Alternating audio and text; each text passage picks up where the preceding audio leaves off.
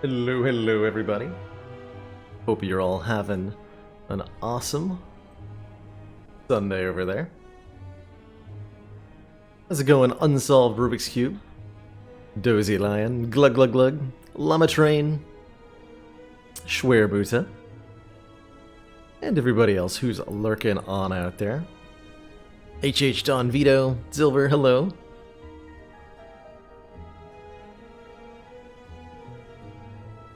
Rose Squid and Isla Cruz. Hello, hello. Hope you're all ready for another wacky day in the Spire.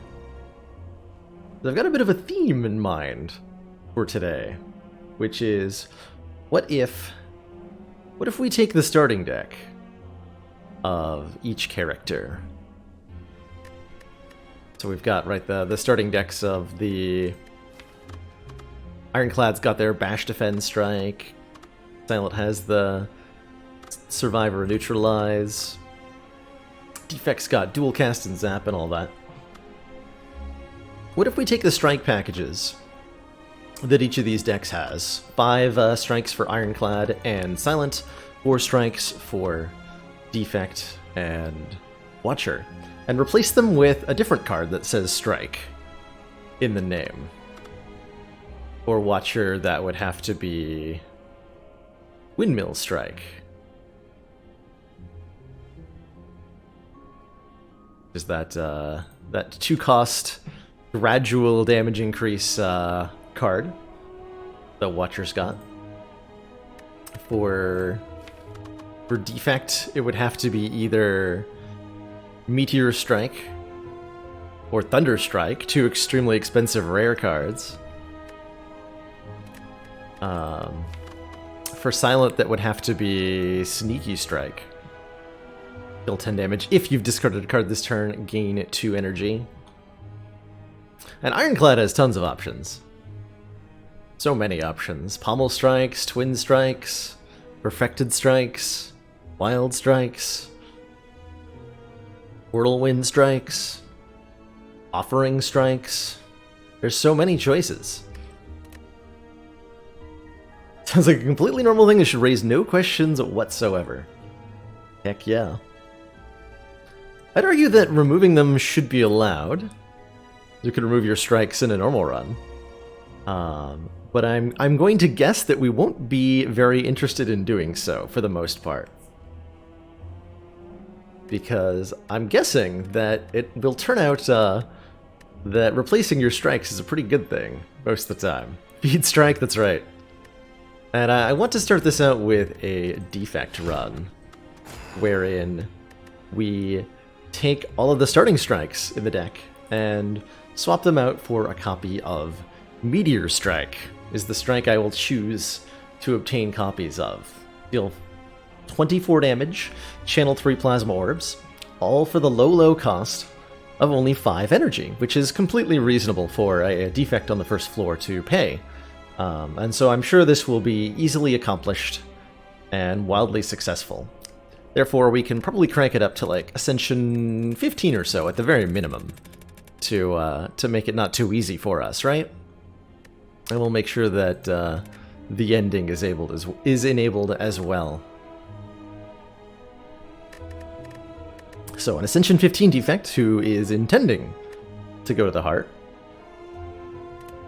Ooh, why did capture break? Hello?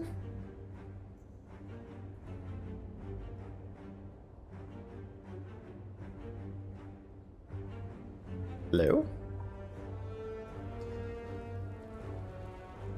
Okay, there we go. That was a little bit odd. Time for a challenge. You have no idea, Niao. Wait, why not? Oh, here we go. Okay, so we deck remove Strike B 1, 2, 3, 4 times. So we no longer have any of those pesky blue strikes in our deck. And then type deck add. If I could type add Meteor Strike. 4.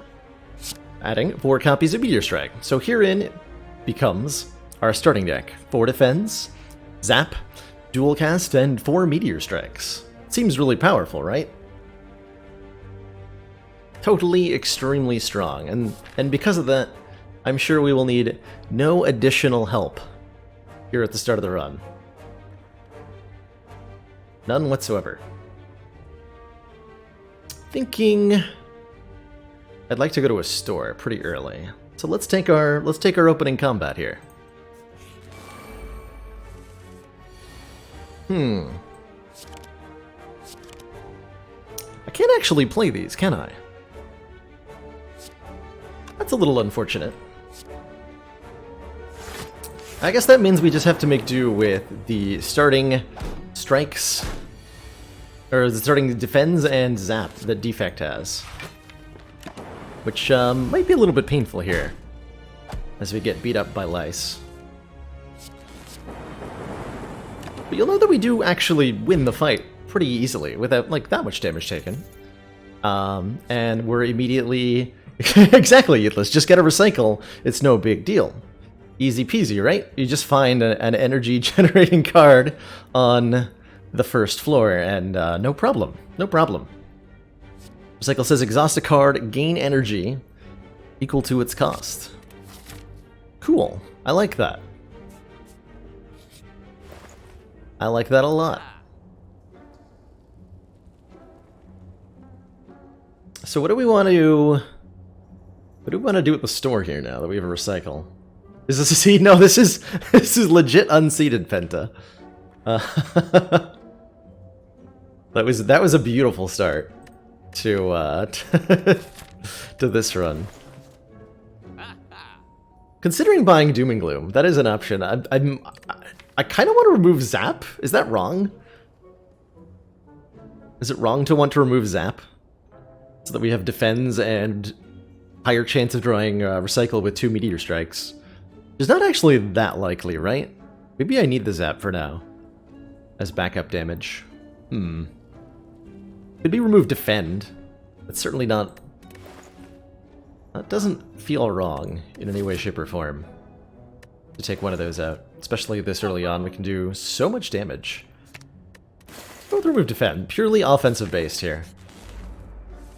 Which I'm sure will definitely consistently work out. Hey, hey.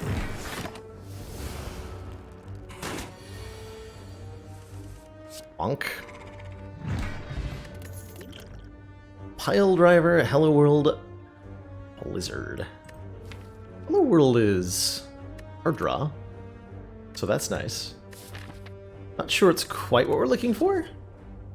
Might prefer maybe a Cool-Headed or a Skim or something. But it's also targeted damage. I'm contemplating it. Where do we go from here, anyway? Do we immediately start fighting elites? No idea. Is that wise? It might be. Grab the Kumpal River. I think I'm gonna go into this hallway fight.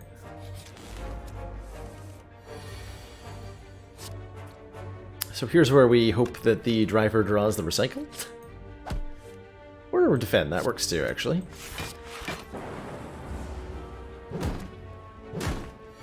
We are going to occasionally whiff. Just sad times. Just kind of thin the deck a little bit there.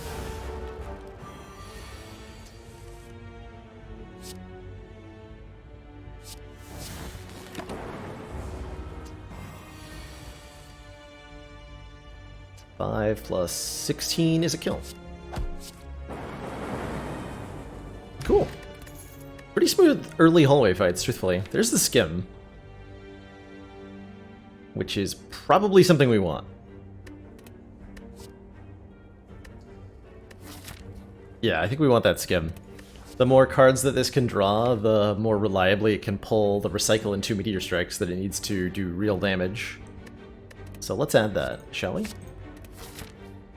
And I think I want to upgrade. Go this way. I think we could take an early elite, but I'd rather grab an upgrade. On, like, the Skim, actually? So that we can get one more card drawn when we play it. Do that. Come curse Techno. Don't need your material goods, Mr. Serpent. All I need is green text.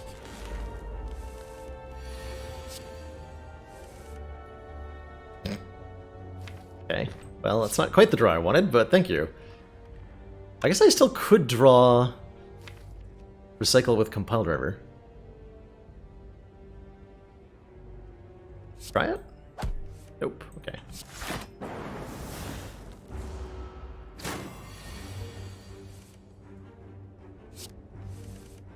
Here we go. We Meteor Strike. Zap dual cast. I can Meteor Strike again. And that would be 36 plus 8. So that should be lethal here. Yeah.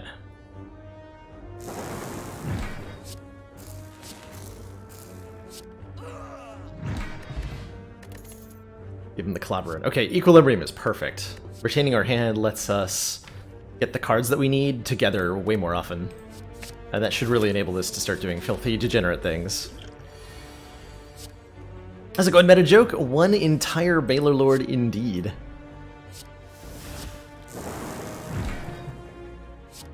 Hope you're having a great one.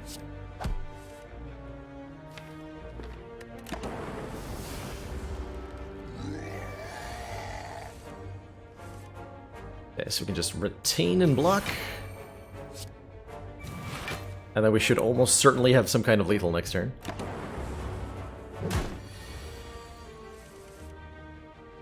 Yup.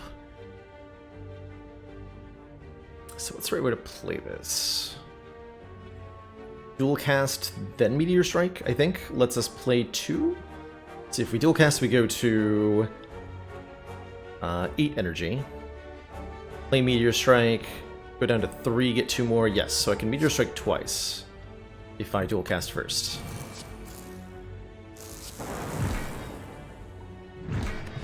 Hey, hey. Mallbank. Whenever we climb a floor, gain 12 gold. This no longer works when we spend any gold at a shop. Generate a bottle will revive us in the unlikely event that we die. Would I do a perfect run where I choose which cards and relics I get after every fight? Oh, that would be kind of neat. Like, ignore what the game generates and just assume I got the perfect outcome. How quickly would we just, like, immediately win the run? I think if I was going to... You're giving me an interesting idea. With the right commands, what I can do, Jebsis, would be...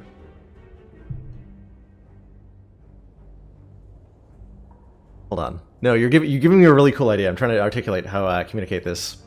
The goal, or at least the idea that you've given me, is a run where the goal is to defeat the heart after advancing as few floors as possible, if you're getting the right rewards. So, like, can you have a run where you go to, like, floor 7, and then with the deck you have on floor 7, if you teleport straight to the heart fight, can you win it? And what would the path to make that happen look like? I'm going to note that down, because I really think that could be some interesting content.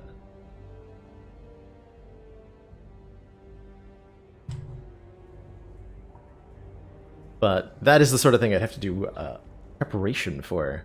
A seeded run of some kind, and then we can do it without mods beyond teleporting to the heart.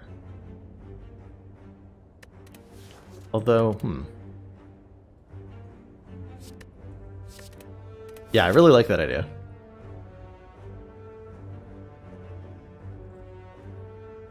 Oh, could you do it on floor 1 with the right Pandora's box? That's a good question, Songbird.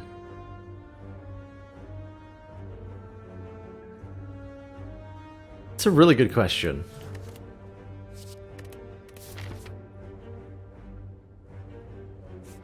So our pathing from here wants to hit possibly the Burning Elite? Or do we want more events? More events. Get a Lantern. Start each combat with an additional energy. Oh, I also wanted to avoid this shop because we have a Maw Bank. That was more reason to head this way instead of going to the Burning Elite. You're like, I'm having flashbacks, what? We got another chest? Okay. This one has an Omamori inside, negating our next 2 curses. That was trippy. Like, the exact same chest, too. 2 floors in a row. Alrighty. Triple sentries, they said. Run where you have max deck size equal to your starting deck size. Kind of like a minimalist run, in a lot of ways.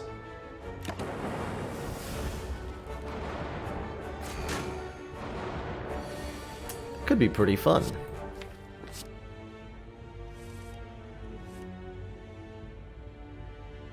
Okay. So I can recycle Meteor Strike. And then I'll have 1 energy left. Which does not let me play Equilibrium.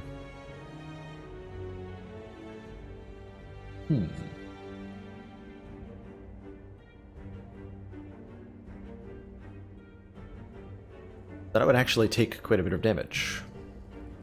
So maybe the right play is just play Equilibrium, take 7? Oh, I could dual cast, that's right. No wait, because Cycle Meteor Strike, play the Meteor Strike. Yes, I would have 1 in left, so I could dual cast. Good call, Songbird. For some reason my brain wasn't thinking that I could play the dual cast afterwards. How's it going, Magica? Oh, I should update the rules command. I meant to do that before stream.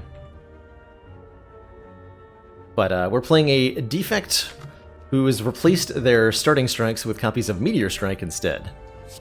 And it is, as you might imagine, pretty silly.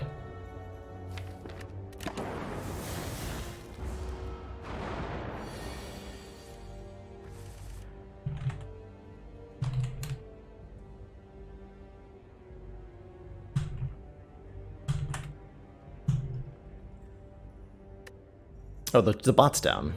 Are they? They are. Bot.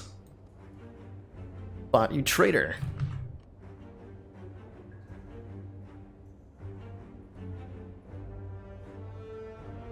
There we go. 3rd try's the charm, right? What do we got here? Pen Nib! Every 10th Meteor Strike we play is double damage. And I think with the Pen Nib, an FTL kind of makes sense as a zero-cost attack we can essentially add for free. And that also lets us manipulate the Pen Nib a little bit. Scrappoos. Dig. Dig for Relic. Start a combat, channel a Dark Orb. I'm down. The streak still active? The streak is indeed still active, Waitman. Yep. We're doing... Oh, that makes the compiler way better. We're doing our usual Sunday fun here, where we check out the wackier side of Spire with community-suggested custom stuff. Oh, what a Sunday. I should probably put exclamation point Sunday in the title, huh? Let me update that. The theme of today is... what happens if you replace all your strikes with a different strike card?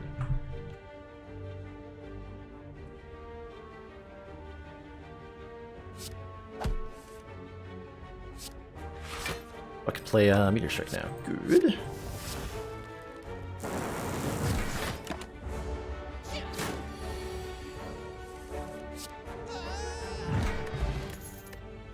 I start with anything other than Strike into Meteor? Nope. We just started with the 4 Meteor Strikes. And we found a recycle on the first floor, which has enabled us to start crushing things, pretty much. Definitely want a hologram in this deck. Anything that gives us better draw manipulation is a very good thing right now. We have a ghost in a... or not a ghost in a jar, a fairy in a bottle. A ghost in a bottle. Fairy in a jar. We'll skip the Blessing of the Forge, even though I think it is actually pretty good here. Because the other potions are a little bit better. In my mind.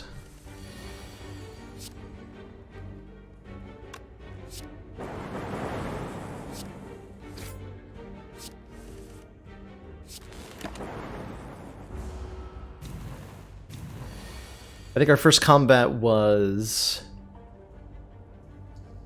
2 louses, and with just defend, zap, and dual cast, we took like 10 damage to it. I did a test run before stream to see if the start was viable. And like even Jawworm just dies to defend dual cast and zap on Ascension 15 pretty reliably. It's shocking how much of... It was a really good highlight of how much of Defect's starting damage comes from the orb and not from the strikes that are on the deck.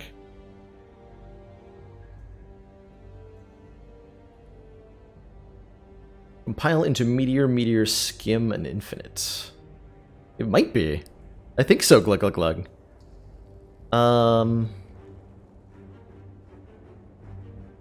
Yeah, that should be. And it should be easy to assemble, too. But I don't think we're gonna get any chance to go Infinite. Because... we're going to kill everything before we even get close. Just by playing the Meteor Strikes. Wait, 2 Fairy Bottles? What? I'm down. Let's do it. 2 Fairy in a Bottle. When we would die, we have to die 3 times to Hexaghost, so I'm super not resting here. In fact, it's quite advantageous to not rest, as it'll prevent Hexaghost's turn 2 from being any amount of damage at all. And...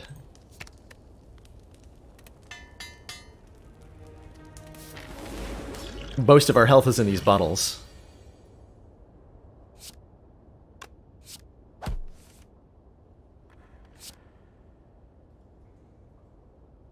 This turn looks pretty juicy.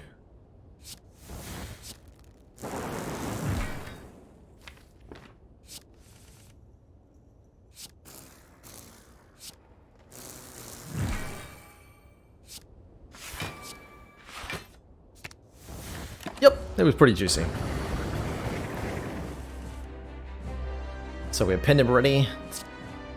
We'll also shuffle the deck if we Meteor Strike, so let's not... or if we FTLs. We want a Meteor Strike first here. For several reasons. And I think play another Meteor Strike second. And then FTL. And then we try Equilibrium again. Okay. Good turn. Is it going to Evil Muffins? We've replaced all of our starting strikes in the Defect deck with copies of Meteor Strike, and we're seeing how that goes. It's going pretty poorly for Hexaghost. Yeah, it's going real poorly for Hexaghost. Bonk. Bonk.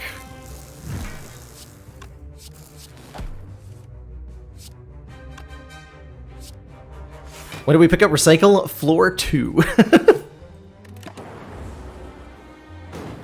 It was in the first card order, and we just took it. Now we strunk. Okay. 5 Meteor Strikes. Let's do it. I think there were other card options there, but why would I even consider them when we could have a 5th copy of Meteor Strike? Get out of here, Focus Potion. Plasma Orbs need none of your focus nonsense. Curse Key Yomamori feels like a pretty good combo. Just a free energy relic. The other options are a not free energy relic and a conditional free energy relic. Yeah, no Snecko Eye. The disappointment is palpable, right? No Runic Pyramid neither, but I think we'll make do with a 4th energy, which means with Lantern we could just play any Meteor Strike that's in our opening hand.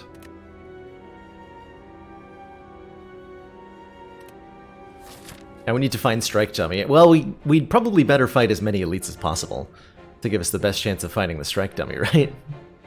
So let's just take the most aggro path that the Spire will allow us to take, which goes straight into a Burning Elite. Let's do it. Snecko Eye should be banned. Snecko Eye should be embraced in this run.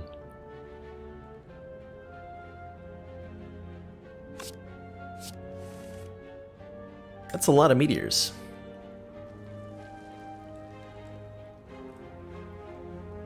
There's a lot of meteors. I do have to exhaust one of them to get the other ones played, but I'm sure that's all we needed. Boop. Definitely just gonna grab another Cool Headed very aggressively here. Duplicate a card in your deck. 6 Meteor Strikes. There's no such thing as too many.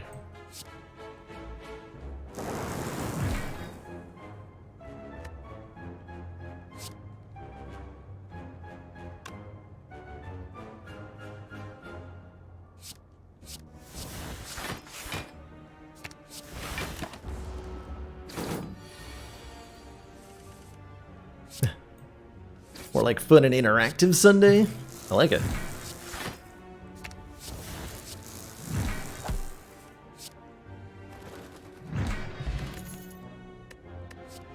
Don't think we want any of these. We're probably not going to need any amount of healing, right? We're just going to clobber everything with Meteor Strikes, and it's going to be great. And no damage will ever be taken for any reason. Oh, Snecko. Came to the wrong neighborhood, friend. You came to the wrong neighborhood. Oop.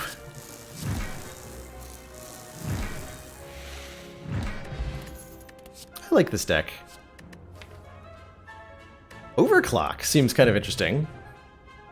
The faster we draw cards, the more Meteor Strikes we can play. Turn Balance Sunday. I'm really curious to see how Watcher with all Windmill Strikes is going to play. Seems a bit snowbally. A lot of Sunday runs do. It's one of the really fun parts of Spire, to me, is getting wildly out of control in a situation like this.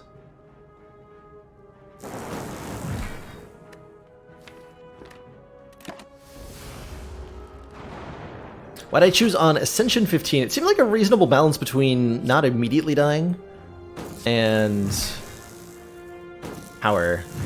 I wasn't sure how long it would take to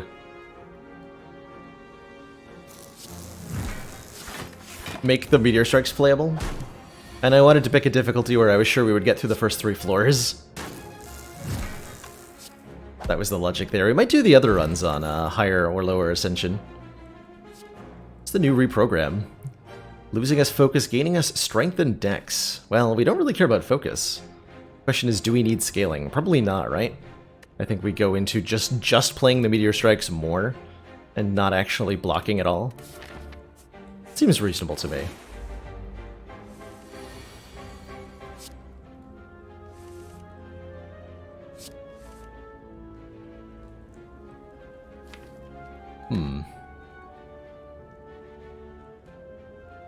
Hoping I'd get to play some of these this turn.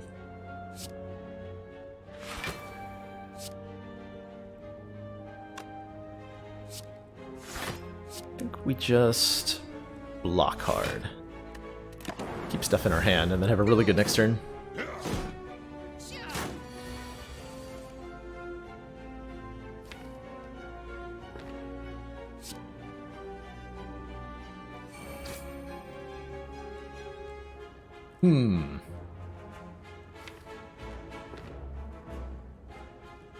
That's not ideal, is it?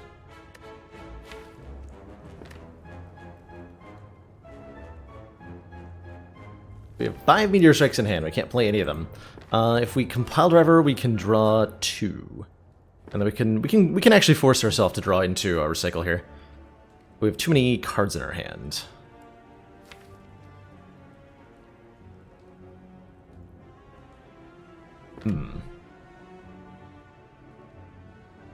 So what's the play then?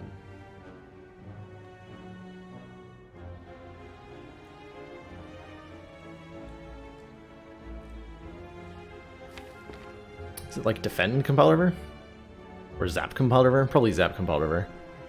To draw 2 more. If we get Recycle, we can spiral out of control. Hello FTL, that's an interesting one. More inclined to hologram overclock. Start with Zap Compile. It is the last card in the deck, okay. That's awkward.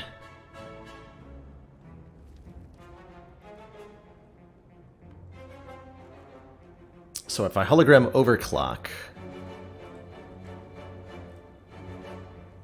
recycle Meteor Strike, go to 6, play Meteor Strike, go to 1, dual cast, go to 4, and then we're done. But I can hologram the recycle actually and play 4 of these. Okay, so that'll work. Go hologram, overclock, draw the recycle, play the recycle, play the Meteor Strike.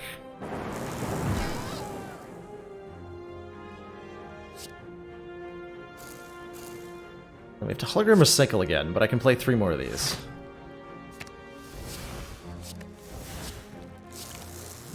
Bonk. Alright, good fight.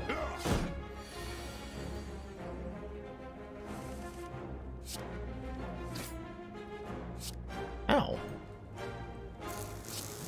Doing damage to me. Unacceptable.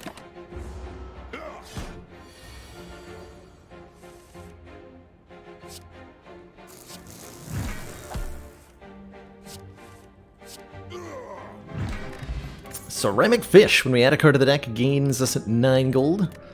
There's a flex potion here if we would like strength, but it feels kind of unnecessary. And another hologram. We have enough of those, right? We have 2 unupgraded ones. I mostly just want to upgrade the ones we have. So we'll pass on all that nonsense. And fight these jerks.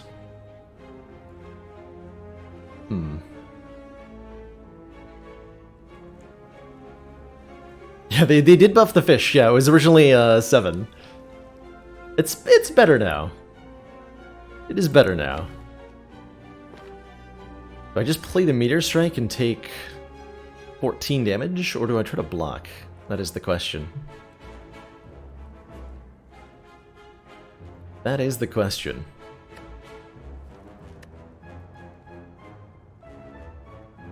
So if I just play Meteor Strike, the Mystic on the Mystic dies, we take 14, and then presumably win next turn. If I compile Ravaged Dreaded, I'll block. Sometimes we end up taking more damage, but a lot of the time we'll take less, I think. Not sure. It was a 1-to-1 replacement, yep. Yep. Just kill the Mystic. I think I like that route a little bit more.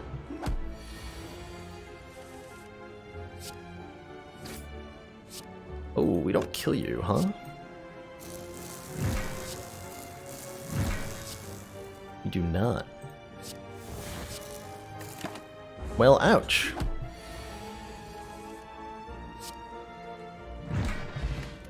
Third fairy in a bottle. Come on, I want to be able to hold it. Please give it to me. I want another overclock? I'm not sure that I do. I think I just want to upgrade the existing one. Skip those. And as long as we have 2 fairy in a bottles, I don't see much of a reason to rest. We're invincible after all. Completely invincible. I wonder if upgrading dual cast is worth it. That would let me Meteor Strike reasonably more often. Especially on turn 1. Do that. Blue Candle. Unplayable curse cards can now be played. How fitting to get with the Omamori Curse Key Blue Candle combo. Just what we needed. Go ahead and take my Sapphire Key, thank you. Yeah, any sort of like block card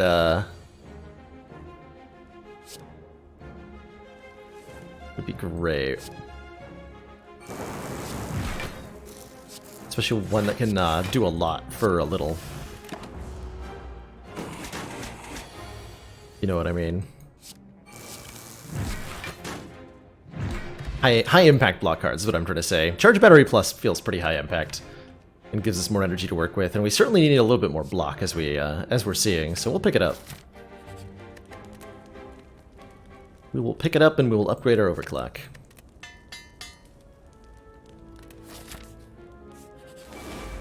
One Book O' Stabs. Ooh, that's a rough draw. I think I'd play the Skim. This might result in us not being able to play Meteor Strike, but I don't think we do well if we just play it. Beautiful. Okay, that is terrifying, but also beautiful as far as hands go. I like it. So if I hologram... Let's see, we would need either a Zap or Dual Cast. Ideally I can play all of these in a chain here, but I need to be able to get the energy to do it.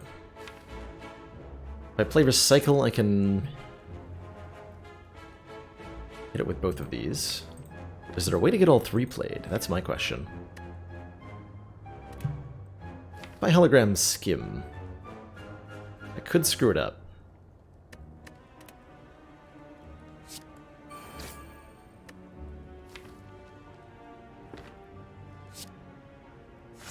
try it. That definitely works. I've been showing some really comfy hoodies lately, and you feel like buying some. I should get a merch set up for hoodies.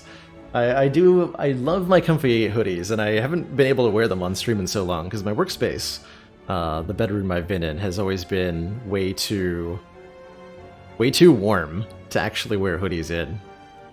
But the basement studio is cold most of the time, and so I get to bundle up, which is super cozy. It means I get to just chill out on stream in a really wonderful way. Bonk. Bonk. Alright, get wrecked, Book of Stabbing. Our removals are now cheaper. Aggregate gives us energy. That's kind of cute.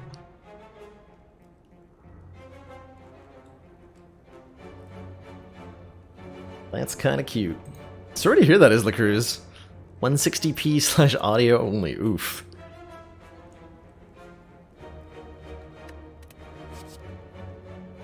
That's a oof. I have 700 gold. How did that even happen?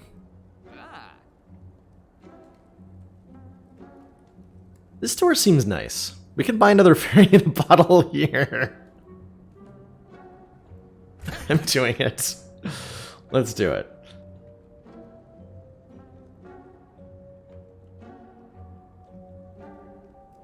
I'm wondering if we take the toolbox.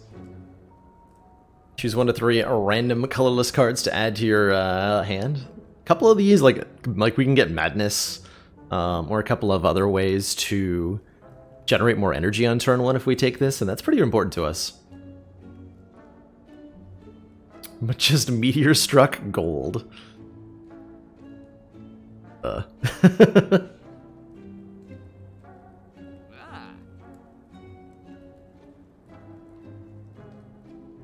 Emotion Chip's pretty cute. We lost health during the previous turn, triggered the passive ability of all of our orbs. Start of our turn. Can I afford all 3 relics? I cannot. I think we want the meat on the bone for healing when we're below half. That's pretty good. We would like to take advantage of card removals by getting rid of Zap. Yeah, by getting rid of Zap.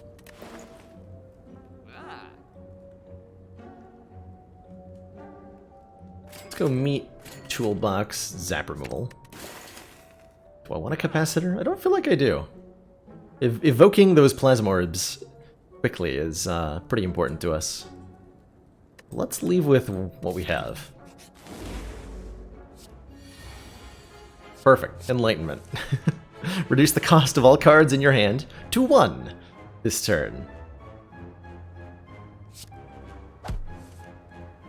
Works for me. Thanks, Toolbox. Appreciate it.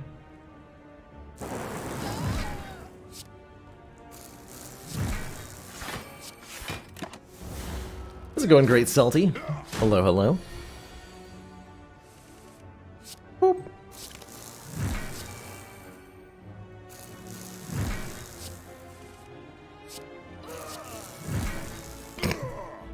Oh, this is just so satisfying. Peace Pipe lets us remove other cards at rest sites, so we can now start to purge, like, anything that's not a Meteor Strike pretty aggressively. We could take another Battery Plus, too. Feel great to have Baylor grinning Baylor Evil on a shirt. I like that. I like that a lot, Insight. Should look into, what it takes to do a merch. I've seen streamers both...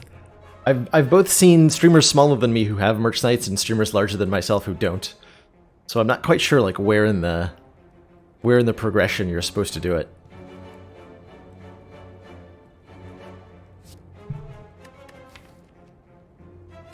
Grab 1 more charge battery plus. And let's start soaking these defends. Right now. It's a pretty compelling argument.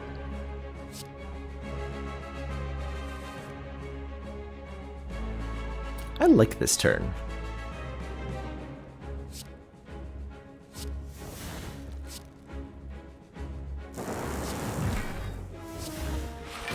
We upgraded the entire deck, and then our turn starts like this. Do we even bother hitting the minions, or do we just play Meteor Strike on the Collector over and over again? That is the question.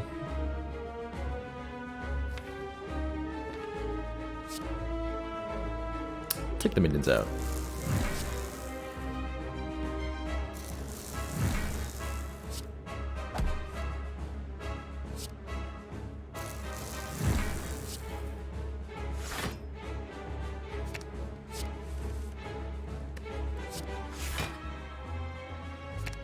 Oh, I see that this gets filthy in a second here, doesn't it?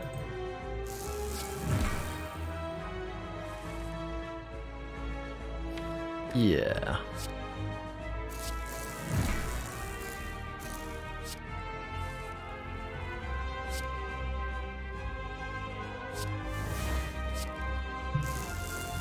Then I hologram skim. And then we keep going. Oh no.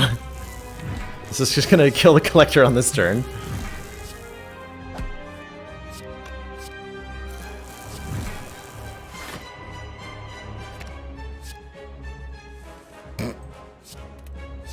Yup.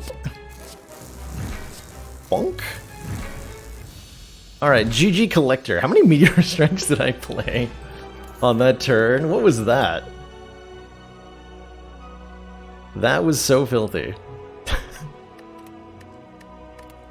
None of these say Meteor Strike, although Fission. Remove all your orbs, gain an energy, and draw a card for each orb removed.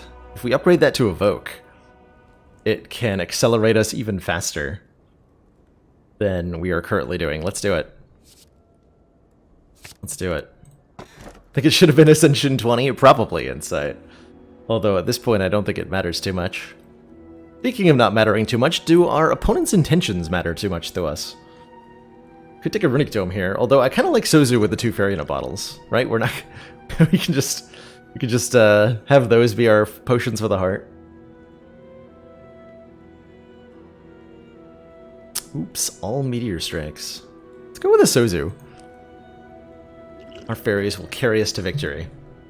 All the options are were energy, so we just wanted the best variety. I like this one. I like this one. Hitting up shops with the Smiling Mask feels pretty good. Although we should note that fires are arguably better because we also have a Peace Pipe. Both the Smiling Mask and the Peace Pipe mean removals are easy. Easy, easy. Although the fires and the shops are on the same route. Okay, well that just makes things simple for us. Madness. Perfect. If we play everything else, then Madness makes the Meteor Strike free. Then our enemies die.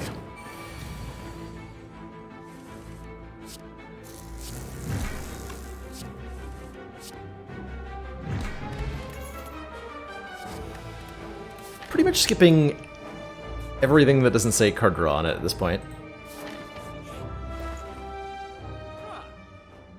Take a Gurya. We can now gain strength at rest sites up to 3 times. Secret Weapon would let us fetch Meteor Strike. If, you know, we felt compelled to need that. Certainly we will remove another Defend. Do I want anything else here? These are okay. We know we're going to at least probably 2 more stores.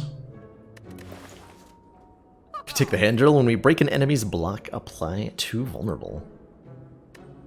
We're fighting Donu and Deka, so there will be block involved. Sometimes. I'm gonna hold out. Foresee better things in our future.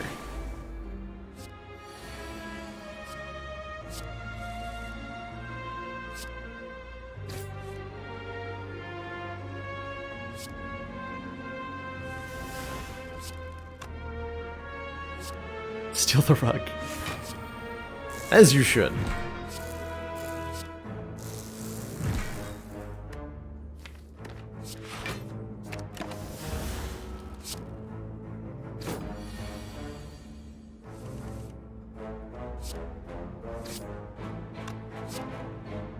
4 thorns.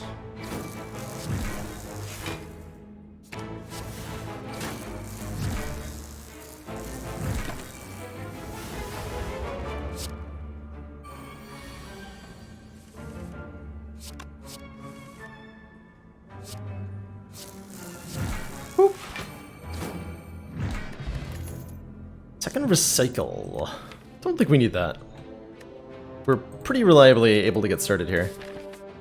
And at this point, we mostly want to keep the deck in, which is why we're toking cards constantly here.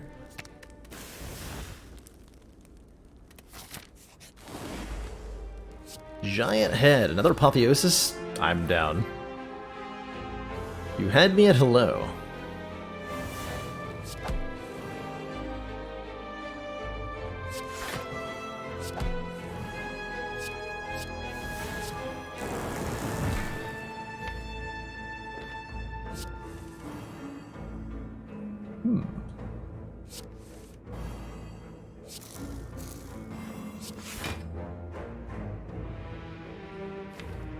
Can actually do some broken things here, starting right now.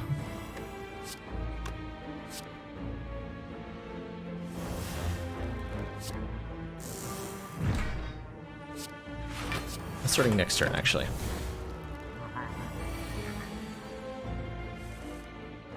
Now we're talking. Bonk.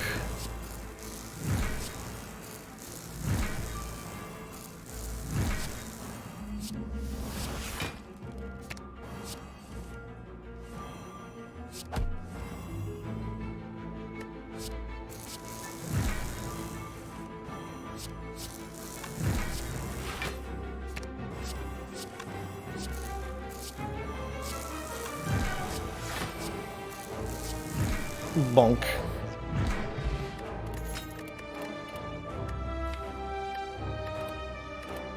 This is one meaty deck. This is really fun to play, I gotta say. It's so satisfying to just dump endless giant attacks on my opponents.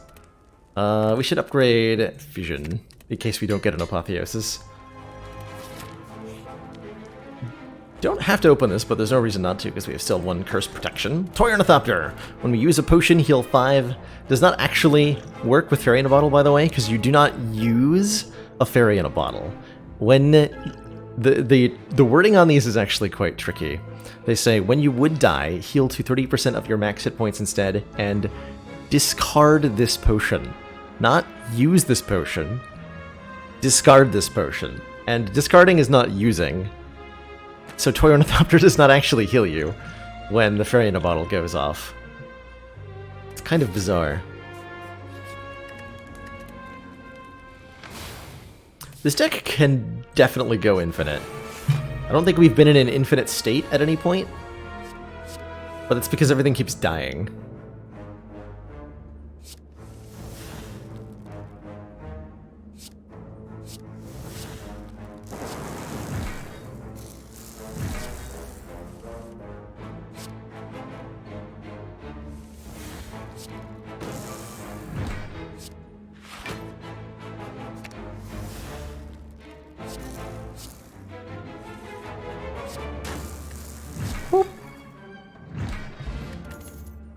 We might be getting close to going infinite on turn 1, though. Can I skip? No. Well, no downside to having a dramatic entrance, so...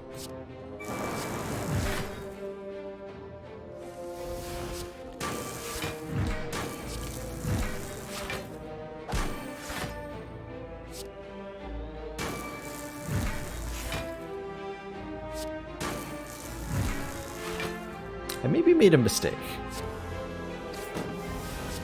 Ow.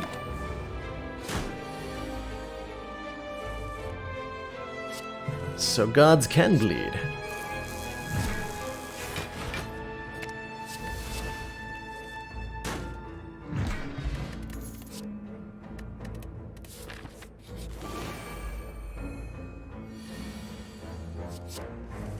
Does dramatic entrance pass through block? It does not, no.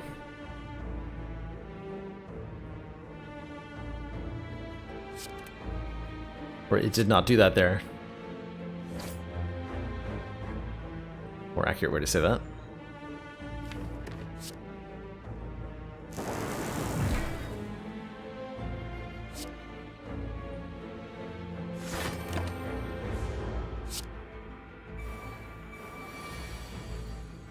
Hey, Bionel. We are doing a run where we just decided that instead of our starting strikes, we're going to have starting meteor strikes and see what that looked like. And it turns out the answer is very silly. This is what it looks like.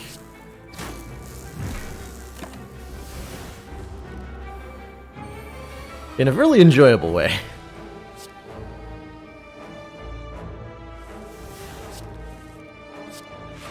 Should get Hologram on the block card.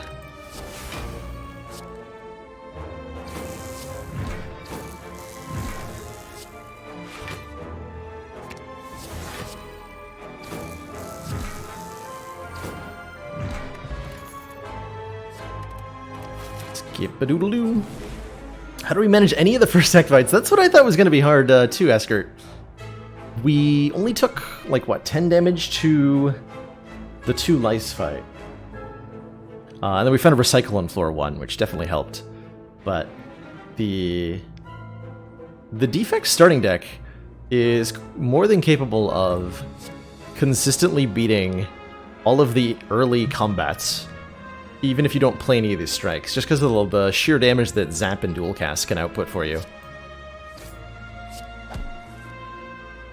Which was kind of shocking to see in action.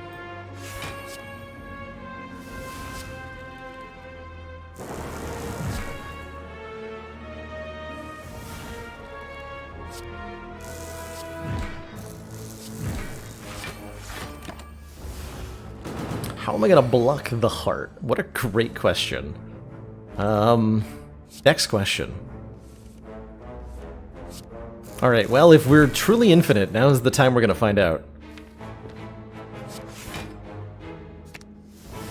Let's see if I can, Oh, we don't have an upgraded hologram, right? That's probably not gonna help very much. Get rid of overclock.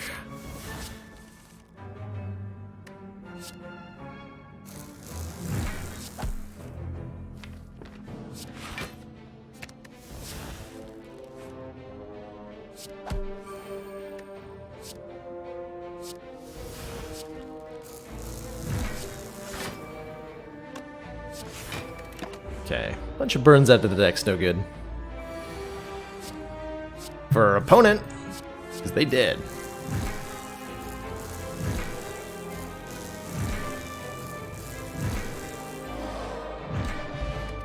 Gambling chip. Okay, at the start of each combat we can discard any number of cards and draw that many, which will definitely not...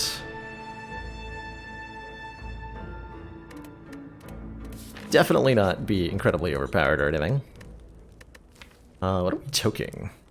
Is it time for Compiler to go? Or maybe I'm supposed to upgrade a hologram here. I'm probably supposed to upgrade a hologram here. Let's do it.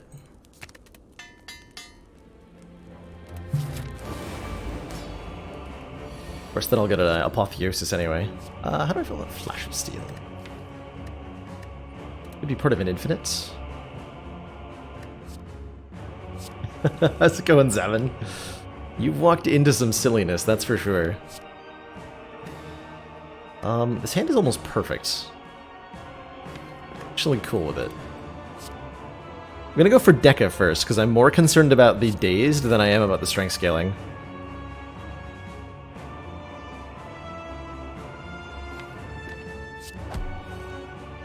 Quite literally.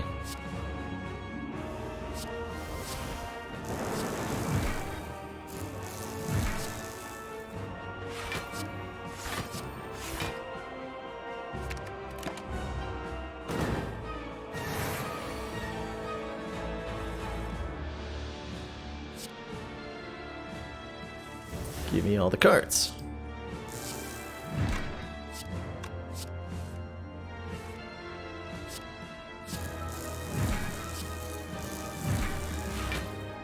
Each of these meteor strikes ends up generating net 1 energy, because they channel 3 plasma orbs, which can be evoked for 6 energy, but only cost 5.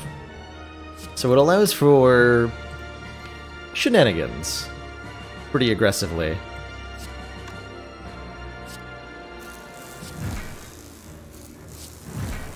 Especially if combined with cheap card draw like we have.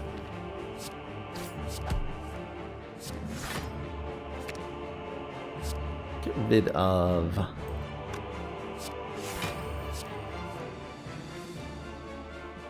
bit of FTL here.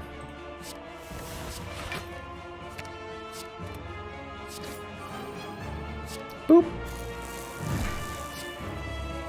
There's a new event or something, let me do the place, or just hacks. For these custom runs, especially on Sunday's Small Talk, I'm usually setting them up with console commands, accessible through Mod the Spire in debug mode. So we manually using the console, so it blatantly cheating, of course. Removed all the starting strikes, replaced them with meteor strikes, just to see what it plays like.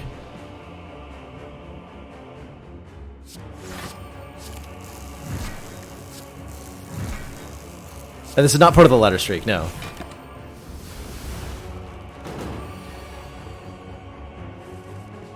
You will often see me doing nonsense like this on Sundays in particular. It's our collective community day to explore the wackier side of Spire, and most of the runs are suggested by viewers such as yourselves, who came up with ideas of like, hey, what happens if you start a run with these weird conditions?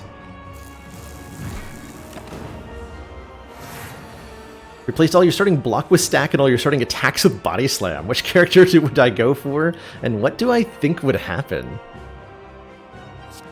Oh man, stacks and body slams? That sounds like a horrible combination to start with. I like it. I like it so much.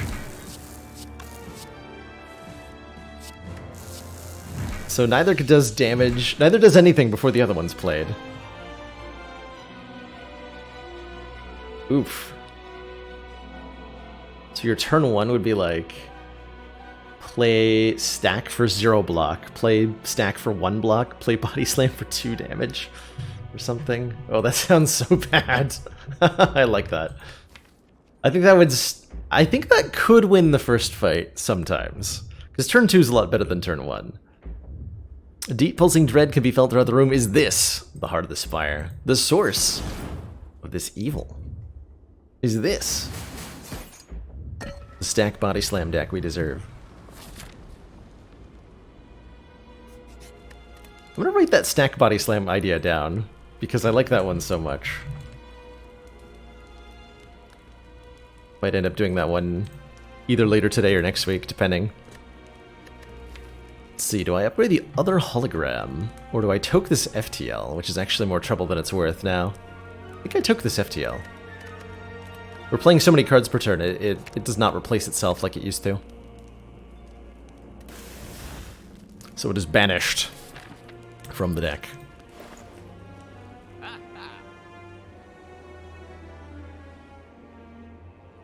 I like this store. How did we ever play Meteor Strike in the first place? We found a recycle early on, and that's allowed us to consistently be able to play it. Data Disc giving us 1 focus, amazing. We could buy Lizard Tail for a 3rd life. I'm just quickly, I don't think we're quite able to buy the Abacus alongside. Whenever you shuffle your draw pile, gain 6 block. Let me just verify the totals there. 287 plus 148. We are 7 gold short of buying both of those relics. So we are one ceramic fish proc away from being able to get both the Abacus and the Lizard Tail. Abacus could be a way for this deck to survive against the Heart, especially if we go infinite. The Abacus would then be infinite block as well. And we beat the Heart fight with an Abacus infinite. I like that so much. I haven't done that in a really long time. Let's do that. That also means I get to remove a card, which is going to be Pile Driver? Pile Driver draws a card, so it's fine.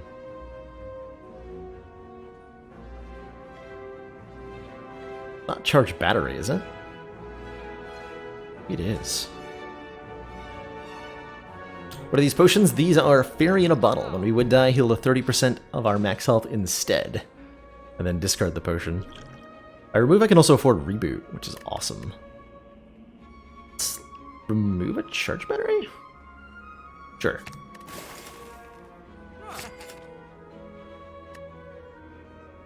Oh, the shop one, sorry.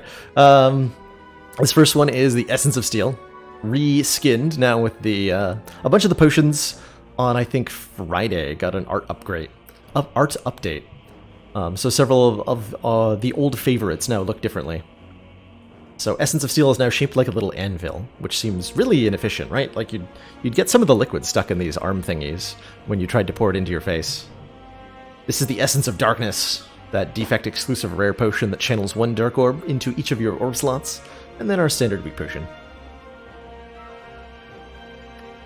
Let's get on out of here.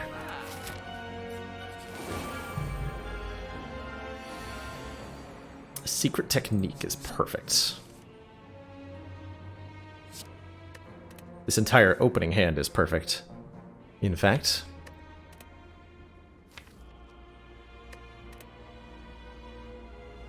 Essence of Darkness is very strong for a potion. Completely agree.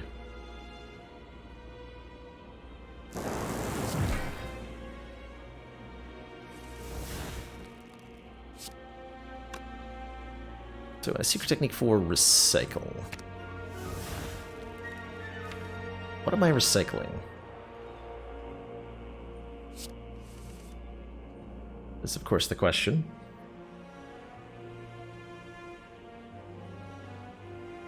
So we go Meteor Strike. We'll cast Meteor Strike, Hologram Skim.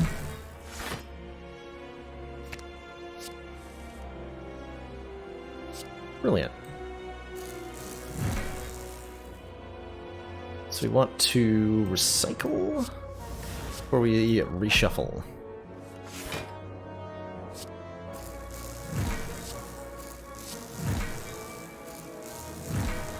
Rip.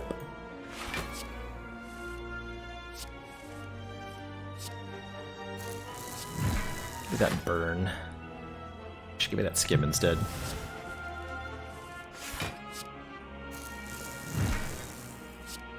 Keep hologramming the skim over and over again. We can do some pretty filthy things.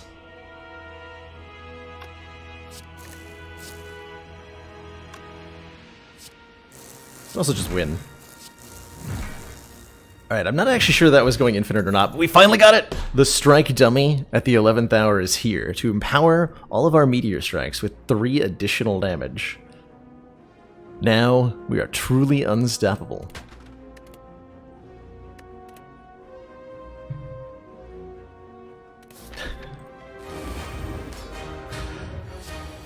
Alright, corrupt heart of the Spire. I hope you're ready.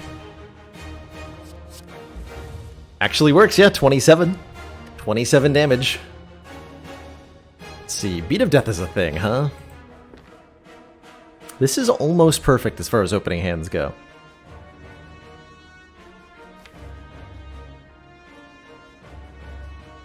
I'm gonna start with this in the discard pile. This too, actually. So we start with Meteor Strike and Division. I'm gonna take some Beat of Death damage here.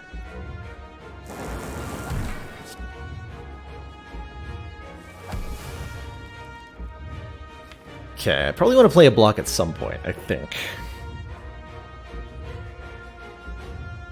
Can confirm that Toy Ornithopter does not get triggered by a fairy in a bottle. Thanks for testing that, Grusker. And confirming that. You'd think there would be an interaction there. But there is not. Okay, so we want Skim to be in our hand right now.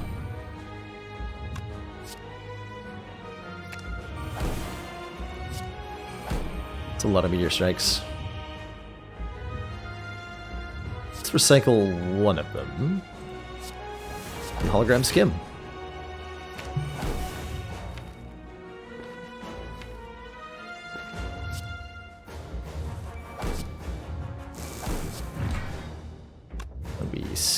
Skim. So we shuffle the deck and Abacus goes off. Going to draw one card. We're looking for the burn now. Should we can get by hologramming Skim, of course. So let's remove Equilibrium from the picture here.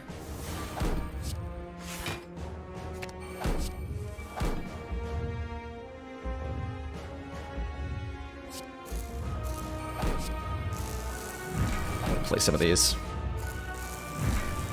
So I'm adding a lot of burns into my own deck here,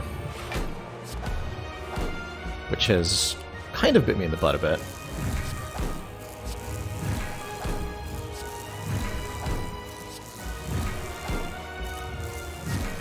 So I was hoping we could keep that turn going for longer. But now we've just got a polluted deck that'll take a bit of cleaning up to deal with. Good luck to us. Might have borked that up, actually.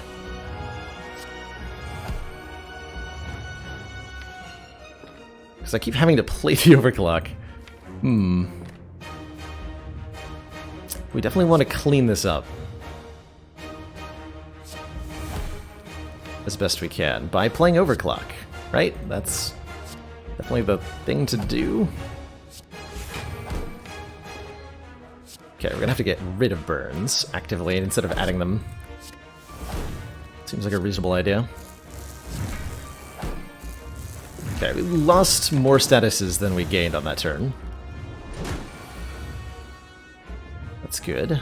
Used up one of our Ferriated bottles there. That's not good.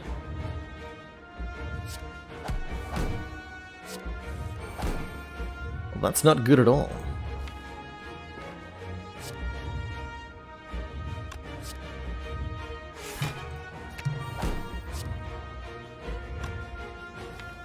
Let's see, lots of burns coming up.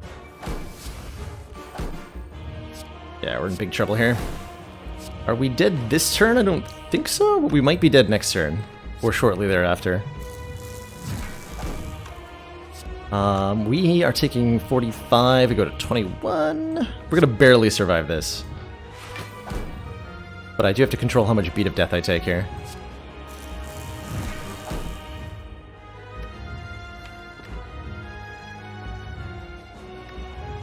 We stop there.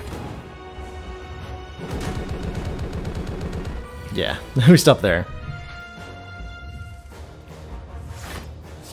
Okay, Skim. Oh man, we have so many burns in this deck. I think we needed a second copy of Recycle. It's possible to do the overclock recycle thing. I've done it before, but I think we ended up shooting ourselves in the foot a little bit with this play.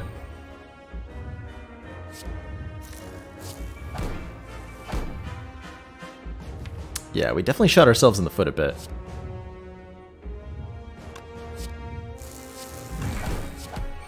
Doesn't quite have the draw power to fix its own mistakes.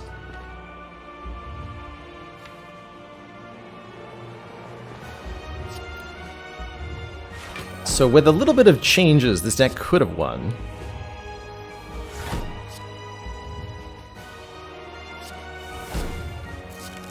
Actually, he's going to come pretty close to winning anyway.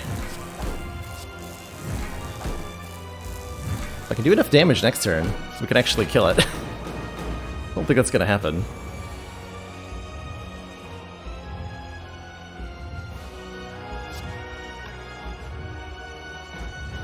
So we go Meteor Strike, Skim, Compile Driver,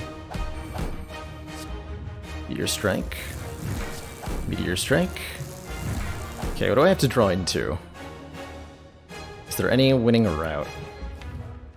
We're so close, actually, to still not dying here. If I hologram Skim, we draw 4 of these, and then Overclock could draw the other 3, so there's no way that I cycle. I think we're just barely dead. Just barely. Tom! How's it going, Tom? Why is my alert not playing?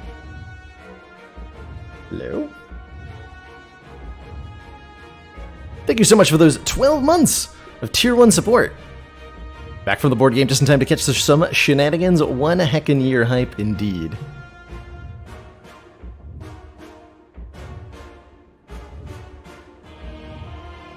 Yeah, I'm like 1 meteor strike short, right? We have to get skim here. Oh, we didn't even draw the overclock anyway, so we end up meteor strike, recycle, the burn. Have too many burns. Oof. Oof. Not quite, not quite. But that was really, really close to winning without really any block. So GG. GG. Would Lizardtail there have saved me? It might have. If we'd gone Lizardtail instead of Abacus, we might have had a better time. As we would have at least lived that turn. So GG. Take a look at my Streamlabs here real quick. Why the heck am I seeing no events in the activity feed? And Tom clearly just subbed to me.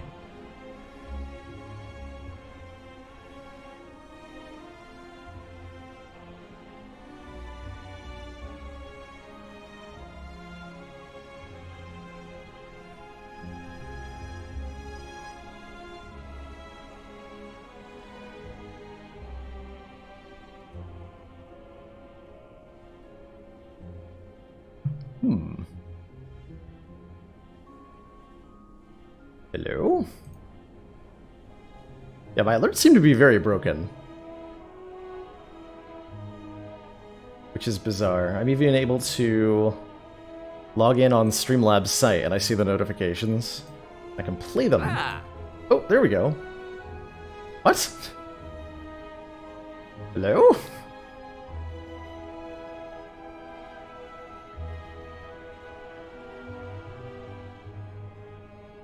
I don't know where people are getting those damn Advent burgers, but if I find another wrapper stuffed under one of these command consoles, there's gonna Thank you so much for the year of support. Greatly appreciate it. Hope you enjoy that shiny 1-year badge. Oh, it's gonna go up multiple times. Advent burgers, but if I find another wrapper stuffed under one of these command consoles, there's gonna be I definitely like mashed the replay button on the alert, so I might do that a few times. Just a little slow today, apparently. Alrighty, well that was a fun defect run, and I really like the concept of it.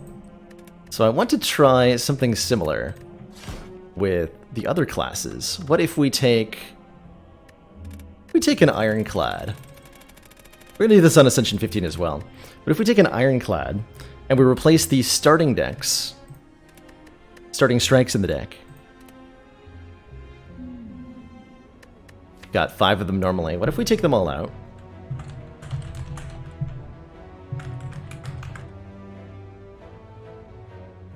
And replace them with Wild Strike. Is this better or worse than normal? I have no idea. I have no idea. Let me update my title and rules real quick too.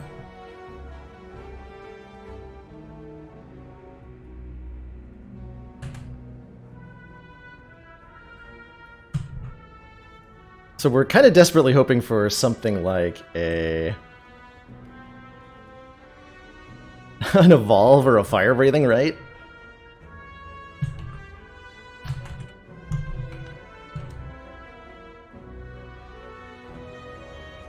Replace the defense with power through? Oh no. Oh god, that sounds terrifying. That sounds very terrifying. I don't know how we beat, like, Slime Boss.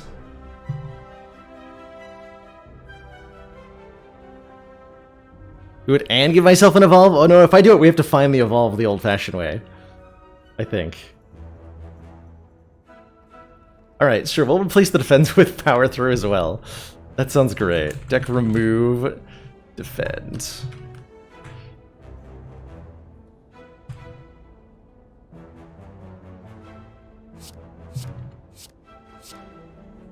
So we have 5 Wild Strikes, 4 Power Throughs, and a desperate hope that we can find something to work with this.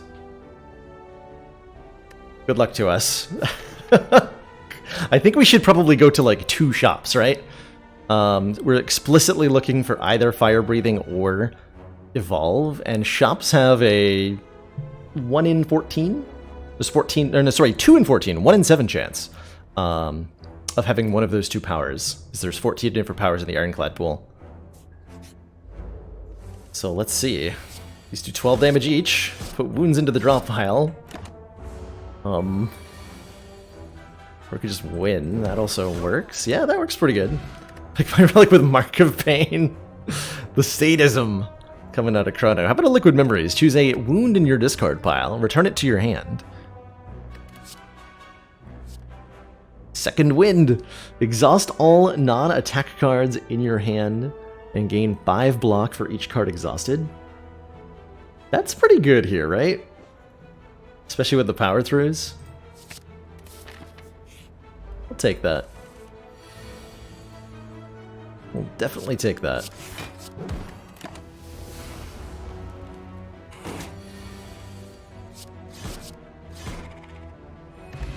Got him. Clash can only be played if every card in your hand is an attack. Brilliant.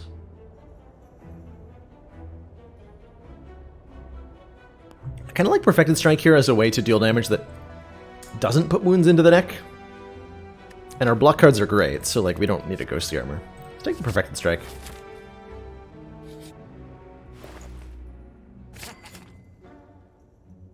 Okay, we have a Fire Breathing now. This should be fun. Whenever you draw a status or a curse card, deal 6 damage to all enemies.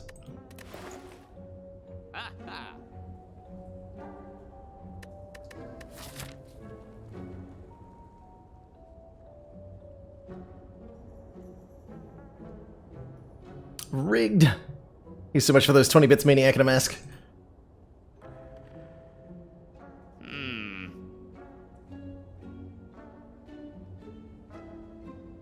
Do I want anything more here is the question. We could take Headbutt. Hashtag seated. Just keep going. I want to be able to afford and evolve this one in that store too. Heck yeah, upgrade 2 of those Wild Strikes. Okay, not an evolve. Tragically. Warcry is kind of hilarious with Fire Breathing, so I'm going to buy that. And do I want to just go into an elite fight? Yes. Yes, I do.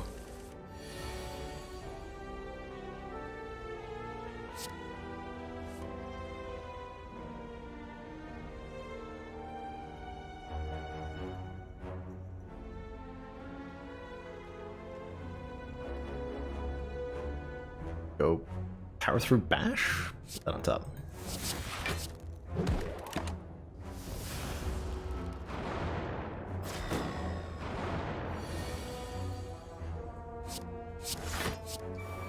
I think I can just play all the wound cards now. Now and forever.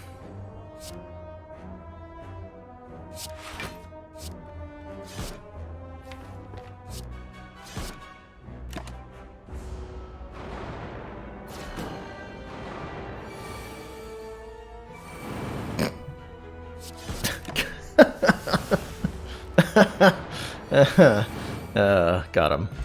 Alright, Paper Frog says, enemies of the vulnerable take 75% more damage rather than 50%. Also, thank you Chronometrics for that exclamation point vote reminder.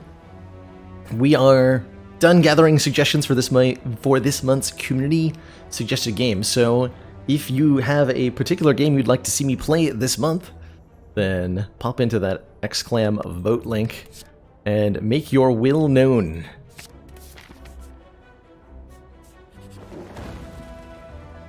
Please vote for anything but Untitled Goose Game. Jin is not here to chill her particular choice, so it's the perfect time for the anti-chilling. Let's upgrade. I think our deck is perfect as is. Let's just upgrade our Fire Breathing and call it good.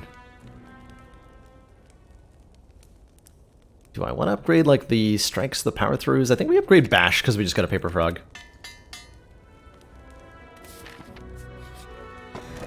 Toy Ornithopter returns, healing us 5 when we use a potion. Okay. Go 2 more elites. Let's dig for a relic. Braincatcher. We can add a card when, not if, but when we rest. Bash, Wild Strike is how much? 21.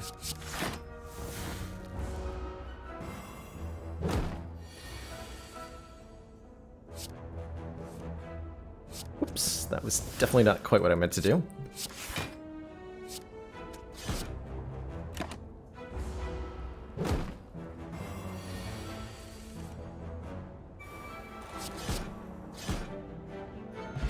Blood Pot heals us for 20% plus 5 max health. Although I think we... Well, this is whenever you use a potion, not whenever you use a potion in combat. Just whenever you use a potion. Interesting. So that should trigger if I use it outside of combat. I want another second wind. Does Toy Ornithopter proc when Fairy No Bottle saves you? It does not, Cat the Girl. The Fairy No Bottle is quite tricky, and it says when... Yeah, Burning Pact is alright. When you die, you heal and then discard the potion, but not actually using the potion. Take a Burning Pact. See how that does for us. I'm not convinced it'll be great. Man, these Wild Strikes hit really hard, huh? Who knew?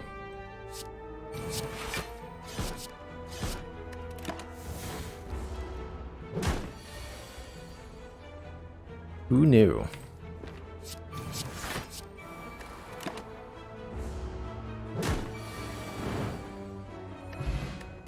Blue Candle lets us play curse cards. This adds more statuses to the deck. I'm in.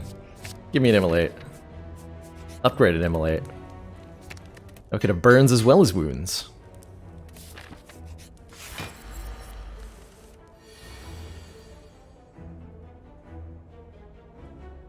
Return of the Obra Dinn. I've heard lots of good things about Return of the Obra Dinn. And I kind of want to get Fire Breathing in play. But I also want to play Bash because I have Paper Frog.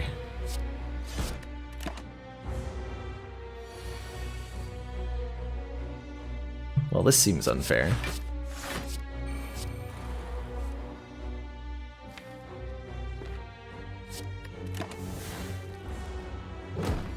Was Fire Breathing in the starter deck, or were we just crazy lucky? The starting deck was 5 Wild Strikes and 5 Power Throughs. Or 5 Wild Strikes, 4 Power Throughs, and Bash, rather. And then we got Fire Breathing in the first store. We pathed deliberately into a couple of stores because of the high chance of either Evolve or Fire Breathing, and got reasonably lucky. Smiling Mask. So the Ornithopter should trigger as I drink this. Yes, cool. And we did indeed heal for 5. In addition to the regular amount. Don't think I need a Twin Strike. All we need... more card draw.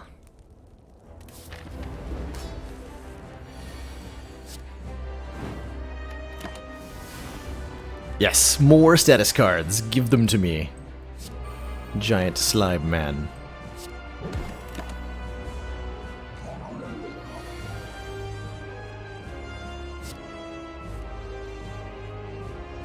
It should be a split, right? Yep.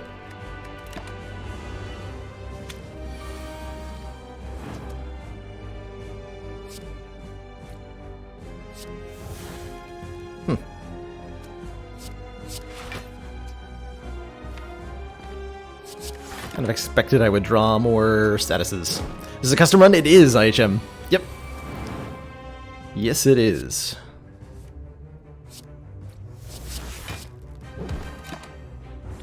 If we put the status back on top of the deck with Warcry, we get to draw it again. And then Breathe Fire. That was kind of silly. Hard to go wrong with an offering, right? Lose 6 health, gain 2 energy, draw 3 cards, and exhaust. Seems like it would be silly. Let's do it. Oh, interesting. Tiny House. Upon pickup, obtain 1 potion. Gain 50 gold. Get some other stuff. Blackstar gives us additional relics from elites. Or Runic Cube says when we lose hit points, draw a card. And we do have the blue candle. I foresee interesting things with this Runic Cube. Do I think this new version of fire breathing will make it out of beta? I do think so, Z-Term, yeah. It might get the number tweaked down a little bit.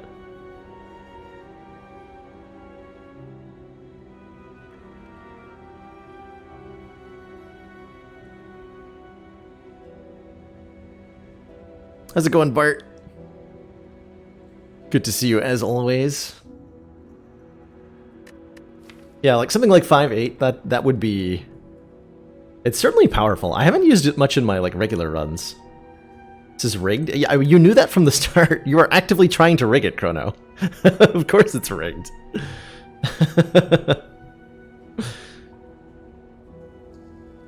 Yeah, let's take the Runic Cube. I think Black Star could be pretty fun there, but I'm curious to see what we can get this Runic Cube to do for us.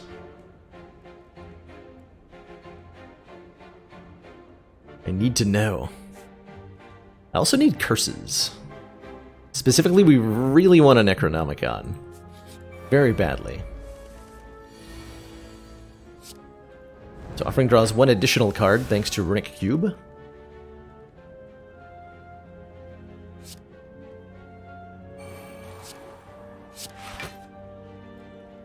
I can do some very silly things, like Warcry this wound, and then draw it.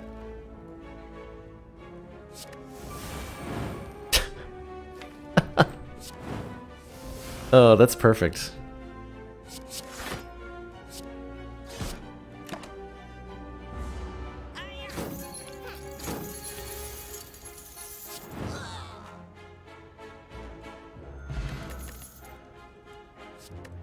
Armaments is an interesting idea.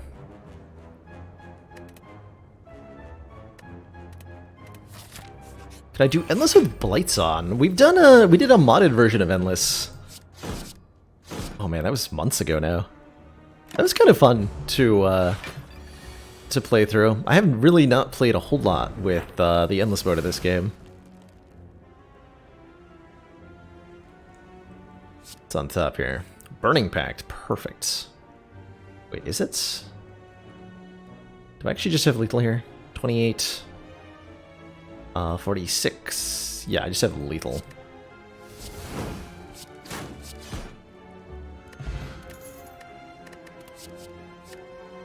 Essence of Steel's not worth.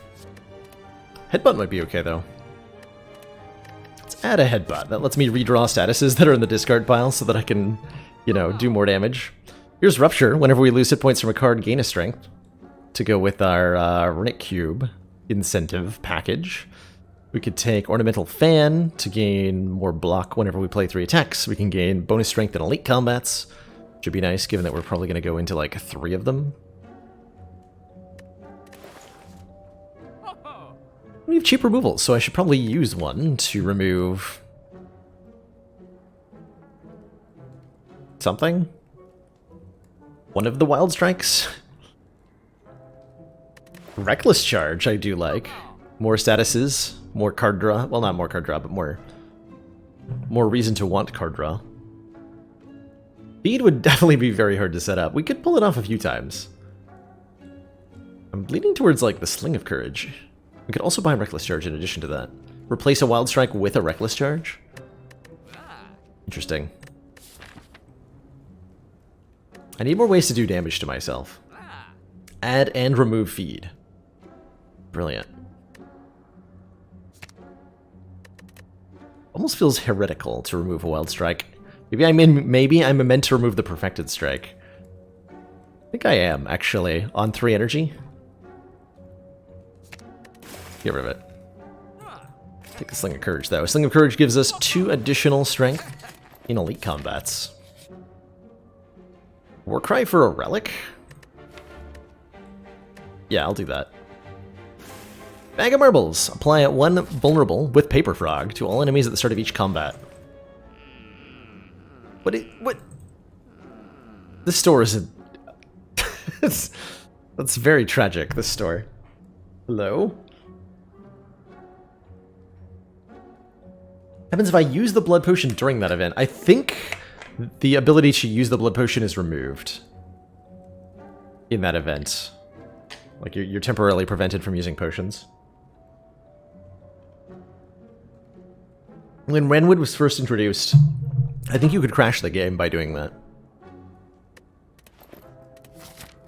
But I believe they fixed that.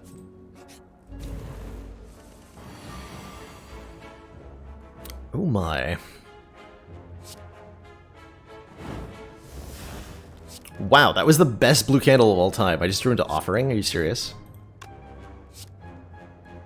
That's crazy.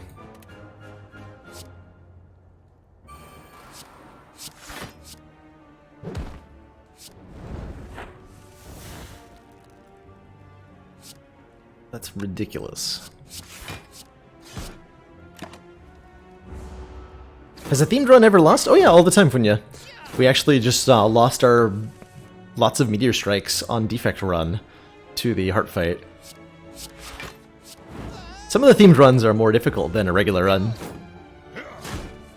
Many of them are easier, sillier, wilder, but not all of them.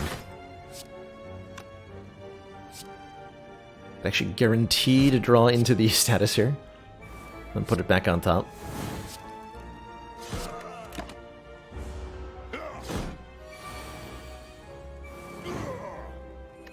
Got him. T-set gives us additional energy after rest sites. Hey there, Ravine. Are the numbers above the cards a new thing? They will always be present if you have... Where is it? Show card, quick select keys, and... Wait, what? If this option's enabled, they're supposed to be on. Why is it not enabled, though? Oh, I clicked it and then it... Oh!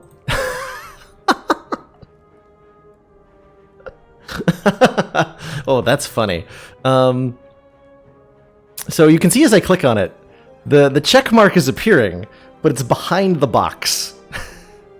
You can see it a little bit at the edges there, like a little pixel here and a little pixel there. But the check mark is supposed to be there. Works for all the other ones.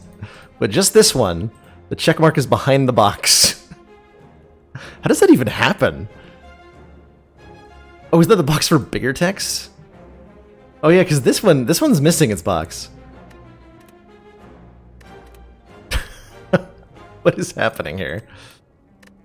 Oh, that's funny. So I'll enable bigger text someday when I'm allowed to.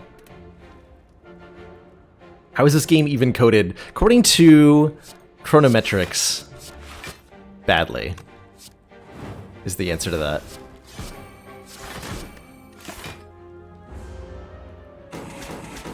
Kind of a mishmash of all sorts of things. Very much spaghetti code. Okay, we can just add a real copy of feed.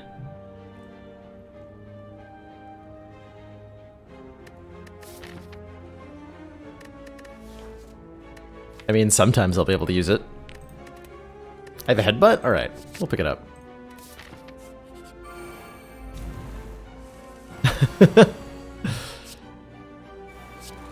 The apologies.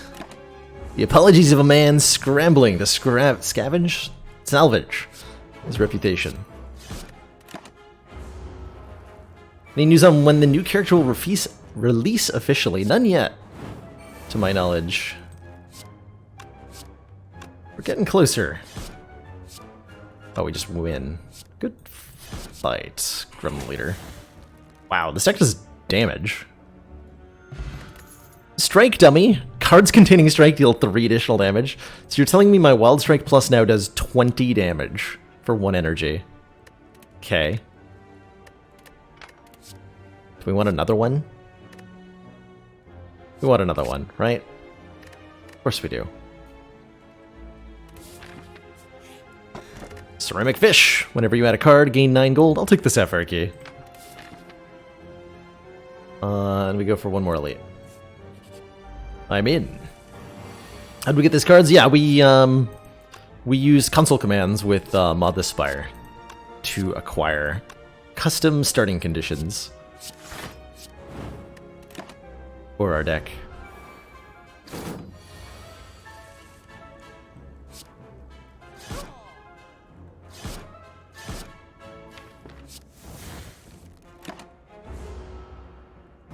Probably should have just... Nope, this worked. Delicious. Double tap, headbutt, dropkick. I want dropkick to be good because I want Paper Frog to be good, but it's not yet good.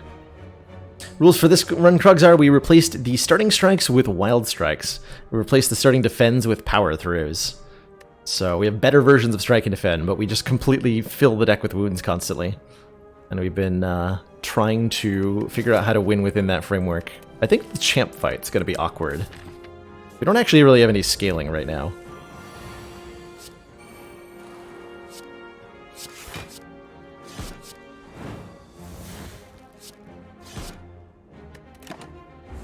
You want an amplify.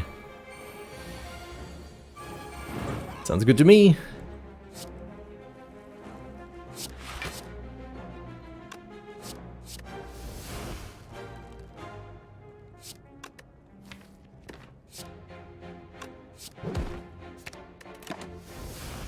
Refuse to play that offering out of principle.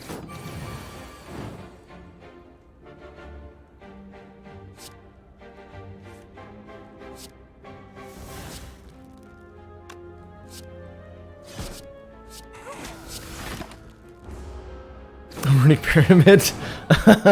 Oh, that's terrifying to think about. Runic Pyramid with this deck. Twin Strike is 8 times 2.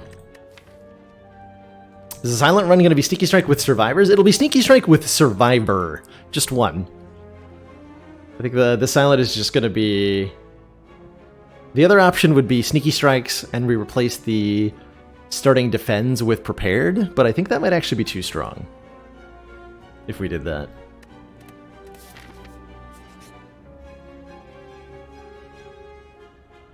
Relic. Anchor! Start combo with 10 block. Good stuff. And it's these fellows again. I'm down.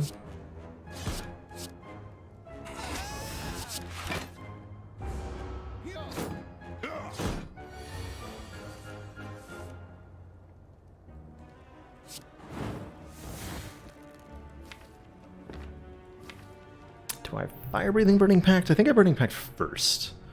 Or do I just immolate Wild Strike? Because that actually kills... Oh, that just kills this guy. Okay, we just do this. This deck is currently OP. It would not do very well against an Act 3 boss, though. We have to find some way to scale out of what's happening here. White Bee Statue, giving us potions and combat rewards, is good. More strike cards are not the best at the moment. Relic next to Anchor is the Strike Dummy. All our cards containing strike deal 3 additional damage, which is perfect for the runs we're doing today, because they're kind of themed. Give me a thwack. Close enough? Yeah, you know what? Close enough. 17 plus 12 is not enough. Whereas this is too much damage. This will actually just kill all of them.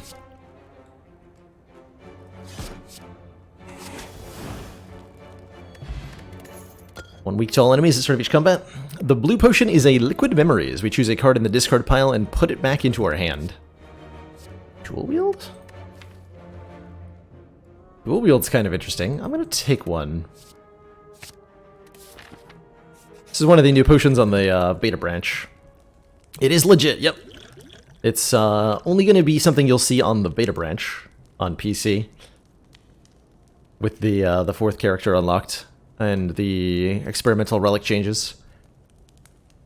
But it is by the developers, and hopefully is coming to the main branch at some point. Yeah, we can scale up with more copies of Fire Breathing, right? Perfect. Sadly, can't do a Wield Wound. Tragedy. We actually got it? That's incredible. Alright, I'm just going to play all 3. Whenever we draw a status or curse card, deal 30 damage to the champ. And every other enemy, but we only really care about champ.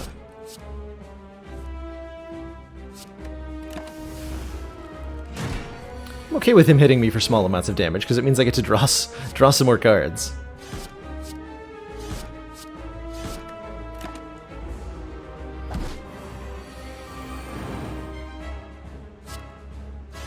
We're champ. We're actually in a little bit of trouble.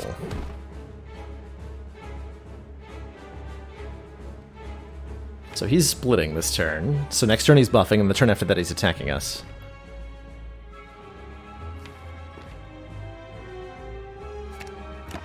One of those back.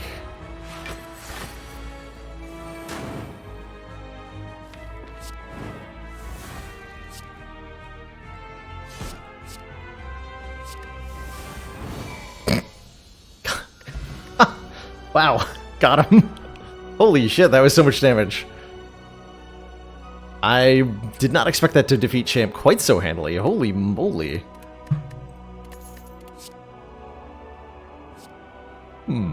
Corruption, Demon Form, Immolate.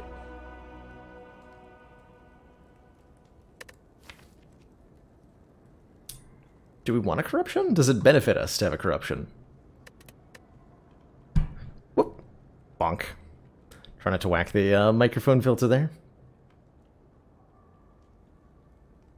After how that went, I feel like we can use fire breathing as our damage solution against the heart. Potentially. We just need maybe an evolve. I don't think we even need the evolve, actually.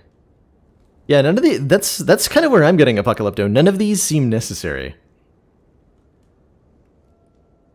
They nerfed Corruption. Making a uncommon card into a rare is kind of a nerf. It changes the situations where you'll see one. And if you view the change to Corruption as a nerf, then you must also necessarily view the change to Dark Embrace as a buff. Right? Because Dark Embrace took Corruption's place as an uncommon power. And you'll see it more often now. Or in different places, more accurately. Probably still more often. You'll see more copies of it more often, that's for sure.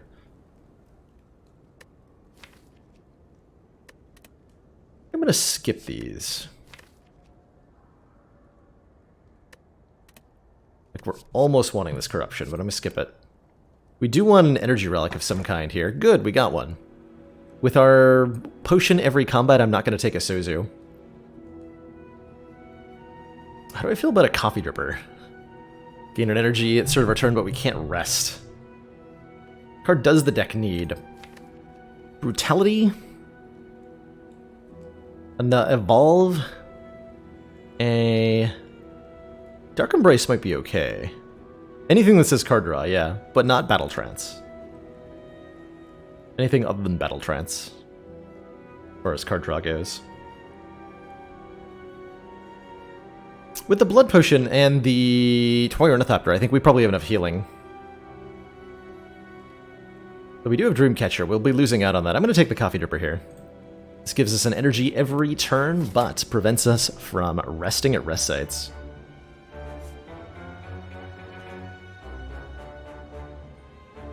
We took out the Burning Elite already, so we can take a hilarious path this act. Evolves going to 2 stores. Which means 2 removals. What would I remove from this? It's not a lot I would want to take out. I'm not taking out any Wild Strikes. I guess I don't have that much to remove. Then do I want to go to the store? No.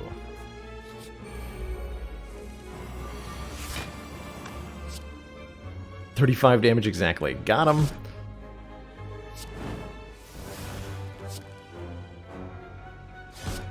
Move Bash? No way. Not with a Paper Frog. No way, no how.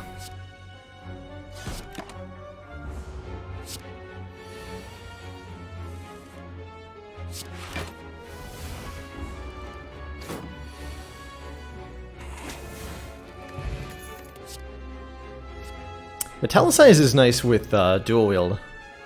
I'm not sure that's the kind of block we need, though. Like, per turn block. We're looking to do so much damage so quickly. But I don't think we take it. Huh.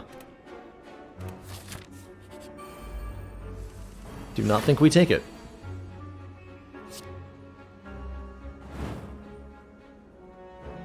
This is completely overpowered yet. Overpowered doesn't need to be before it's completely overpowered.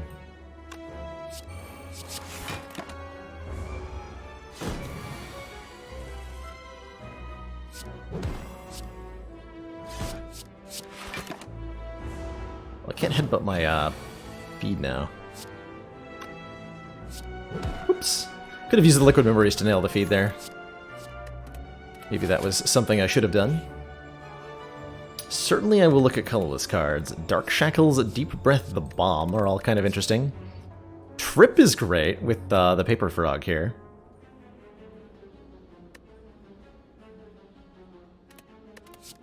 Secret Technique is nice. Mayhem is interesting.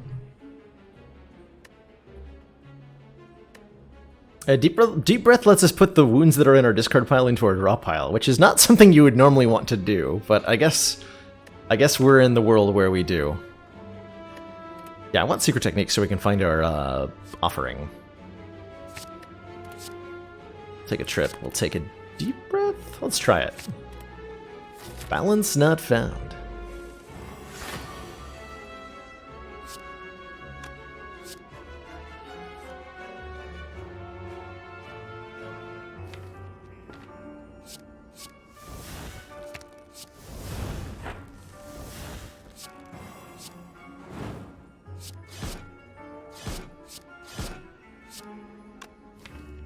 Pretty chunky turn.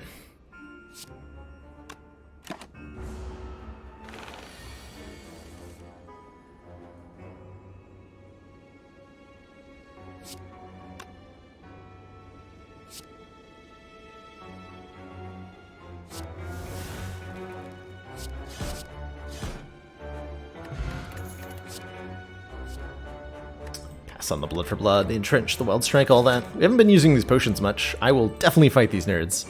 So I think we need more relics. And I'm very happy to have drawn Offering in the opening hand. So I think what I do is play Immolate, play Deep Breath, and then play Offering. So we have a chance of redrawing the Immolate here. Just get an instant win.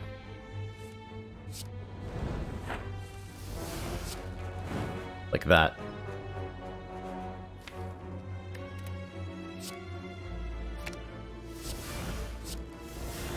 And now I want to get Feed, ideally. Dual Wield is for duplicating any power or attack we want to.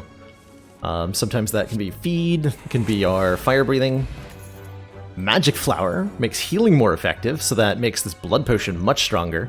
It makes the Ornithopter heal 8 instead of 5, it makes Burning Blood heal 9 instead of 6. Armaments Plus is okay. Clothesline Plus is also okay. Weaken is a pretty good thing to inflict upon our opponents. And we would like to form some kind of mitigation strategy, because we don't have a hugely good one right now. Take the Clothesline Plus.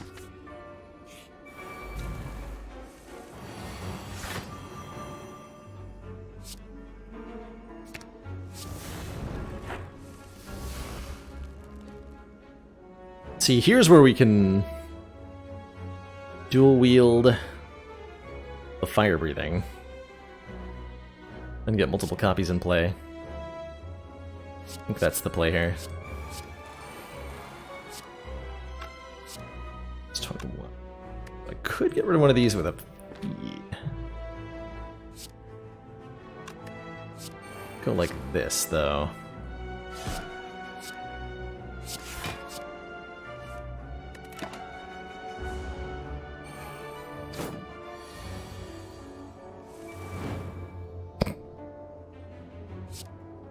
Doesn't particularly matter that,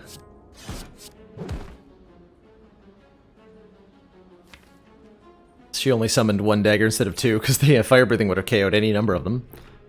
Put feedback on top, just in case.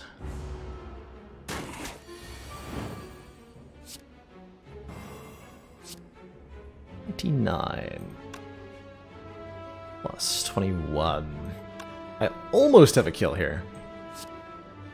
So close to having a kill here. I can get one if I do this. If I use the liquid memories, I can get a feed here, so I will.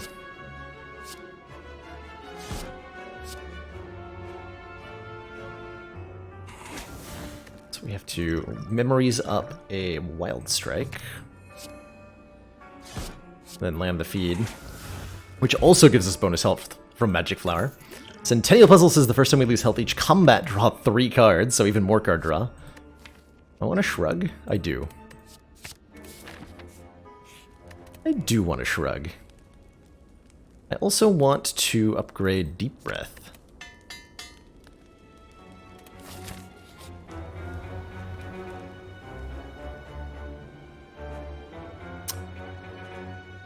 Lose Fire Breathing, Deep Breath, or Reckless Charge? I guess we're losing Reckless Charge, huh? I didn't need the potion? I definitely needed the potion. We didn't have enough energy to play 2 feeds. Could only play 1 feed.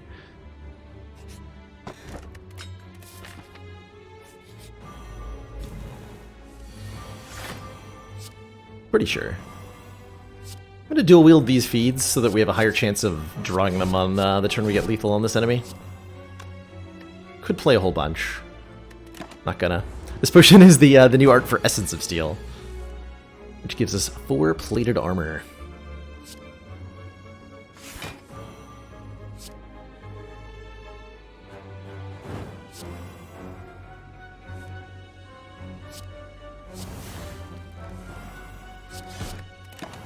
This is starting to get bad.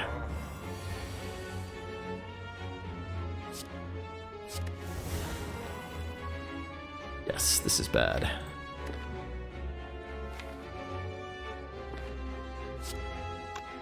Deep Breath is preventing me from getting towards Fire Breathing and Offering. That's a little scary. So let's Immolate and Headbutt Burning Pact then.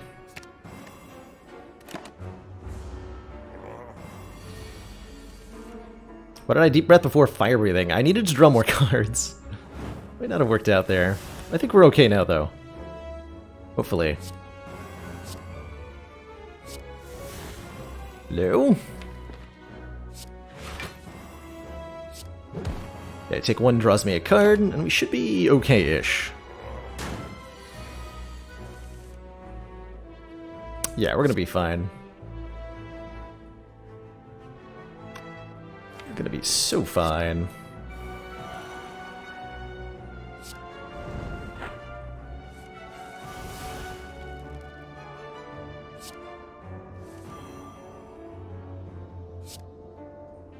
Strike does 50, huh? No way I can kill it, right?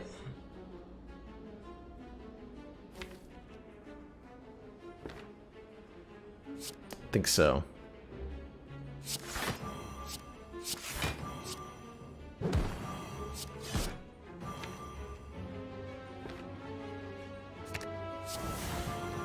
I think I wanted to not bash that turn.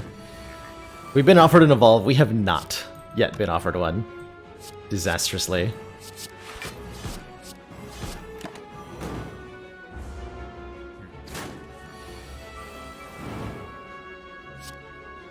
$152.28.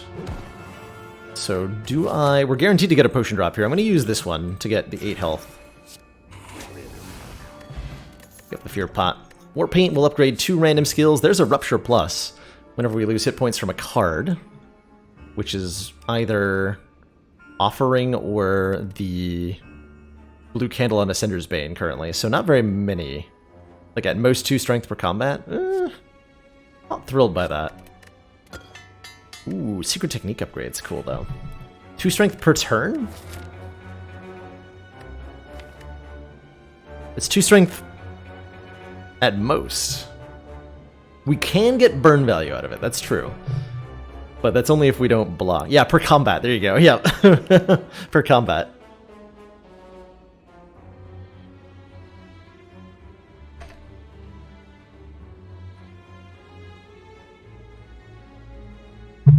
Now, if only we had a Necronomicurse, we could get some real value out of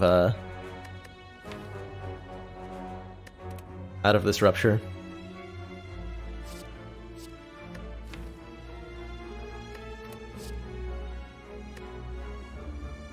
I'm gonna take it anyway. I believe in the power.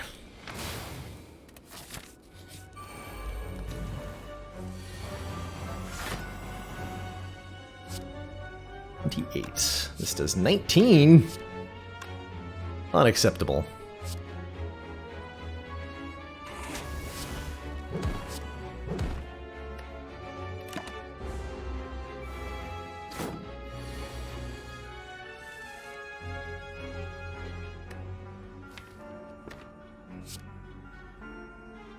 Dig a little deeper here. Okay, there's our fire breathing.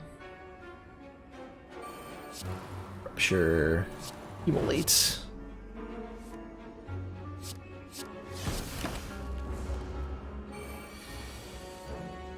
It's probably meant to Cure Potion here.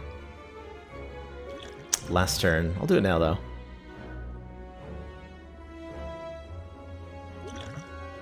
Actually, no, I won't.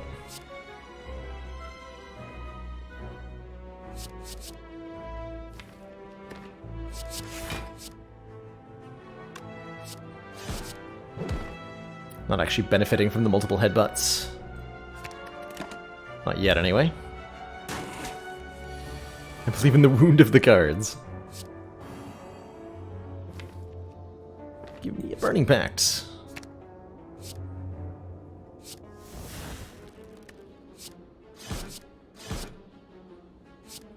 $29. No feed coming up. Only a death by fire breathing. Cool.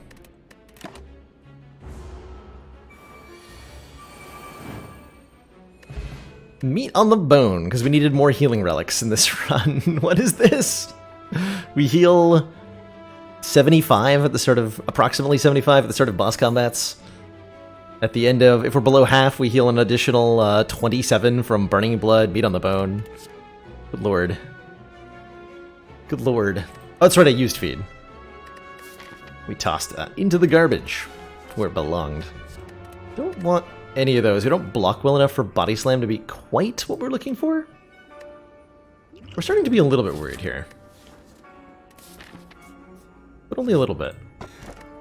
Late game question card. Okay, we're gonna get 2 card awards that give us 1 extra option. Sure, sure. Why the heck not?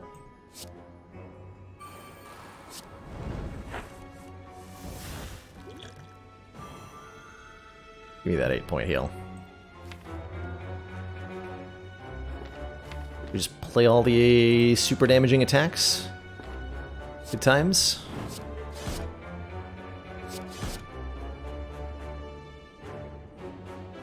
Good times.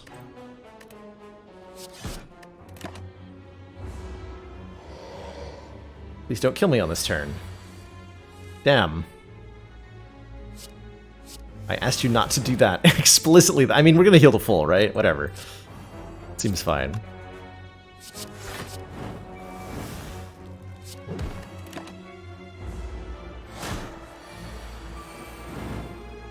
Back, now we get to eat you.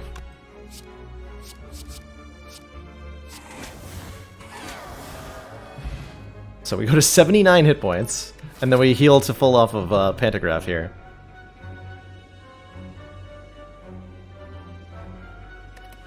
Liquid Bronze, gain 3 thorns, that'll help against the heart, as well as Stone Calendar, dealing 52 damage on turn 7, if we can survive that long. Spot Weakness seems like an excellent way to gain some strength. Give me that. Would love to gain strength. I would love to upgraded gain strength. Oh, nice. So we Spot Weakness, then Deep Breath for it. Looks like a maple leaf. It does. We got it back! 8 strength on turn 1. Get obliterated, Time Eater.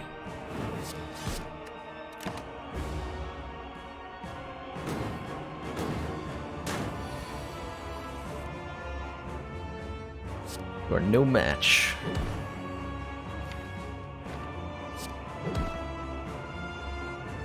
Tempting to headbutt Spot Weakness here, I think I will. Brought 3 cards here. No, more than that.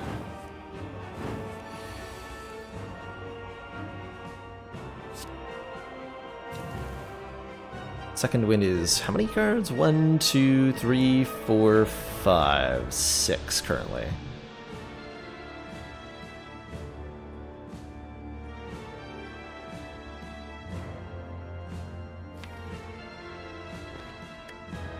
I'm gonna Wild Strike Second Wind.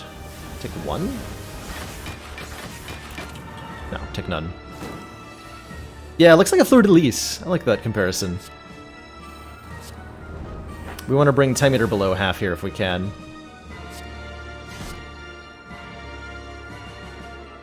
Only with Feed can I do this. Otherwise we'll be attacked for a massive amount of damage here. I'm going to play this Feed. We have a huge attack coming our way next turn, and I really don't want to deal with that. Maybe if he purges that, there's no reason to play that.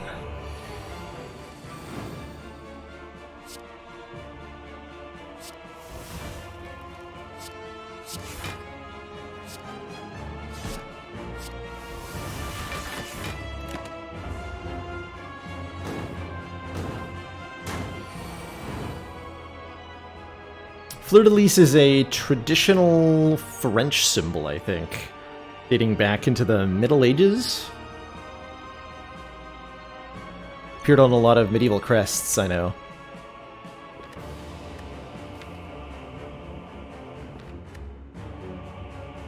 So this is what? Power through, headbutt the power through? No. Because we don't actually get to play that. It's okay, we heal the full anyway. 32, 27, 40. It's not quite a kill, is it? Uh-oh.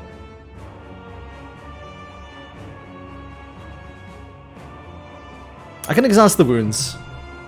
But only by using like cards like Burning Pact or Second Wind.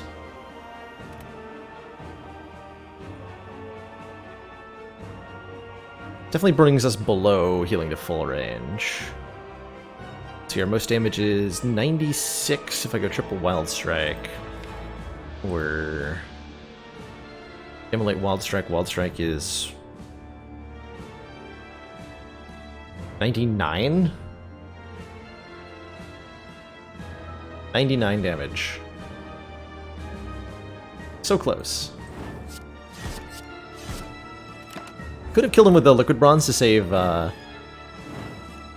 little bit of health there. Didn't feel necessary, though. Oh, that's right, we're in Ascension 15, so we actually don't have another boss battle. I thought there was going to be another one there, for some reason. Alright, well in that case, can't rest, so we upgrade... Either no, Trip doesn't help that much. Let's upgrade either Offering or Warcry. Warcry's one. Offering is often drawing too many cards, as is. Good Warcry. Second Wind's not a bad option either. Yeah, we can go to full health with the Lee's Waffle. Champ Belt says whenever you play Vulnerable, also apply 1 Weaken. That would allow us to apply 2 Weaken at the start of the Heart Fight, hilariously. Because we have both Bag of Marbles and the Red Mask. So we'll apply 2 Weaken and 1 Vulnerable at the start of the Heart Fight. That's neat. Champ's Belt used to be 2 weak? No, it was always been 1 as far as I'm aware. Always has been 1. I think we want 1 less Wild Strike in the deck right now. I'm not opposed to removing 1. There's an additional chunk of health in Lee's Waffle. I'm going to take the Champ Belt. I think that's actually quite helpful. That will help us have consistent weaken down upon our opponents.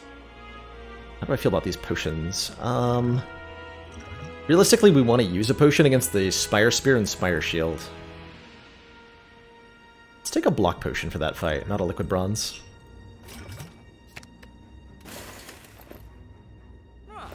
That's all we're gonna need, I hope.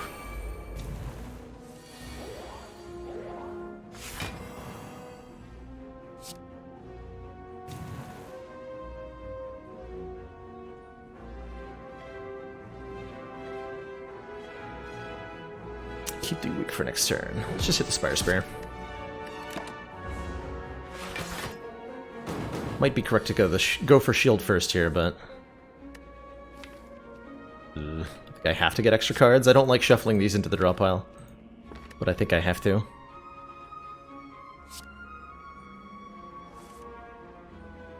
Oof. Well, that's a deeply unfortunate turn. Dang. I can turn around and weaken the Spire Shield for the next couple turns. That helps a little bit. There's no block I can generate, though.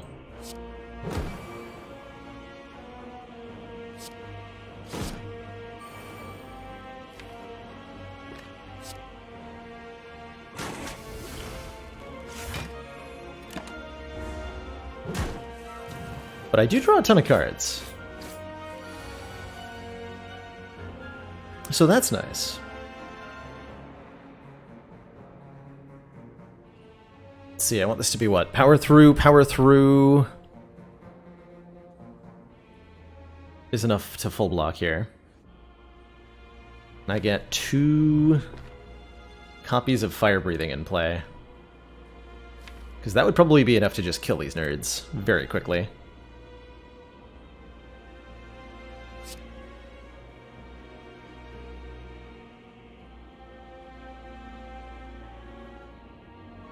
Go power through offering? Wild strike. Dual wield, fire breathing. I only get 2 in play. We full block. You want to draw less cards, not more. Kind of a weird turn. This is the right way to do this. Ooh, I can also dual wield the Rupture, although that won't actually help me very much.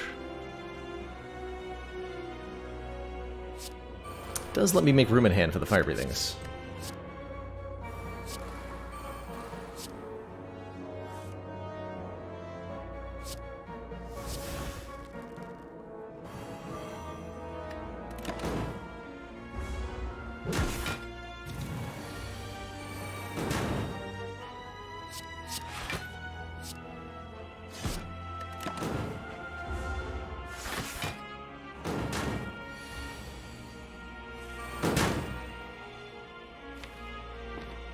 Okay, that's a little sketchy.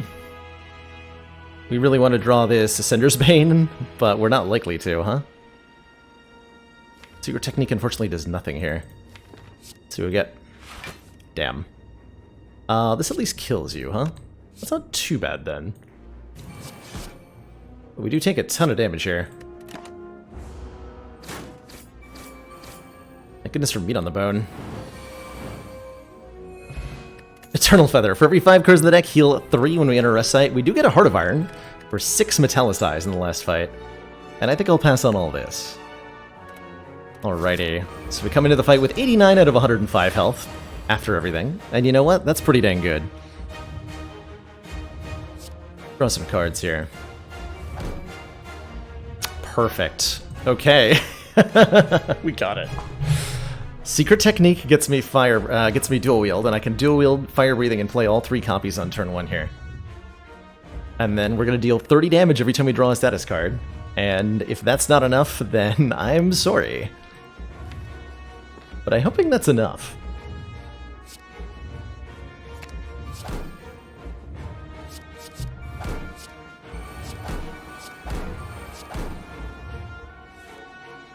Give me a power through next turn, please, and thank you. I'm not going to use this potion yet.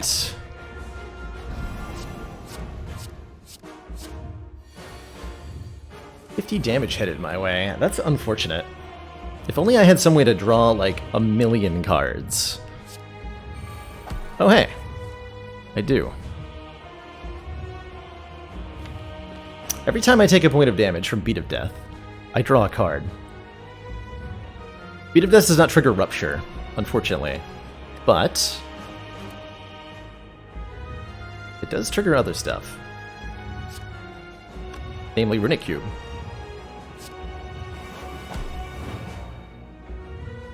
So we did 30 damage with that.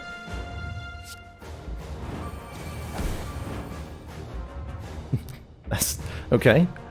Lots of damage to deal. Good times. I can't believe we never found an evolve this entire run.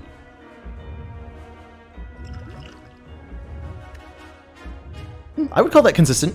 Rupture specifies whenever you lose hit points from a card. And Beat of Death is not a card. Whereas Runic Cube simply says whenever you lose hit points. Otherwise, Rupture would trigger anytime an attack hit you, too, right? Which would be really cool, and I would like for an Ironclad to have a power that says whenever an enemy damages you to gain strength or something. That'd be so cool.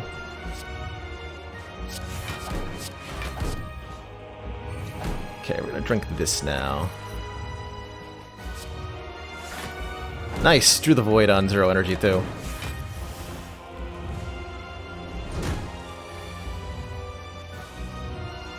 Brilliant.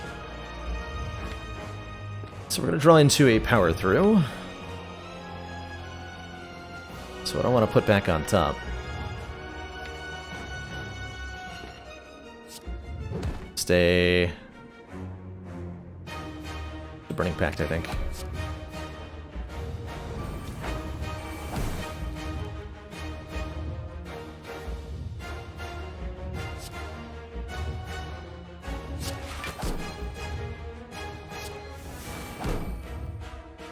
Dual wield, huh?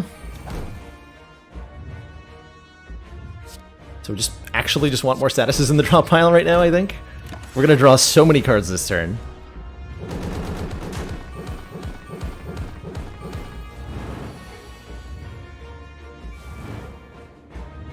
So many.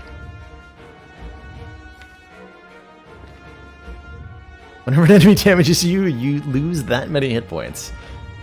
Brilliant.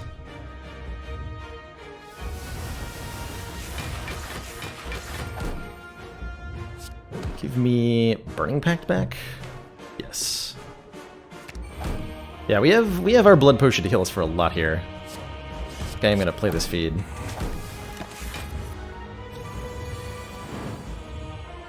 It's a lot of incoming damage, huh?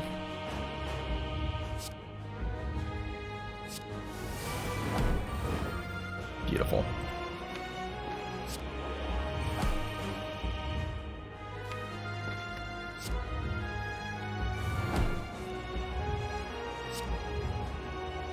Keep drawing cards.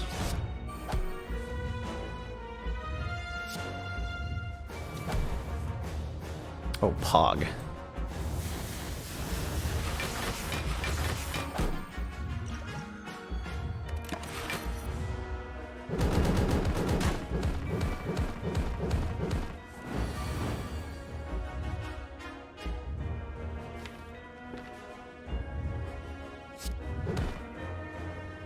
Well, there's no wounds in the discard pile, really. Thought there would be.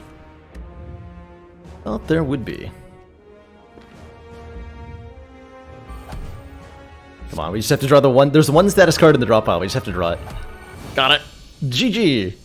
GG. The recomp is a fire breathing. Is apparently really good. If you can put a lot of statuses into your deck. I'm very surprised that that was able to beat the heart. With, like, relatively few cards added, too, right? It was mostly just Wild Strike, Power Through, and Fire Breathing. Just one copy, not even, like, 2 copies. No evolve. GG.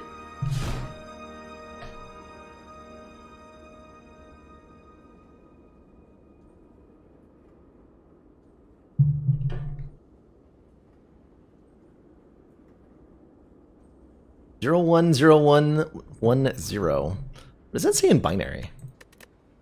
I do it on the stable branch. Replace all your strikes with fire breathings in the Ironclad deck. Does that do anything? Alrighty. Has it been done? The Spire sleeps, and so shall I? No, not yet. We're only just getting started. We're about halfway through today's stream, but I am going to take this opportunity to take a short break, refill my water, stretch my legs, and when I return, more Slay the Spire action. See you all in just a couple of short minutes. Our next run is going to be Another variation on what we just did, we're starting with Silence, replacing all of our starting strikes with Sneaky Strikes, and seeing how that goes. I will be right back.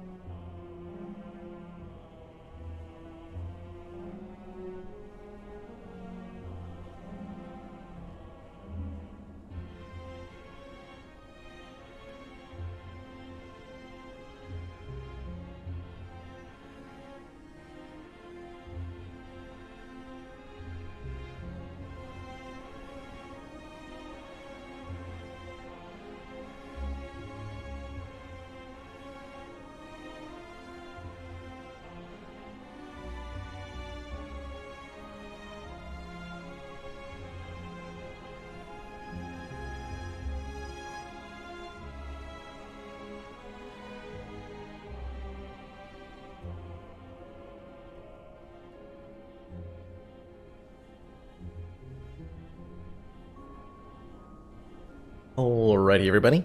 We have returned. Thank you for that moment of patience. Always good to be able to take care of oneself. Urge you all to, when I'm on break, get up and yourselves stretch, refill your beverage, hydrate, whatever.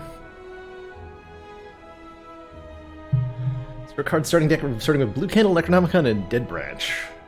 We did something similar, Handsome 2-Ob. The only difference was that I added a Rupture into the deck as well. A long time ago, and that was very, very strong. Could we need to try revisiting something like that? So, especially if a Tungsten Rod's involved here.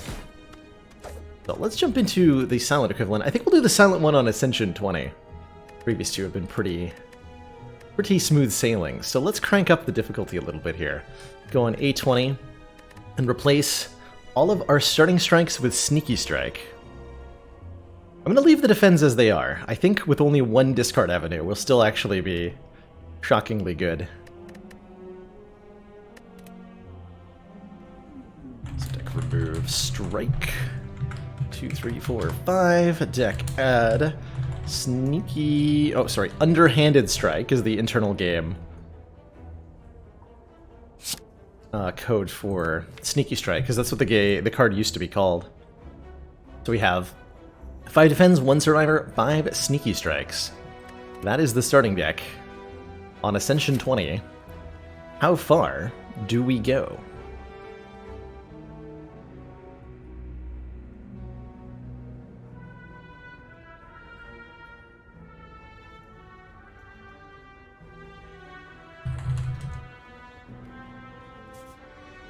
And then a Perfected Strike.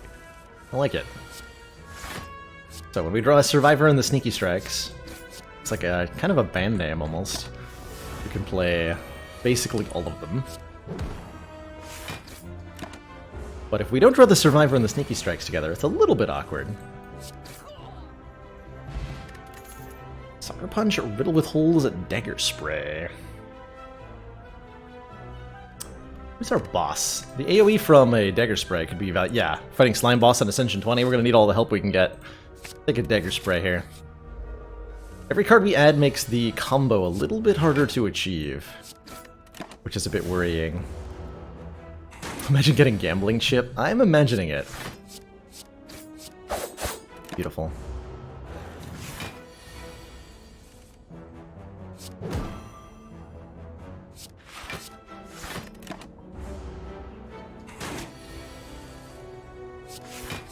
Go. Pretty smooth opening fights, like regular Silent could have taken a similar amount of damage. There's the Acrobatics. Draw 3, discard 1, snap, pick. Get in my deck, please. So do I still need to go to the shop now that we've found an Acrobatics?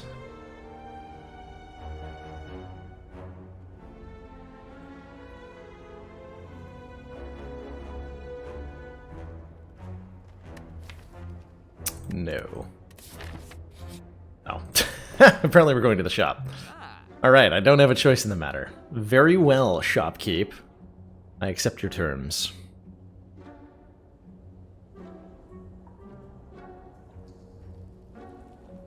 Some interesting options here. I like Footwork as a way to gain decks, get our scaling going. Blind is a decent defensive card as well, especially with Acrobatics in the deck.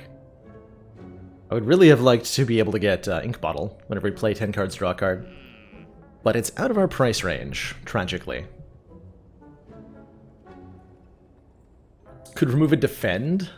I like that logic. Remove a Defend. I'm gonna take the Footwork here. And the Piercing Wail. Get me those block cards, please. Sneaky Strike. Sneaky Strike. Sneaky Strike. Sneaky Strike. Sneaky Strike, and Dagger Spray. Alright, good turn 1. Good turn 1. One more way to discard stuff with Dagger Throw? Yes, please. And now we should have enough damage to fight elites, probably pretty well, huh? Grade 2 random cards, I'm in. Sneaky Strike and a Defend? Sure.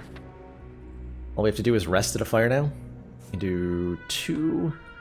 We're gonna go into the Burning Elite. This will definitely go well. Will definitely go really, really well. And not badly at all.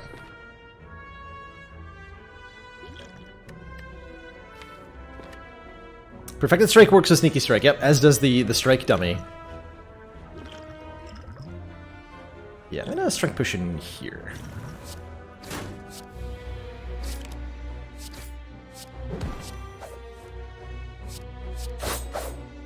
It's a reasonably good turn 1.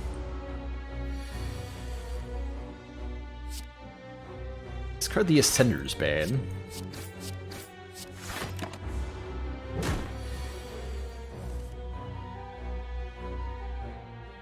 Interesting, well, defend is better than footwork defend by a little bit. And we're not going to get to play any more block cards. So it doesn't matter beyond that. Okay, we took a little bit of damage, got ourselves a white beast statue for a potion after every combat. And either another sneaky strike, a footwork, or a quick slash.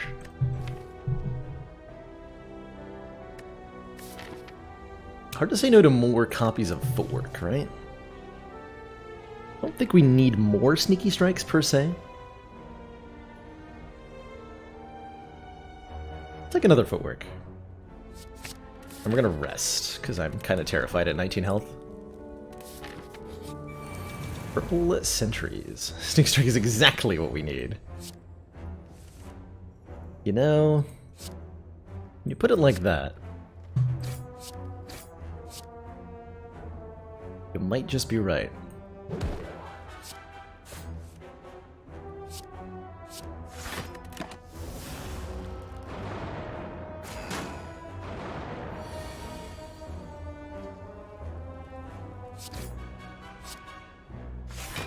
Bit of a painful turn.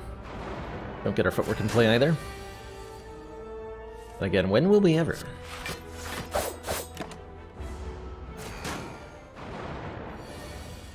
Ah, we'll do it here. Another fire before the next elite? We don't. Uh-oh. Uh-oh.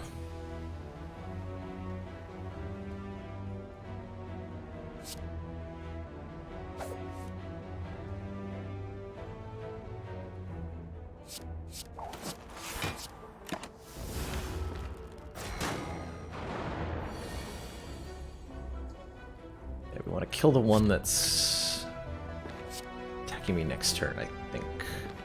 Or should we just full block next turn?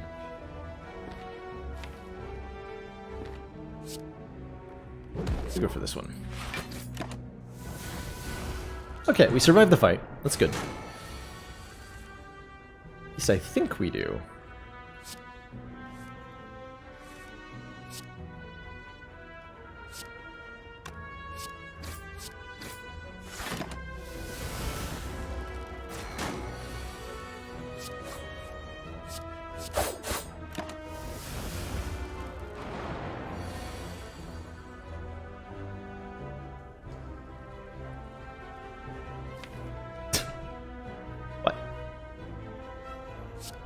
Terrifying.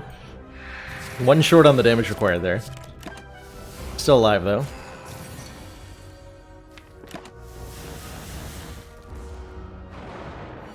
Gonna need a heal from this event coming up. Blue Candle says unplayable curse cards can now be played. Oh, thanks. Just what I needed. Mediocre damage options, I don't think... Upcoming elite is avoidable, yeah. Might also be easy to beat with a kunai?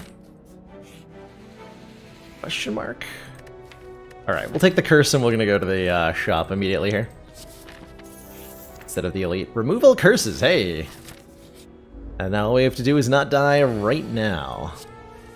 Easier said than done.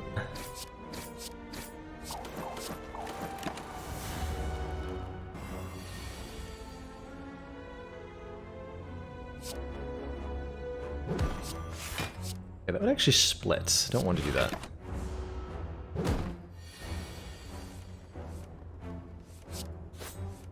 Now we're talking. Explosive potion. Paired is cute. Deadly poison is like actual scaling?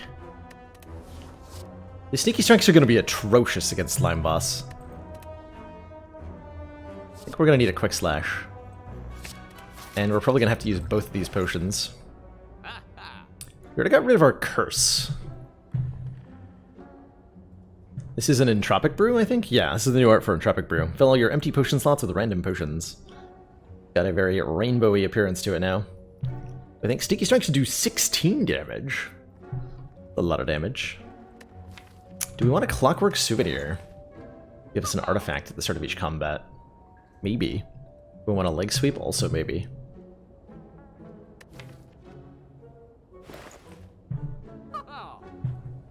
We want a Noxious Fumes. Probably. Going into Slime Boss. I would like to upgrade it too, I just don't know if that's going to end well. At all. The odds that we can survive the first cycle of Slime Boss with 4 hit points.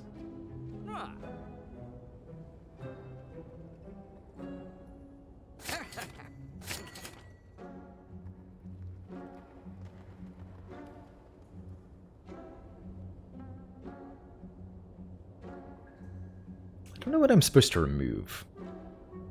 Feels like it's Sneaky Strike, but that feels really unfair to the entire idea of the run.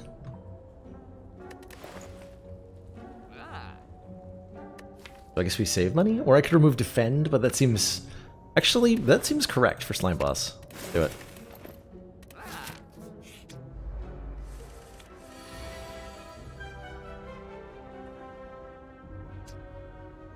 Well, that's a pretty good place to use an Explosive Potion, especially given that I have a White Beast statue.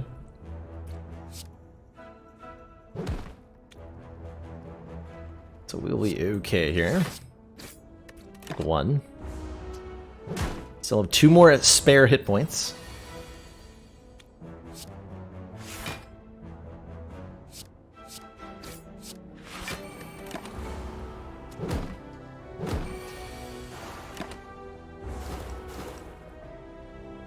Poison Potion, that's nice. And another leg sweep. Yes! Give me that. Alright, I'm probably supposed to rest here. I'm gonna upgrade Noxious Fumes. This might not end well for me.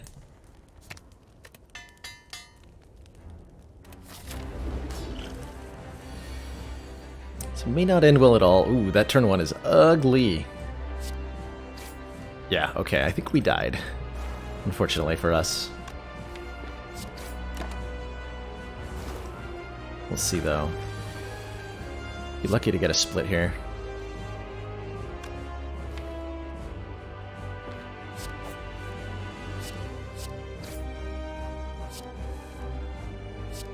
Okay, so next turn I draw Defend Leg Sweep. That's not enough to block. Is it be 38 to 28? We block for 10 plus 23. We'll be just shy of enough block to survive next turn. But can we split? By Dagger Spray, maybe. Yeah, we can split it. Okay. That's a really, really, really bad split, though.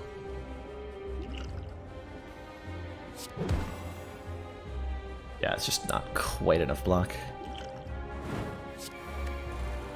I suspect we are going to die very shortly. Oh! Bought ourselves a turn.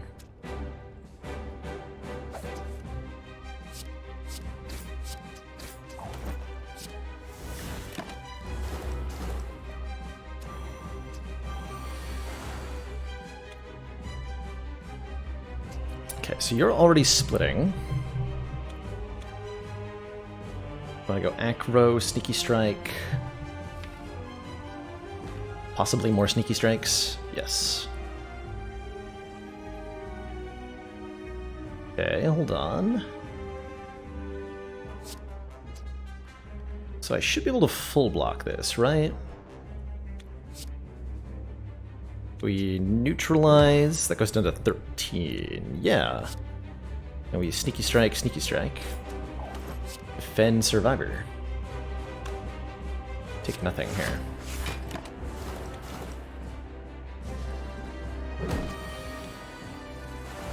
And now we die?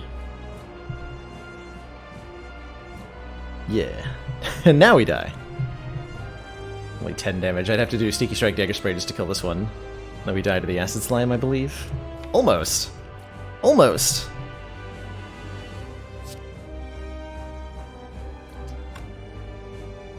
There's no way this keeps me alive with the frail. We need to just not get frailed. Dang. GG. Would healing have saved me? I don't think so, truthfully.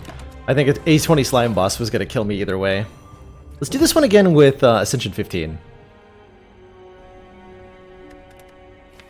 Give that one another run.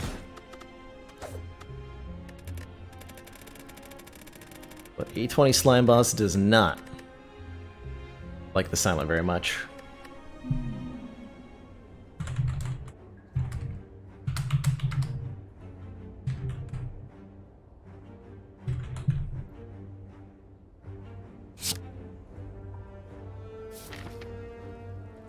Alrighty, what can we make out of this Act 1? That is the question. A little bit lackluster in a couple of different ways. Yeah, the Tri-Sentries hurt us pretty badly. Those elite combats really did a number to us. Is there a list for all the console commands? I think there's an internal listing. Options are max HP, potion, debug, unlock, relic, deck clear. Yeah, I think that lists every command right there. There's an autocomplete. There might be documentation in Mod the Spire too, because this comes from Mod the Spire, the access to this developer console. So I'm betting there's some kind of documentation, either within the game or within the files of the game, that might help elaborate. I think we want to take the Burning Elite on. And then this Elite. Means we want to go to a store. Or 3 Elites. 5 Vigilance and 5 Eruption. Sounds pretty wild.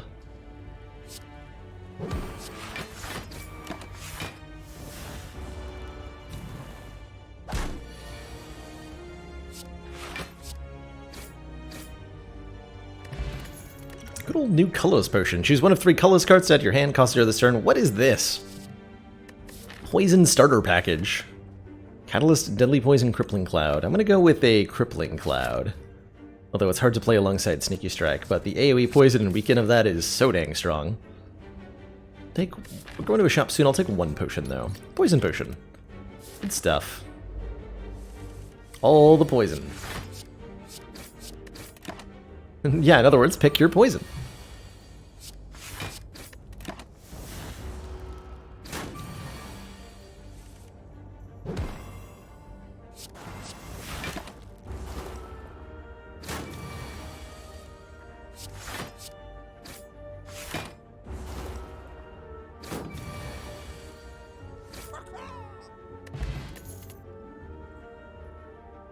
Masterful Stab's not bad, neither is a Backflip, I don't think. Actually, I like the Stab more. Giving us a way to do damage for 0 energy. Always good early on. Stops being free when we take damage, but we just don't take damage. It's fine.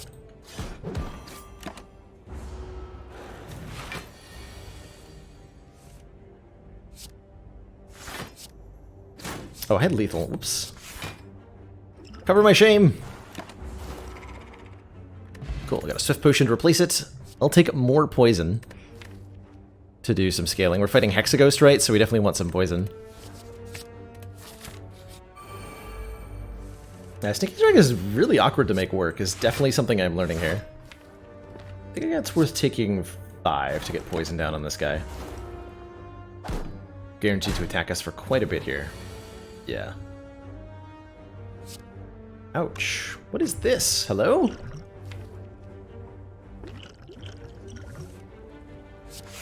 What is that?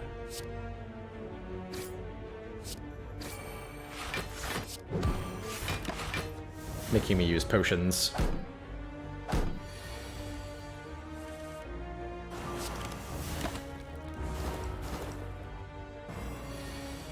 Damage based on how many cards you discarded this turn. I would like that idea, Jonathan. I like that idea a lot. We're just like ignoring the fact that we have sneaky strikes, setting and upgrading poison cards. Feels like cheating. And I'm okay with it.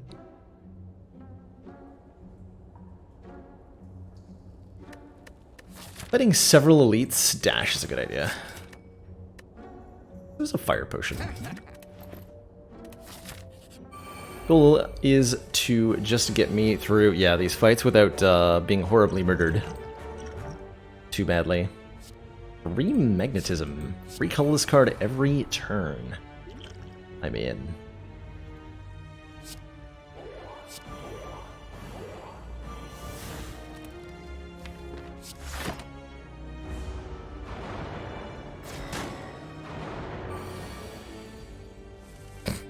Cute. Actually need to play that so I don't draw it again. Rude.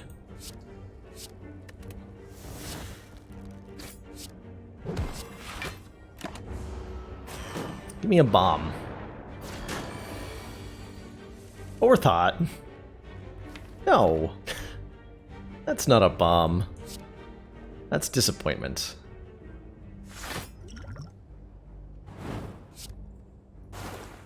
We'll make the Masterful Stab free, though.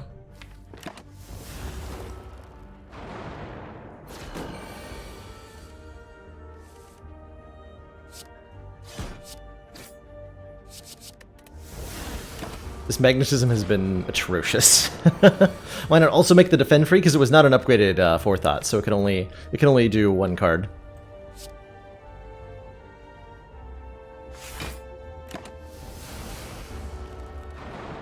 Has to be upgraded forethought is the one that lets you do any number of cards.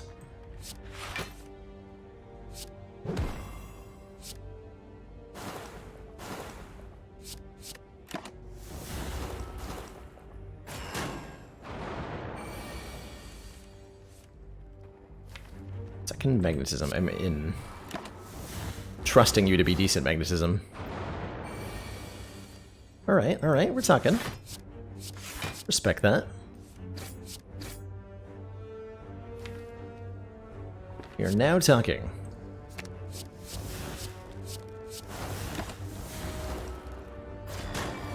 It's even worse than you thought, and you thought it was pretty bad. Yeah, that's forethought for you. Alright, Ma Bank will give me quite a bit of gold by the end of the act. I'm gonna deflect. Zero cost block seems great right now. Bottled Flame. Could bottle Masterful Stab, and that's like a cheap backstab, or I can take a Sapphire Key. I'll take the Sapphire Key. Uh-oh. Oh, we have Crippling Cloud. Everything's fine. All is well.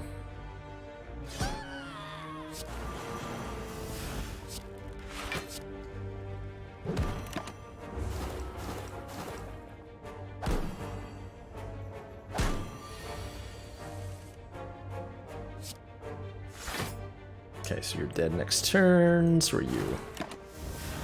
Everybody's dead. My bank. My bank. My lovely lady bank.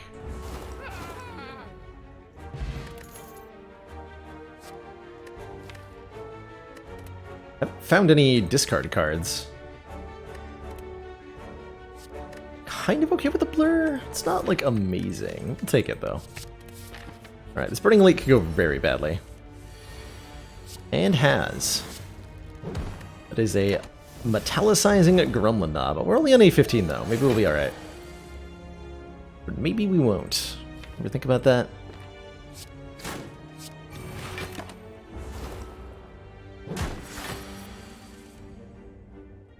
Maybe we won't be.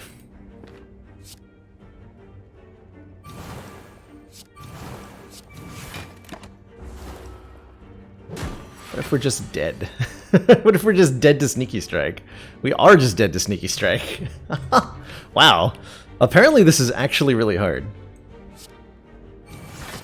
So I think we can file this one under definitely worse than the starter deck. Rip. Rest in pieces, Silent. Well, that was painful. let's give Watcher a chance.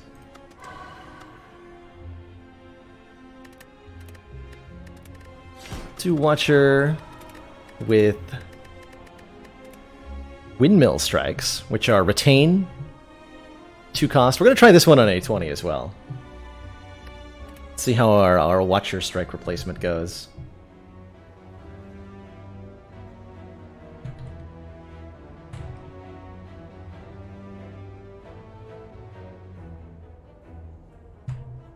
Strike P. Help.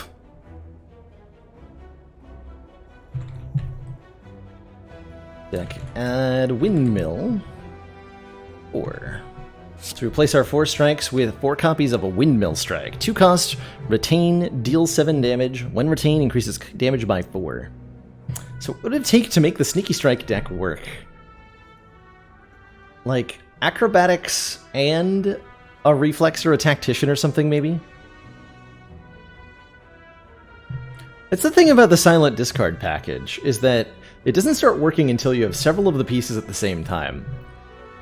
And picking up one can get you killed. Kind of awkward. This is going to be worse than default? I think this is going to end up being better, but we'll see.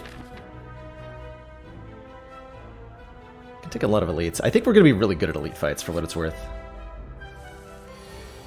We're really good at elite fights.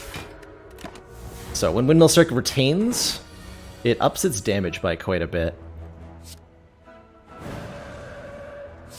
And that lets us do a whole lot of damage very quickly once we enter Wrath stance. Crush Joints for vulnerable, just lucky. Let's us scry a little bit. Just replacing all the defends with the survivors, I think that would make it a little bit better. You'd run into some weird issues with that, where you couldn't play all the cards in your hand because your blocking would have forced you to discard the offense because you'd have nothing left. We should try that, actually, because I think it would be shocking how bad that would be.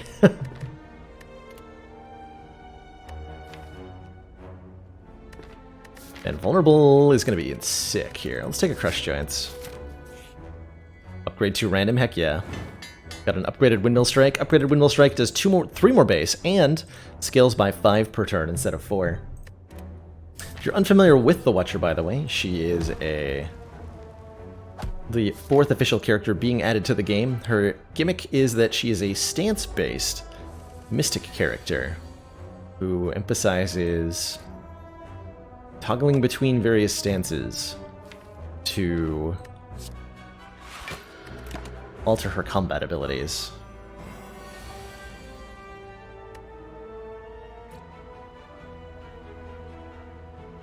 So I can kill the Spike Slime.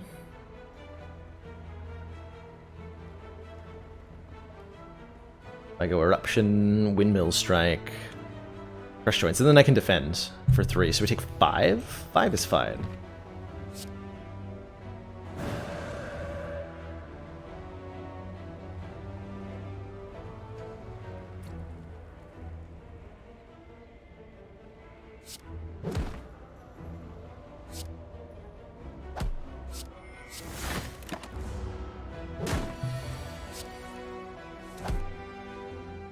All strikes, so replace all strikes with Wish. Study says at the end of your turn, shuffle an Insight into your draw pile, which lets you draw more cards. You can look at Study as a draw 1 card per turn on average card. It's a little bit more complicated than that. What does Scry do? When you Scry, you look at the top however many cards of your draw pile, and then you are given the chance to discard any or all of them.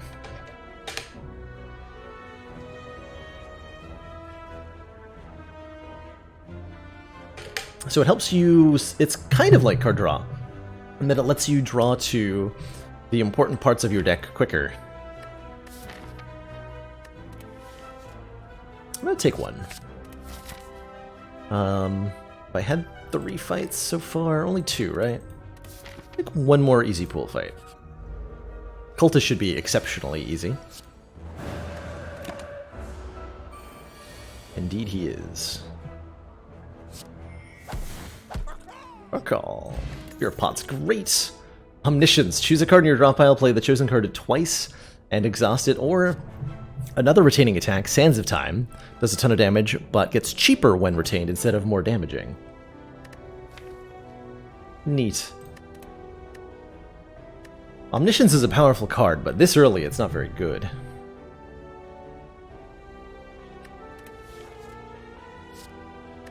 This feels like it could be a skip.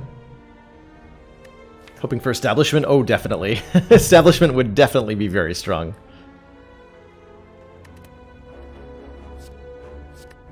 Man, it feels odd to skip. I'm gonna do it. And we're gonna upgrade Crush Joints.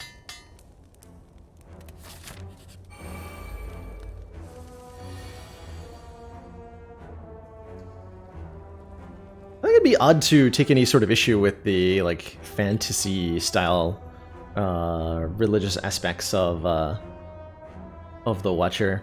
There are so many games that use, like, spiritual or religious themes without referencing a specific real-world religion that are totally acceptable. Like, Final Fantasy did this a lot. Dungeons and Dragons does tons of it.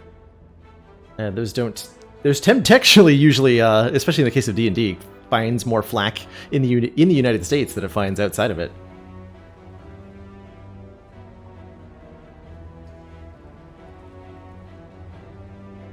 And yeah, compared to Binding of Isaac, which does use the real-world religion, real-world religious references, and doesn't have any opposition to it.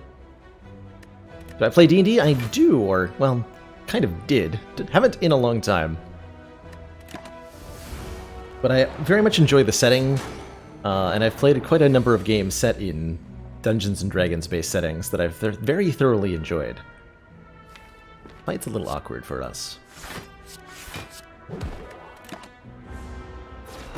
These windmill strikes are getting stronger. Stronger and stronger every turn. I just enter Wrath Stance. Can I kill them all?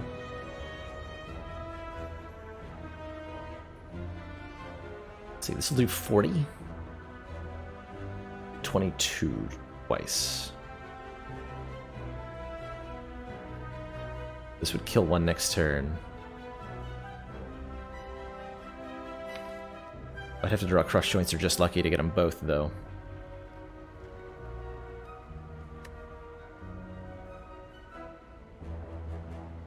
Hmm. 30.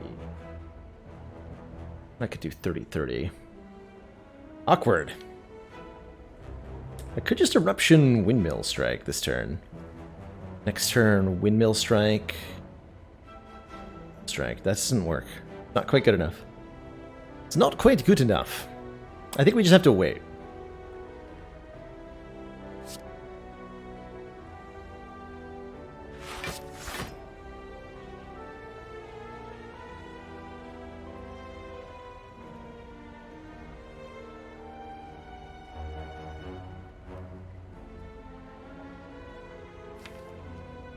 See if this works. Might not work.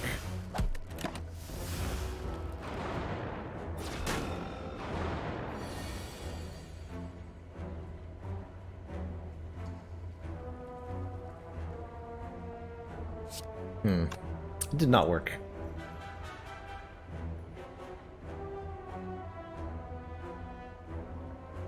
Did not work at all. We're taking 10 here, looks like. Like that.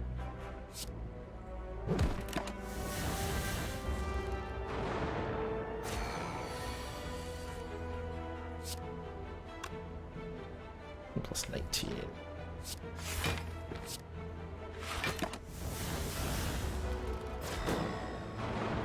These charge up so slowly.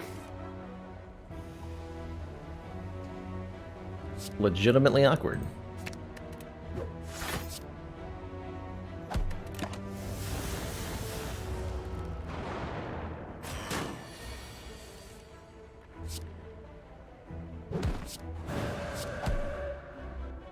Wing Boots. We can now ignore paths when choosing the next room to travel to up to 3 times. That's pretty cool.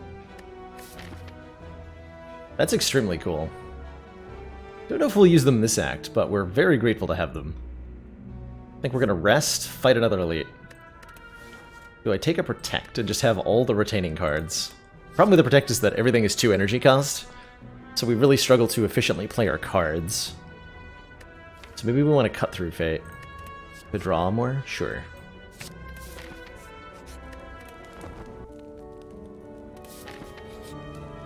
Duvu Doll. For each curse, the next start with 1 strength. So this is at least a Vajra. Pretty good. Watcher thrives on additional strength a lot of the time. Any particular reason why Windmill Strike? Because it's got strike in the name, of course. Of course, of course.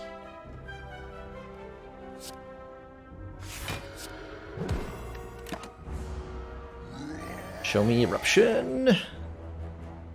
Let's show me Eruption. Hey. So if I Eruption, I would do 15 followed by 36. That is not enough.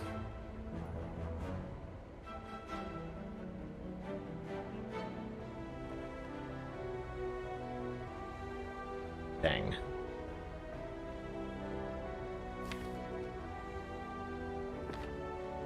I've ever done a run where I've done 1 of every strike. I've done a run where I have 1 of every card, which contained all the strikes, but wasn't, like, specifically just the strikes, you know? So, kind of?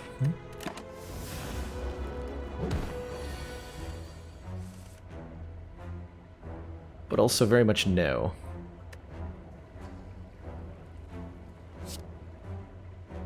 Oh, I think I have to use this. Okay, no, we want to draw that. Yeah, that's the card we want. That's the one. Dreamcatcher. When we rest, we can add a card to the deck. Cool. Did foreign influences could be a neat way to do some damage. I did do a 1 of every strike run. Oh. Well, I forgot it, apparently. Apparently completely forgotten it. Let's see, do I want to foreign influences here? We're fighting Guardian. I think Guardian will be pretty easy. As long as I can block better. Because mostly what it feels like we're missing is better blocking.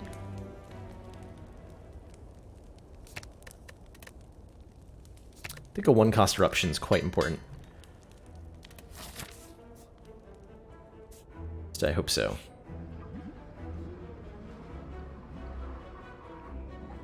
How greedy am I? I want the relic. I don't think we really survive getting it though, do we? Seems unlikely.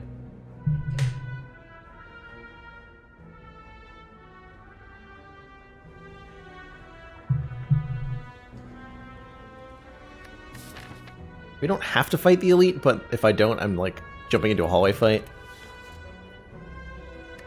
My options aren't very... Like, no matter what, we're doing a combat next floor.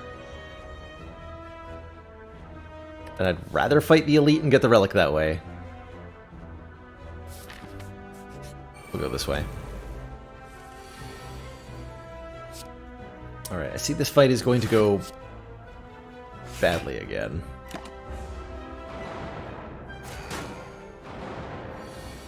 Either way, you're taking a lot of damage to get a relic.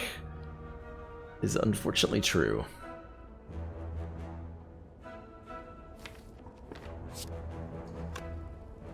Vigilance, defend, just lucky? Sure.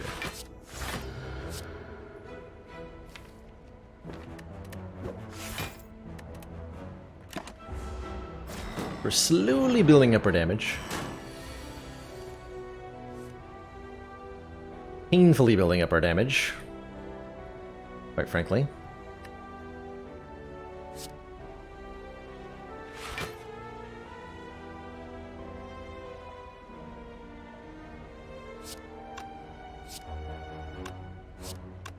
I need to be able to kill this thing next turn. I can do that. 16 puts it at 21. Okay, so just lucky. We can hold on to this miracle for the moment. So Windmill Strike will kill it next turn. And double Windmill Strike if necessary. Block Potion if we don't draw any blocks. Or I can enter Wrath Stance and play 2 Windmill Strikes. And kill both of these nerds.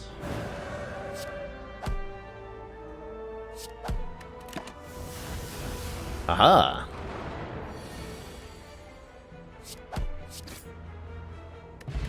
Bottled Flame. I mean, we can bottle our upgraded Windmill Strike so that it starts doing damage immediately. Or gets scaling as hard as possible, as quickly as possible. Let's do that. And I guess I'll take a Protect. We are hurting a little bit for a good block. Viscerated and chopped by giant claws means an angry Lagavulin that starts awake. I don't think we can win this fight, unfortunately. I think we would definitely die before our Windmill Strikes got strong enough. We could easily beat a Lagavulin if it started asleep, but one that starts awake will kill us. Right?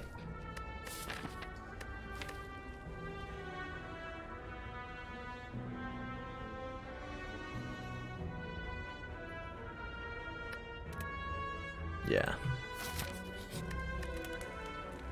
Can I upgrade against Guardian? I don't think so. I have to rest. We get a Dreamcatcher anyway. So card choice of value here. 6 block, shuffle an Insight into the draw pile. I do like Evaluate here. Follow-up's kind of neat too. We can often make it free. Go with the Evaluate though. Yeah, it's hard to be ambushed by somebody who's sleeping, right? Going to defend... No, Eruption. Defend Crush Joints. Vigilance in hand. Kind of have to play that, don't I? Although if I okay, so we can do Windmill Strike first and then leave Wrath Stance. That works. But also just like block. No, that's gonna be disastrous. Go like this. Wrath was just to get that transform off, and now we play a little bit more defensively from here on out.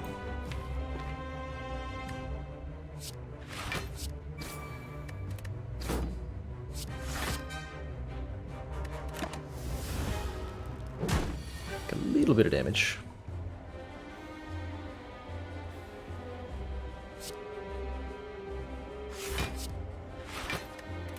And these Windmill Strikes are slowly building up. While we impatiently wait for Guardian to stop hurting us.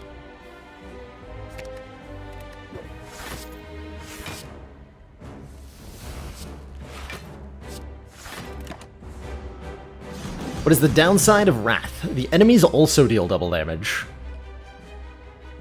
So if an enemy attacks you while you're in Wrath Stance, you're going to have a very bad time.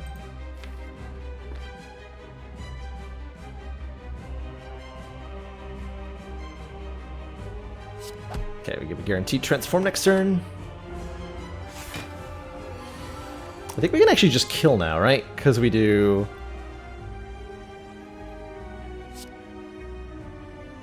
So note how the 36 of the Guardian, when we enter Wrath Stance, becomes 72.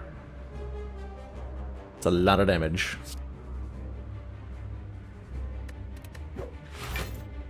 Oh, I can make you vulnerable? Sounds like a great idea.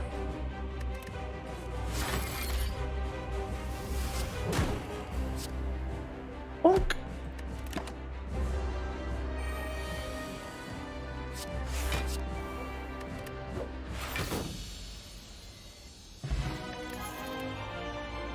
Blasphemy. Enter Divinity, die next turn, exhaust. Oh man. That might be the card we need. Blasphemy upgrades to retain. So it will also retain alongside all of our power building Windmill Strikes. And the very moment that a triple damage Windmill Strike is lethal, we can enter the Blasphemy state and win the fight. So it then becomes a game of just block as hard as you can until you're ready to execute upon lethal damage here. Divinity, as Carissa says, is triple damage for the rest of the turn, and you gain 3 energy when you enter it. So it lets us play like 3 Windmill strikes in 1 turn. Conjure Blade would be a good way to spend some energy, and Devotion is basically a much slower way to get into Divinity stance. Let's go with Blasphemy here. And interesting. Our options here are Sozu, gain an energy every turn, but we can't gain any more potions. Empty Cage to remove 2 cards from the deck. Or Runic Pyramid, no longer discard your hand at the end of turn, which I think would clog us pretty badly, because the Windmill Strikes are already retaining. Do we need energy desperately enough to take a Sozu with these potions? We might need it desperately enough. I think these potions are okay. Empty Cage could be interesting too, to let us do Blasphemy earlier, but we really need to be able to survive the first couple turns. Let's go Sozu. We might regret it. Just a little bit. We'll see. We don't want to fight the Burning Elite, necessarily.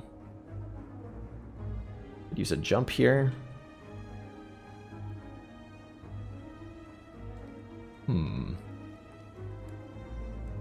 If we hit all these question marks, I'm probably going to get a store. Birds are going to be trouble, because we cannot hit them very many times per turn.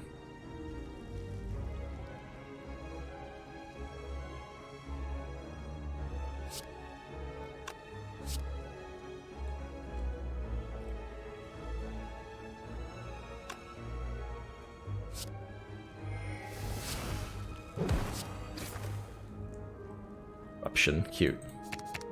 Well, if I draw a defend, I can Vigilance defend here. We take nothing. Pretty good. Wait, I did that wrong. Never mind. Never mind. Completely screwed that up. I thought I'd selected to discard both of those cards, but I did not.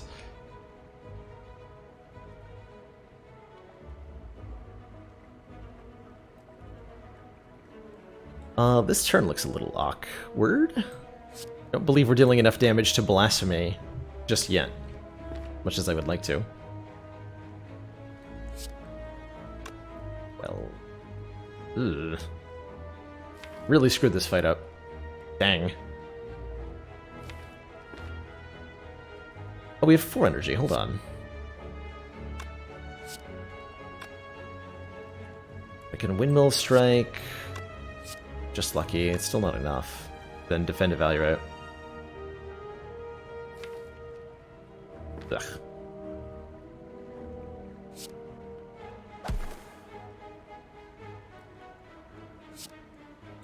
Better than just Windmill Striking, though. Game had an undo feature. You can always, if you would really like to undo a mistake you've made, you can always save and quit and load back in, which will put you in at the start of the fight that you quit from. A little bit janky, but does work.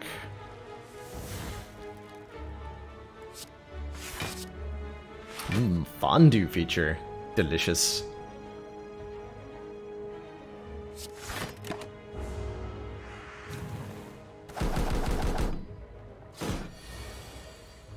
Okay, now can I Blasphemy?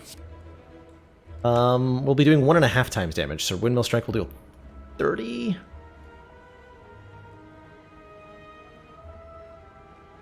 That feels lethal to me. And as we all know, all you need is feeling, not actual math. I think I might not have actually had lethal. Hold on. I don't actually have enough energy is what I don't have. So I need to draw either Eruption or... Okay, we're fine. Give me the Crush Giants. This does 30. 24, 24.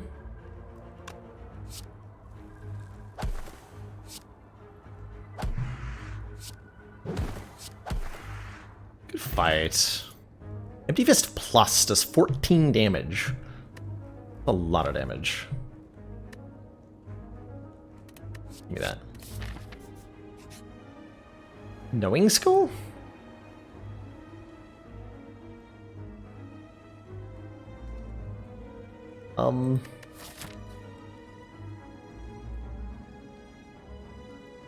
So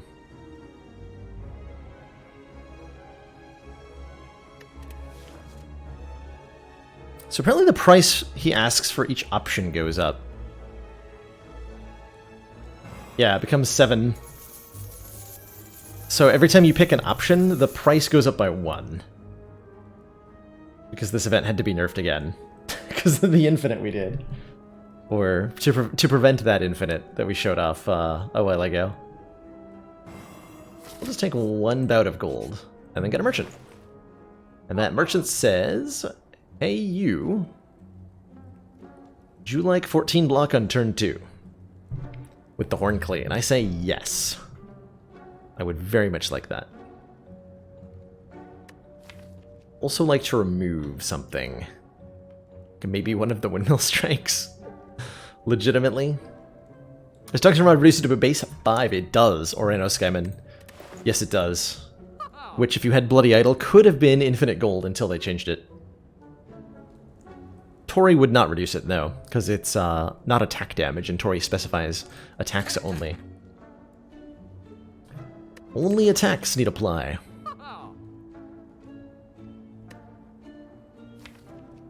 Removing a defend feels wrong. But Hand of Greed. Hand of Greed's pretty okay. Problem is, I think we have enough 2-cost attacks at the moment. Although it's better than most of them. Unfortunately.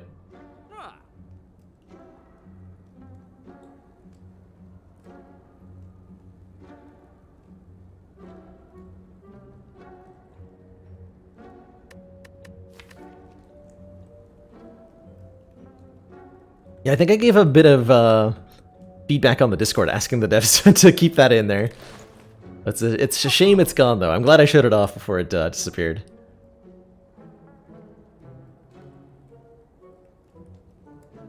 Let's see here.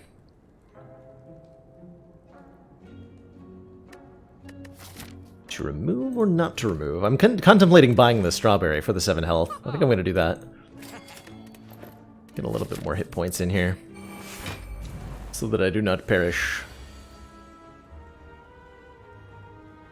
Let's see. Buy Empty Fist Eruption. Actually, I could Eruption, Windmill Strike, Empty Fist. That'd be 10 plus 22 plus 30? Oh, that's just a kill? Oh. Okay. Good fight. Good fight. Transform 2 or obtain a special relic. Transform 2 defends.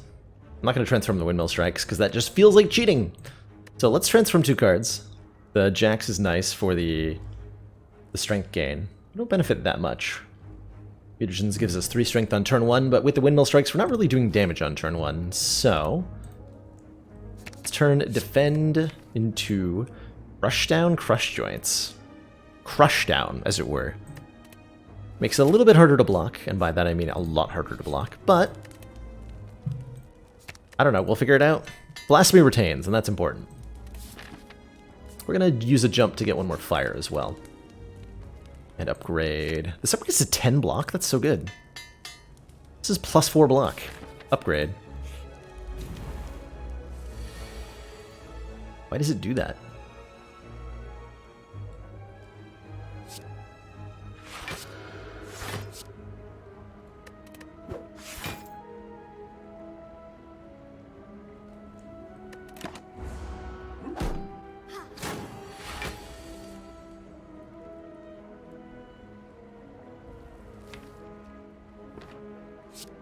I think we hold on for Blasphemy here.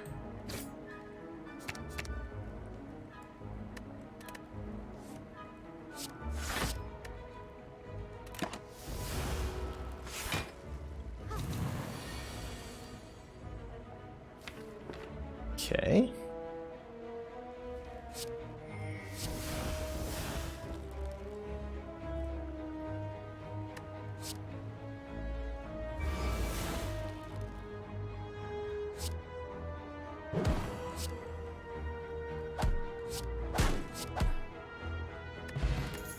Ambrosia which would enter Divinity Stance. Unfortunately, tossed into the garbage pile. I will take another Protect, happily, because we need better block cards. And a Peace Pipe lets us toke cards. I would very much like to toke Crush Joints, so let's take it. Letting us remove cards at rest sites. Fight some elites, shall we?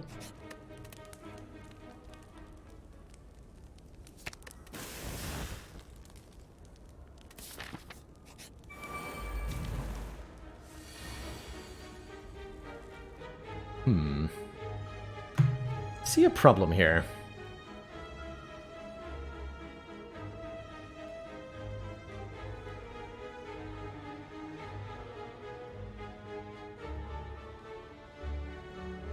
I'm gonna be attacked for way too much damage next turn if I don't kill at least one of these things. The only way for me to kill one is to use Eruption. I think I use Vigilance, then Eruption on you. And Windmill Strike kills you. We'll take 2 damage willingly. These all retain. Okay. The goal is to use Blasphemy to kill the Gremlin Leader. Uh-oh. Can I kill him right now? Let's see, this is 16 base, so this would be 48. How much damage do I need?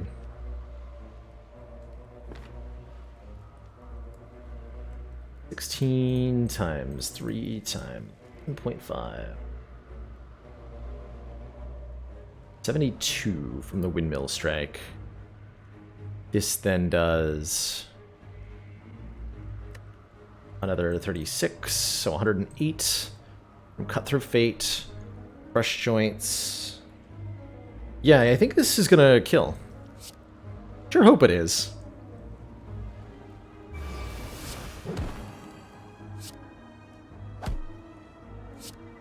Yep. And that's without the 67 from Empty Fist. Bing. Man, Blasphemy is very strong. Bottled Tornado. Can bottle our Rush down if we want to. Or if there's power here. Oh man, there's Tantrum. Deal 4 damage 4 times. Enter Wrath, shuffle this card into your drop pile. Also get Empty Body for another block card. With the Rushdown, Tantrum's kind of interesting. But I think we're just kind of lining up Blasphemy? Complicated. Yeah, how much does this deck need Wrath? I don't think it does. I might take this Empty Body. I think we are skipping the bottle. Take the Empty Body.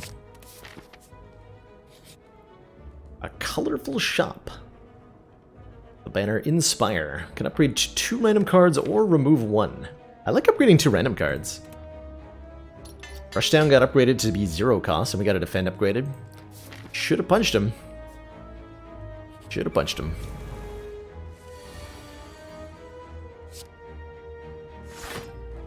Should have punched him.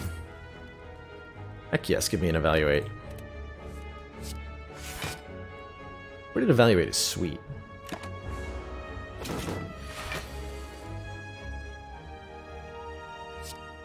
Okay, we go.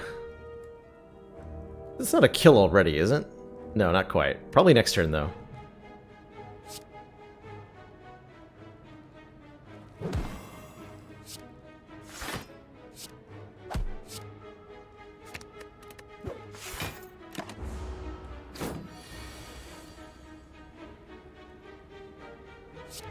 So this would be 31 times... Oh, that's super lethal. Anchor! Start combat with 10 blocks, so we have block on turn 1 and 2. Signature move is pretty unplayable with all these Windmill Strikes. Mental Fortress gives us block when we change stances, and this recently got a buff. This went from... Previously this was 3 unupgraded, 4 upgraded, now it's 4 into 6, so it got a significant buff. A very significant buff.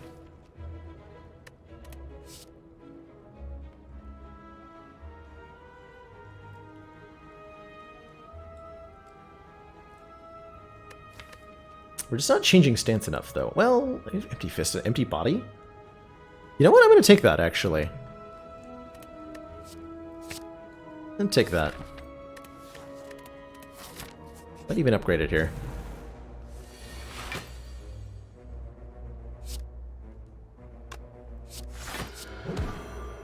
Not sure I want an insight in the drop pile. We're about to be confused here.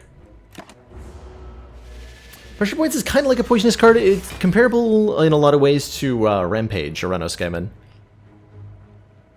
It's probably the best comparison I can think of for it.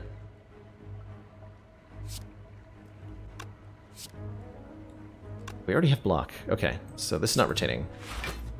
We should play the cards that cost energy.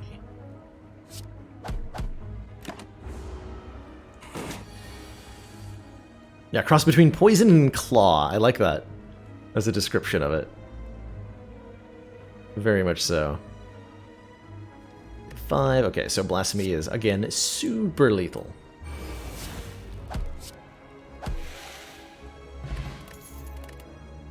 Nirvana, whenever you scry, gain block. A couple of cards that do that. I'm going to invest more in the Mental Fortress, though.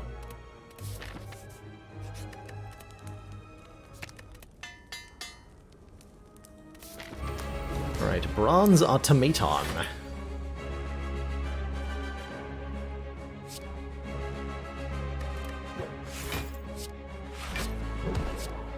I'm gonna hold on to these Windmill Strikes. We want them to be ready for the big Blasphemy turn that we are definitely going to end up doing / having in a few turns.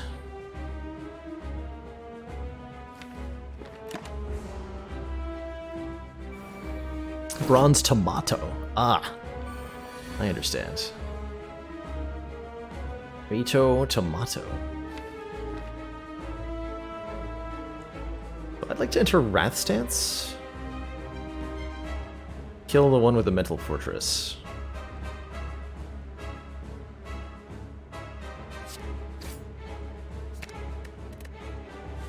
I do that.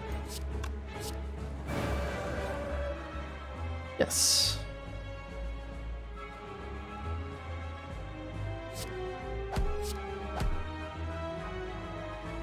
Though I can't actually... Well, yeah, I can. Do this.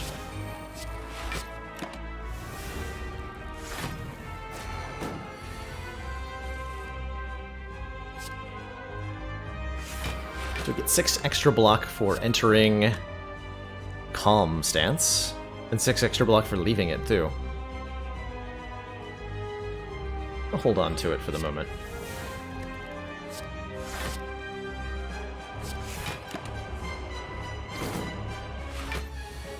The real question is, can I kill the Bronze Automato next turn with these Windmill Strikes? This will be a base of 35, triple to over 100.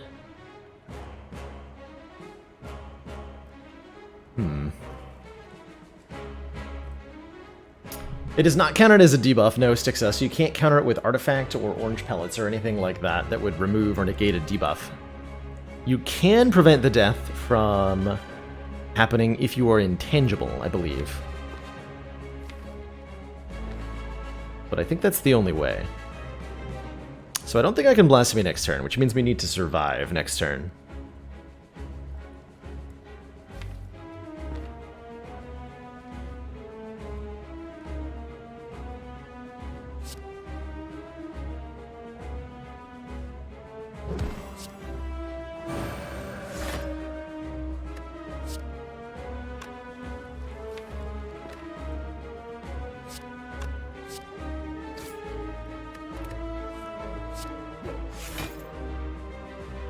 There's our Windmill Strike back.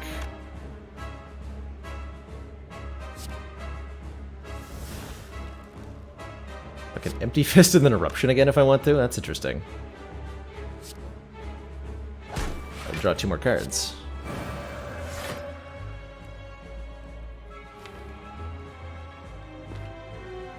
Neat. Oh, wait, no, I don't draw 2 more cards. We do draw Vigilance, though, which means we're not looking at 116. We're looking at a lot less.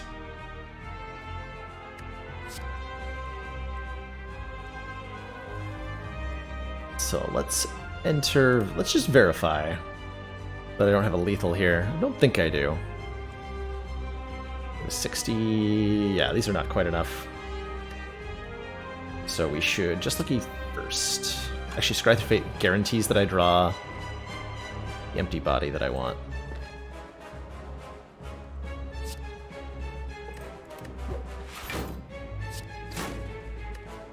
So we go Vigilance, which changes my stance. So I get 6 block. Empty Body leaves my stance, so I gain 6 block. And then we can Protect. Not a full block, but gets us there. And meanwhile, these Windmill Strikes keep powering up more and more. Until we're ready to Blaspheme on the next turn.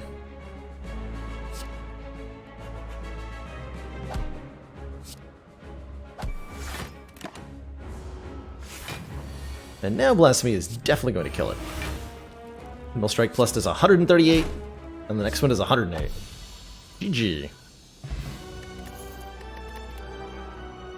Ooh, Vault. Take an extra turn after this one. Buys us time for these Windmill Strikes to power up.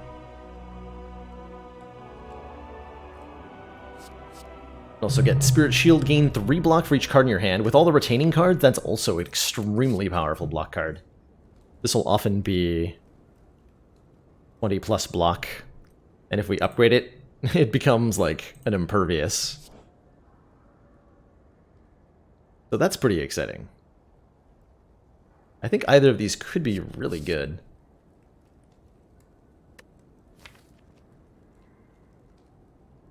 Does Vault power up the Windmill Strikes? It should, yeah. Because we're doing another turn. Oh god, Snecko-Eye? Snecko-Eye? Maybe? With a Vault? These are all 2 cost. Snecko-Eye says, at start of your turn, draw 2 extra cards, start combat confused. We have a lot of 2 cost cards. Protects. Strikes. Vigilance. Does Judgment power up with Strength or Stances? Nope. It does not power up with anything. Take a Snecko-Eye. Other options are Busted Crown for more energy but less choices, and more energy but less, or more enemy strength as well. So these are energy relics that would be nice, but they have strong downsides. Let's try the Snecko-Eye. It has no downsides. Ever. Never anything wrong that Snecko-Eye does. True story. So we do have 2 Wing Boots charges, so I don't have to start over here if I don't want to. Go to the shop, go like this. Jump back over here. Looks pretty good. Hit this store. Yeah, this looks fine. Definitely not terrible. Horrifying. Or atrocious. Right? Probably need to play the Miracle on turn 1 way more often now. So we wanted to answer the question, does Vault buy you turns for Windmill Strike to power up? Windmill Strike is currently deal 16.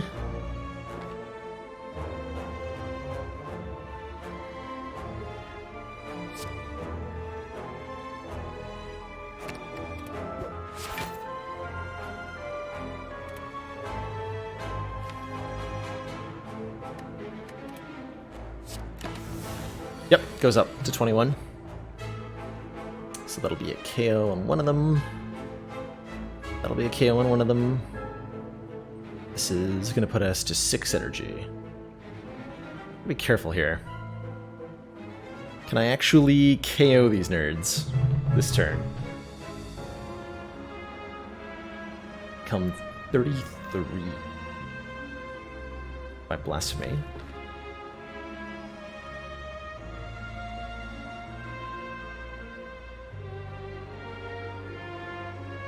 So do Crush Joints plus Windmill.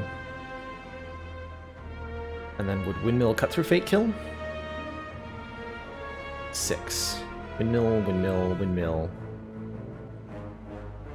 Cut Through Fate. Can't afford the crush joints then. But I have the miracle. Okay, so we do have the energy. Okay, I believe we have lethal. Sure hope so. Otherwise, I've made a grave mistake. Just the gravest.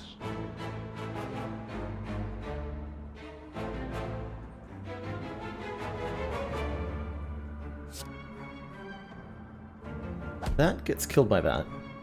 I've messed up my ability to crush joints. That's okay too. Windmill, windmill kills you. Cut through fate, crush joints kills you.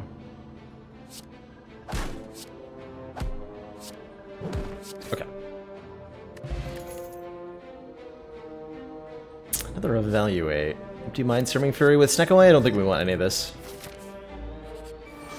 None of it at all. Who's this turn? Hello?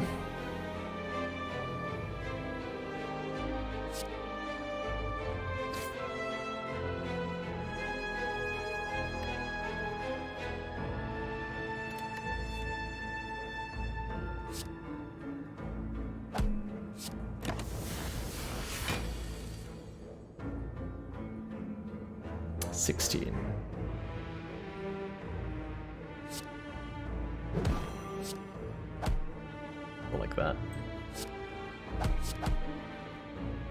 Alright, good fight.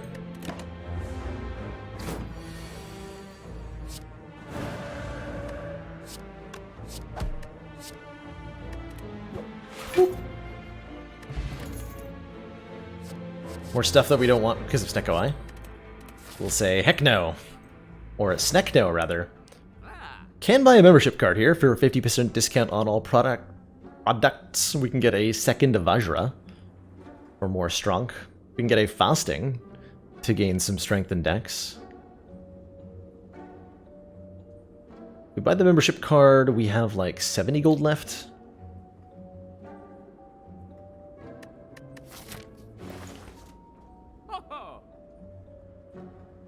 I think Blasphemy is still stopped by both Intangible and Buffer. And it does keep you alive if you have a fairy or a lizard tail, that's right. See, we're only at the start of this act. Let's grab... And we have a gold idol. Okay, I'm gonna grab the membership card, because I think it'll be ultimately worth it.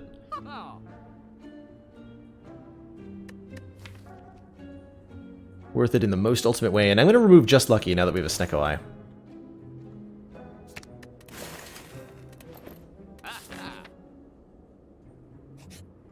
And I'm... kind of tempted to take 2 normalities, but I'm not going to.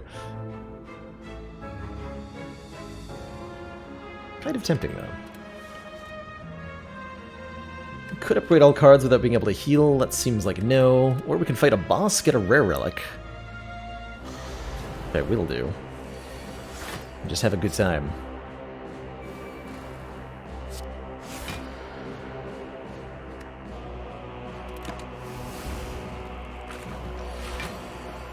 Rules a little bit out of date. We've replaced all our starting strikes with windmill strikes in this Watcher run here. And we cannot afford to play anything on this turn. Bit of an oof.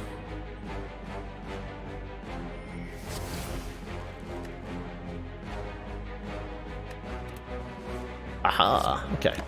Bought ourselves some time there. Most excellent.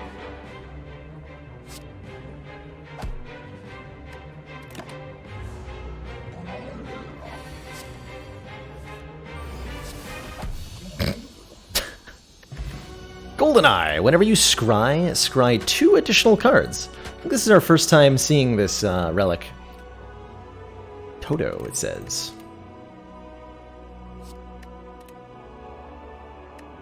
So that means that Cut Through Fate will now scry 4 and then draw a card. Wait, what happened? We punched the boss and it disappeared. So we have 1 GoldenEye, 1 Sneko Eye. Some fun heterochromia going on there.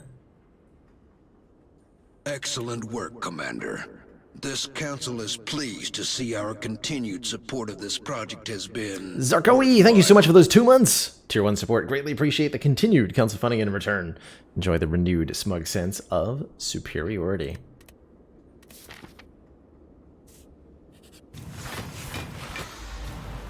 This could hurt. Thankfully, there's a vault. Yeah, thankfully there's a vault.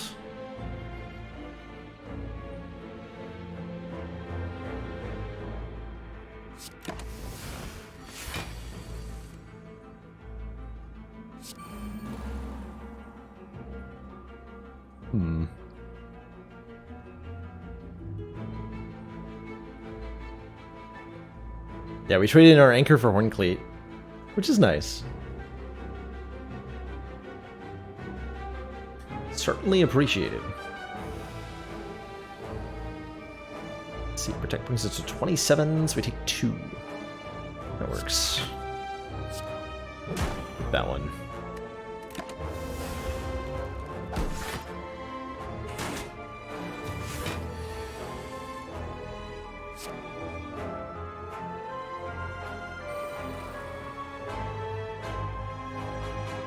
My Blaspheme would have 5 energy. There is no way that would be lethal. Okay then.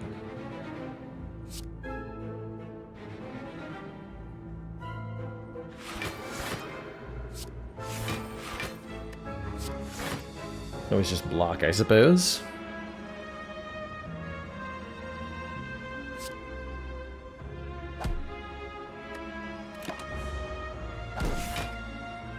Definitely stuck retaining too many cards some of the time. The Blasphemy and Vault equal instant death. Yes. You will perish if you do that particular combination of things. Be a bad time.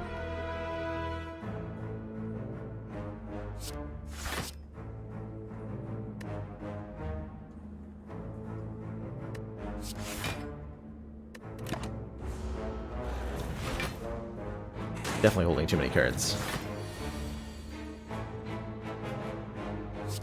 Alright, tell me Blasphemy kills. That deletes one, this deletes one, this deletes one. Okay, I think we're alright. So, Vigilance, Blasphemy, I end up with 6 energy. That's enough. Thank goodness.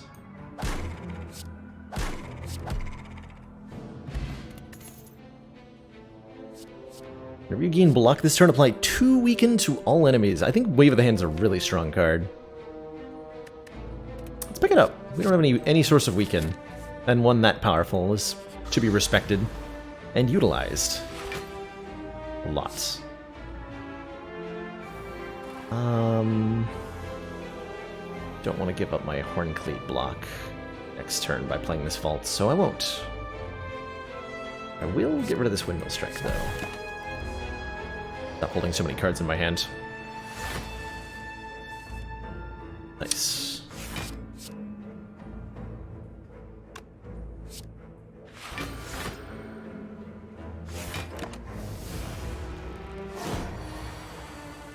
Okay, there's our Blasphemy. 60... Not enough, right? I don't think that's enough. But it should be enough in 2 more turns.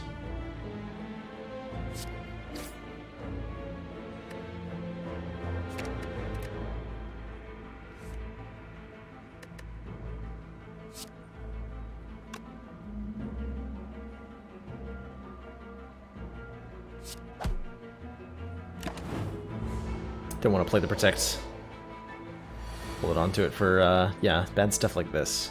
If I Vault, these are going to burn me, right? But I can evaluate Vault. Yeah.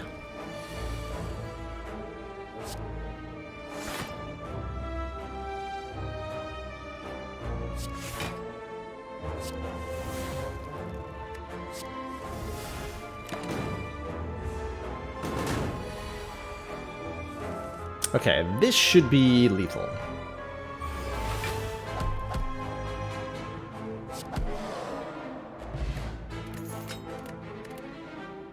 Third Eye. Scries for a ton. Give me that. Going to grab our recall now. And then fight the Burning Blade over here. Max Health Giant Head. It's going to require us to set up quite the turn. Presumably.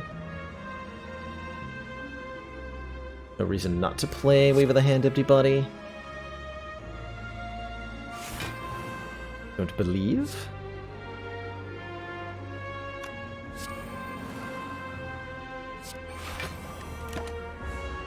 That guarantees Giant Head will at least be weak through the first attack turn. Which is nice. These one-cost Windmill Strikes are pretty good. And I think I'm gonna go Eruption now? That might be a mistake. But I'm doing it.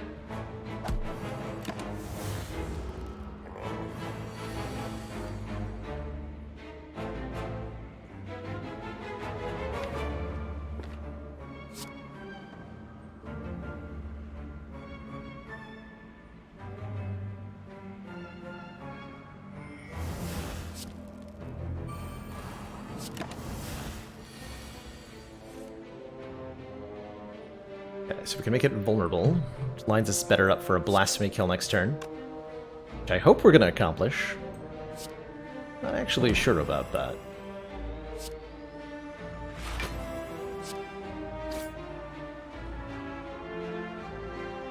What cards do I need here?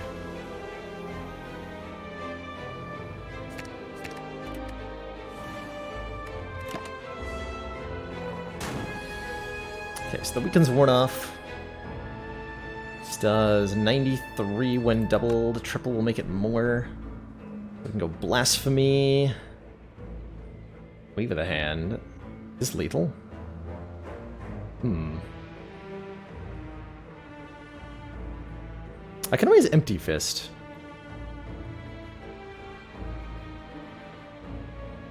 And we can stall for one more turn, but my enemy won't be vulnerable next turn. Still, I'm not convinced this would kill. Let's find out. I don't know if this is lethal. I hope it is, but it might not be. We've got... Oh, I've only got 6 energy? Oh, I'm so dead. I am so dead.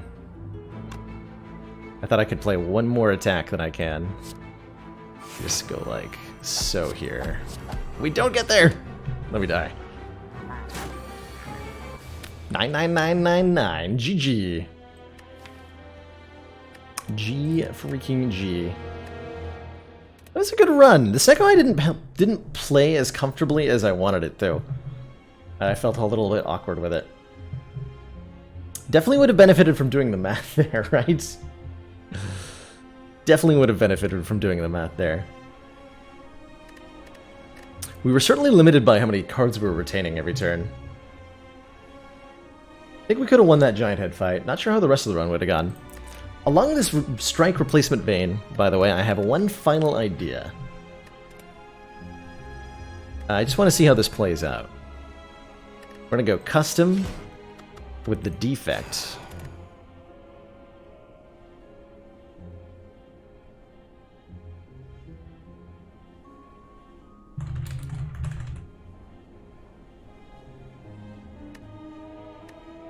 Ascension 15. The ending. Deck remove strike B 4 times. So can we win an Ascension 15 run if instead of 4 copies of strike we have 4 copies of Ascender's Bane?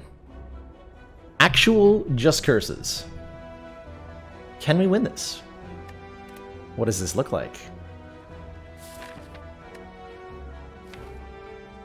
So our starting deck is 4 defends, zaps, dual cast, and then a whole bunch of curses that we cannot remove. But they do exhaust after the first time we draw them. Can we take on 3 elites? Maybe? That seems a little questionable. Let's see how our first combats go. We're gonna go fight 2 events, no matter what.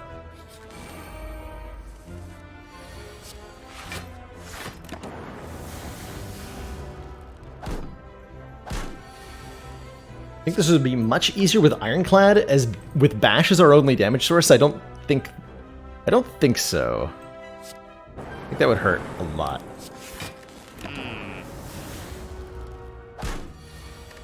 Can I please remove? Oh, here's what I can do. Deck remove Ascender's Bane. Deck add Ascender's Bane. There. That looks a little bit cleaner. There was a Meteor Strike run. It was silly. Ended up dying to the heart, as our Infinite didn't quite pan out. But I played Overclock a couple times too many. Probably should have removed that Overclock. See, Recursion lets us deal more lightning damage. Stack is pretty bad in a deck of this size. How about a Consume? What happens if we add Ascender's Bane with 1 upgrade? Probably nothing. I don't think this deck card doesn't have an upgraded form. It's not even a checkmark.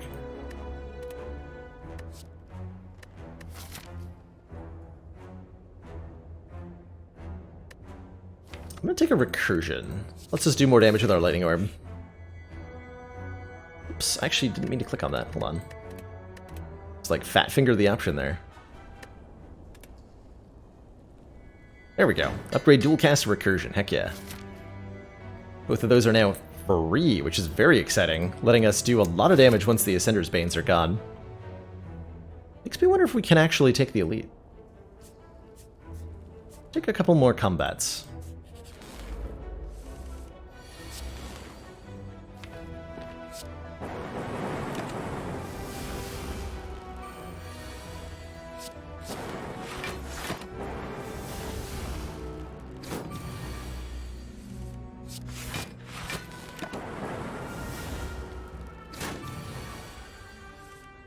Not a problem. Not a problem at all. Skim? Card draw seems real good right now. Let me update the rules here real quick.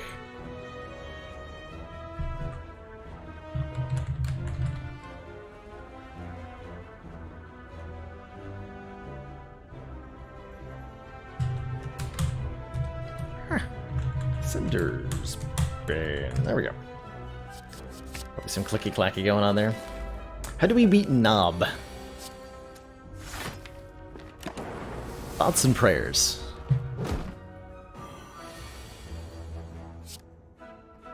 Many of both. How's it going, Benoit?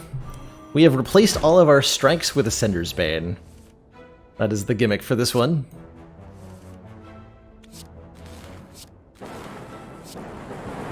It's working better than you'd expect. Berry in a bottle, that's a way to beat Knob. And a second Skim, also a Claw.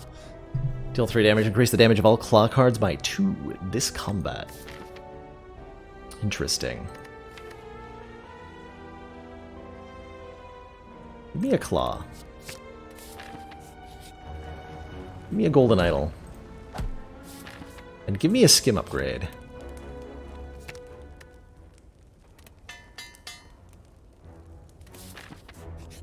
Okay, this fight might actually just kill me. We'll see. We will definitely see. Okay, next turn is going to hurt with a capital H. I would have much preferred Lagavulin.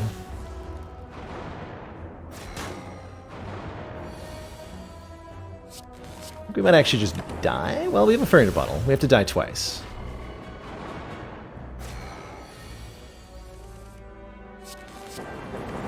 The random damage from the Lightning Orbs is what's really making this particularly ugly for us. Let's go for the middle guy, huh? So we end up dying here. Fairy in a Bottle reses us with 19 health.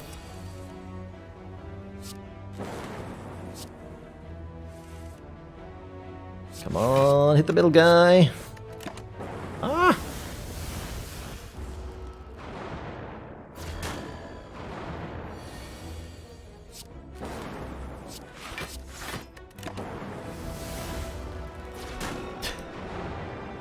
This fight goes very badly if you can't kill one of them.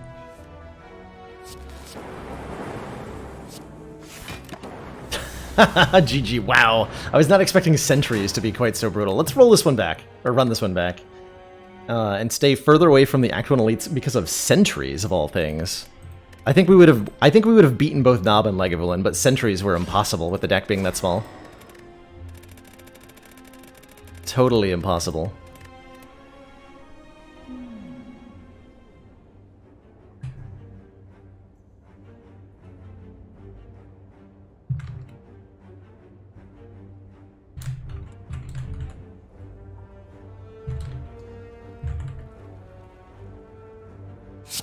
Five copies of Ascender's Bane. Take two. Take two. Okay, so less elites this time. Because sentries will kill us. Apparently. Or something with AoE damage might have worked. Or anything not cycling dependent, you know? 50% chance that we killed one of them there.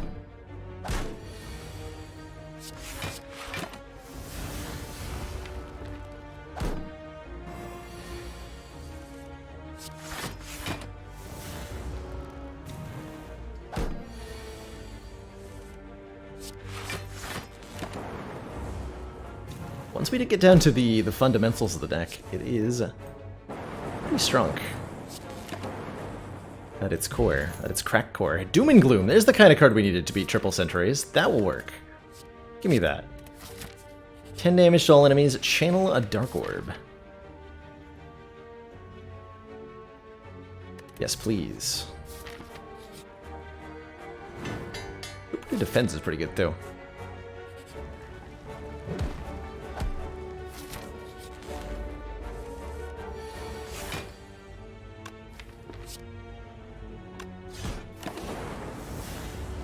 That was free money? It was also a free curse. Not sure that's free. I mean, we don't have a lot of downside to having weaken, but the dead card that we keep drawing is pretty bad. Lock Potion, I will definitely take an FTL. Hello World's kind of neat too, as a way to combat the deck pollution we're going to be facing. I'm going to go with the FTL. Have I learned my lesson from last time about elites? Nope. I have not.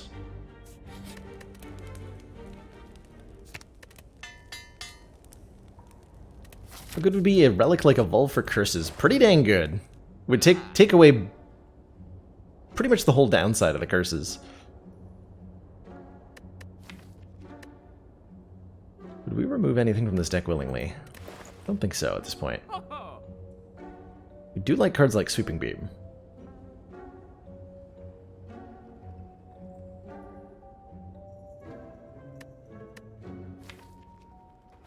Could like take defense if we're replacing them with better block cards.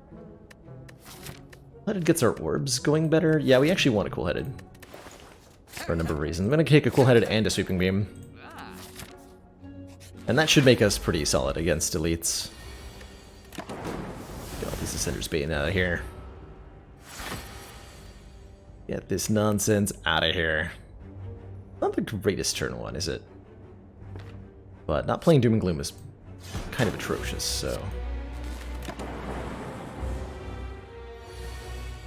So we want to play the Defend Plus first, so that goes into the draw pile before we shuffle. So we can draw it again.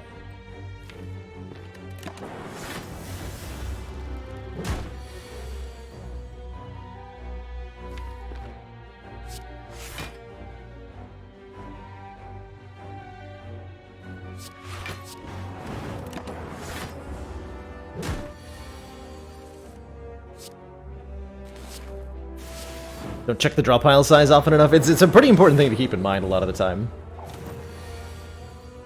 I think. 13 plus 6. Perfect. Okay, that went much better than last time. Preserved Insect makes all future elites have 25% less health. Still, Chaos can play the top 3 cards of our draw pile, and more sweet offensive cards to add to the deck. We can take a second Doom and Gloom, or a Darkness to go with the existing Doom and Gloom, especially if upgraded, is pretty nice. Or we can take another FTL just for some free damage. I'm thinking the Darkness is going to be the play here. The way the upgrade synergizes. Grab a Dreamcatcher if we do have to rest, which I feel like we will. We get to add a card.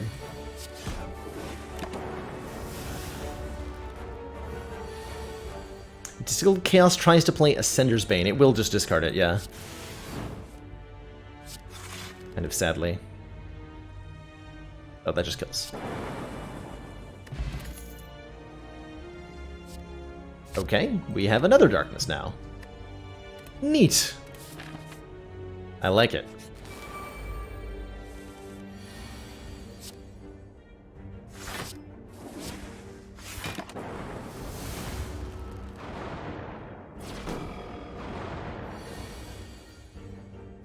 Okay, I'm thinking about using the Distilled Chaos here. We should play FTL first to draw a card. Okay, yeah, we're gonna play Distilled Chaos. Try to hit like Doom and Gloom for free.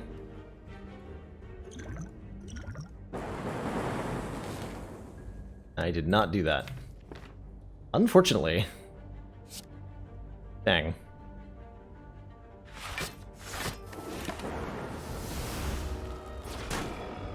At least Doom and Gloom just wipes them all out.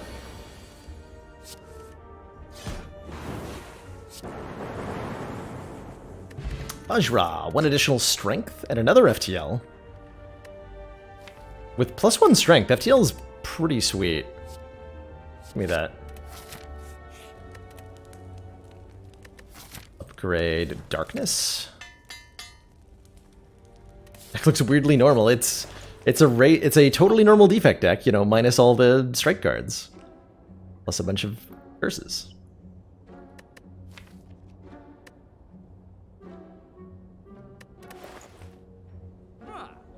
Truth of the matter is, once you're out of Act 1, you're pretty much ignoring the strikes anyway, right?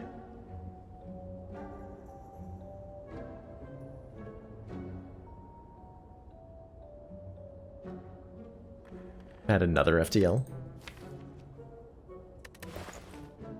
I'm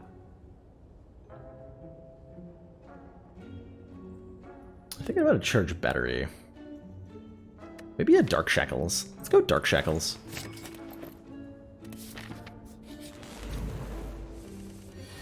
I like to live in a world where I don't have to rest before Slime Boss. I don't think we live in that world, though. I did like the charge battery. I almost bought it. Even. Almost.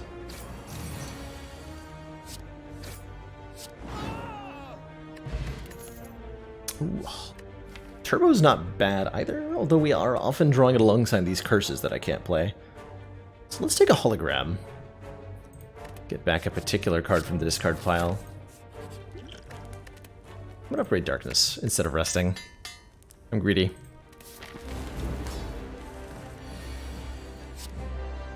Okay then? I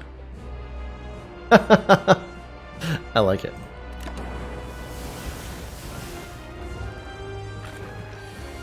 I like it.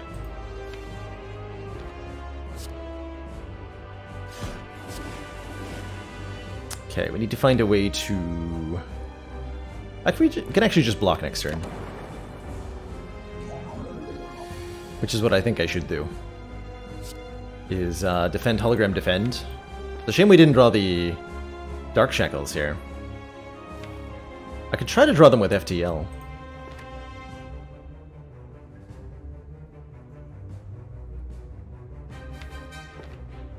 Or I could Darkness, hologram, dual cast.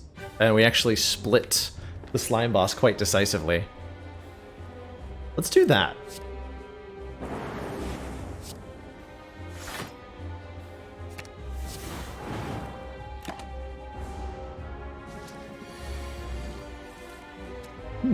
Should I have done that? Starting to feel like the answer was a no. Not dead though. Are we? We block for 13, so we take 5 plus 9. It's not lethal.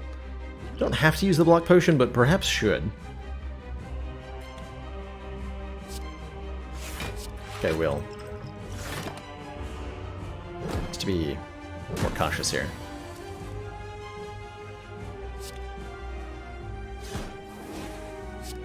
Just casually delete one. And casually delete the other one. GG.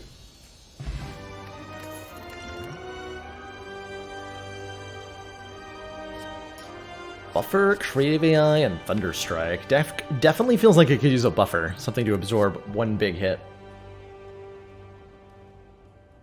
But if I could replace all cards in my deck with the Sender's Bane, that's brilliant Jibses.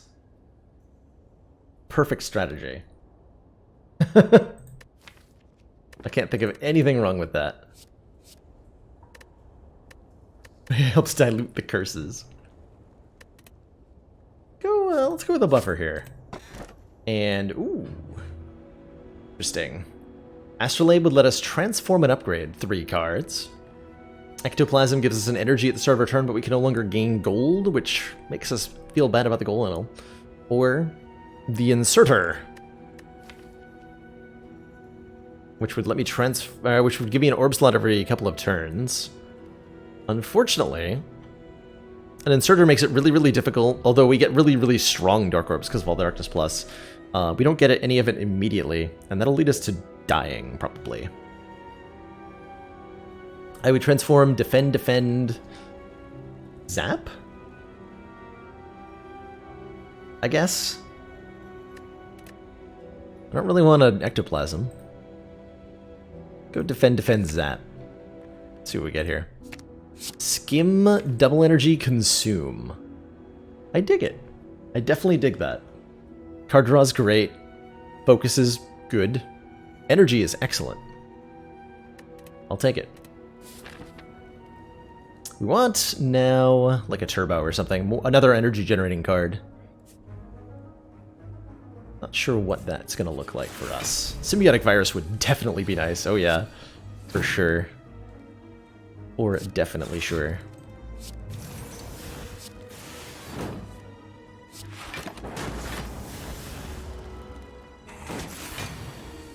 In any fight where cycling matters, we'll find ourselves doing pretty well.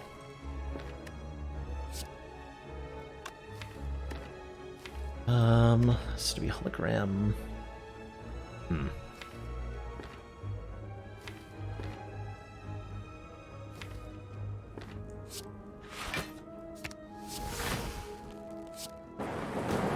One? No, take none.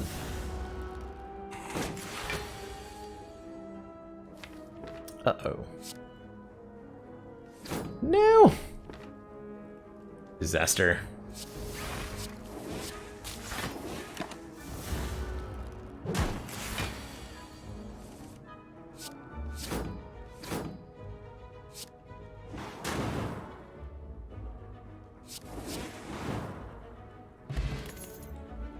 Take a charge battery. We're a little thin on the blocking, so, and we're a little thin on the energy, and charge battery helps with both of those things reasonably well. Oh, we're still gonna die to these nerds, but there's no way I'm gonna let them have my money. You think I'm gonna let you have all of my money? Got another thing coming. I think I have to charge battery here. Playing Darkness is tempting just to get our orb slots full.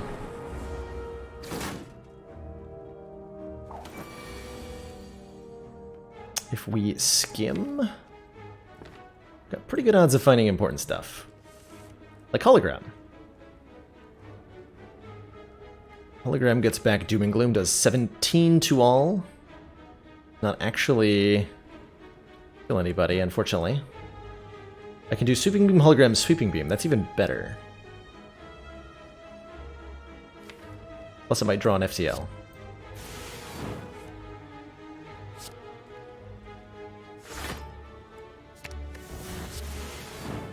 It did not. Dang. But we did get Bear with the Lightning Orb, so it all worked out. It was definitely a painful encounter. We have the red mask to provide us protection on turn 1. And we have, if we want it, I think taking a cold snap's good, actually. Give us more avenues for frost orbs. Now we're talking. Turbo, Echo Form, card removal, all for 1? What does all for 1 get us? Just the FTLs? Just the FTLs.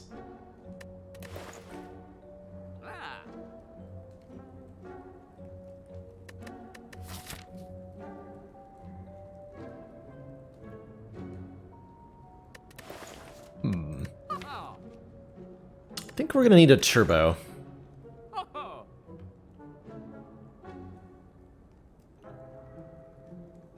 If I was gonna remove anything, it would be nothing. I can't remove anything.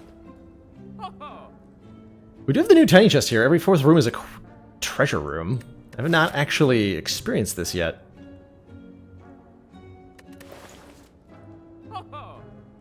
But I think I have to buy the turbo if I want to live.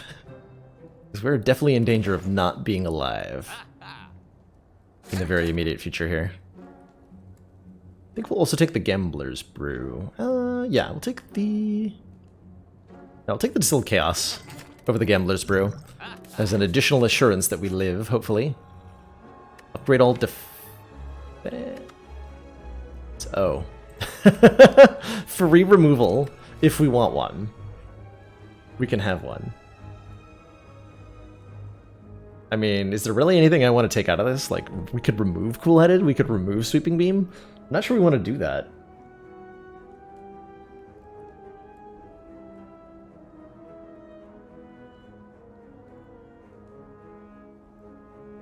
Those FTLs are quite helpful for the moment. I'm gonna just not. The truth is always simple. Costs us 21 health. I'm gonna do it. Get a Dreamcatcher. Give me the book. Enchiridion. Start of each combat, add a random power into our hand, which then costs 0. And I will think about I'll take a Steam Barrier. 0 cost block is pretty helpful. We're gonna take an event, and then we're gonna fight this elite, and this might not go well for us, but we're gonna do it. Also, I got a free creative AI, so that's nice.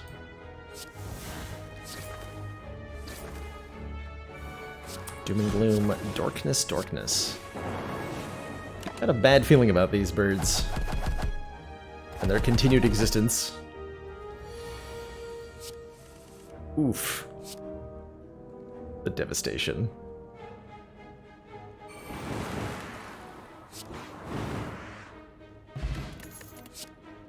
Bias Cognition, gain 4 focus. End of your turn, lose 1 focus. Basically always yes to this card. If you have any amount of orbs in your deck, you should pick it up very much immediately. Get to full block and play Doom and Gloom. Brilliant.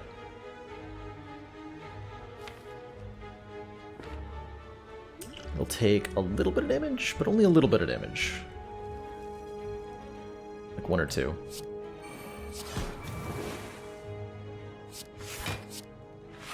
And then we have a 50% chance of taking none here. Got him. Convenient.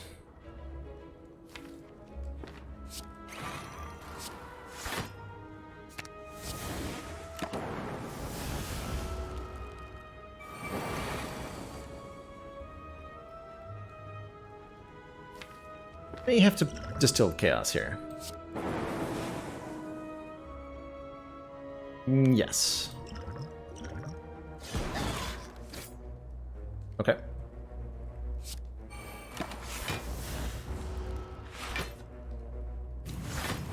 Bottling double energy would be good? Probably, yeah. Sounds like a thing that would be a good idea.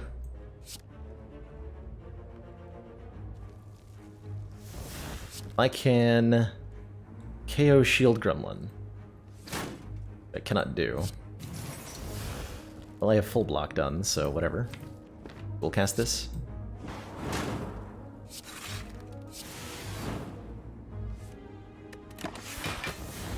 Alright, good fight.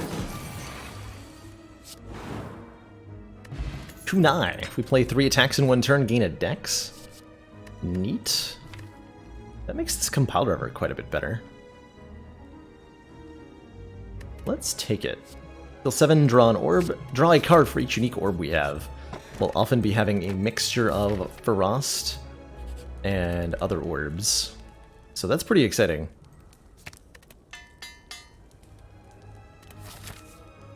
Draw me like one of your French orbs. 3 apparitions. This deck would love to be a Spooky Ghost, I think. I'm Spooky Ghost now. Didn't have that many hit points anyway, so it's not like we lost anything, right?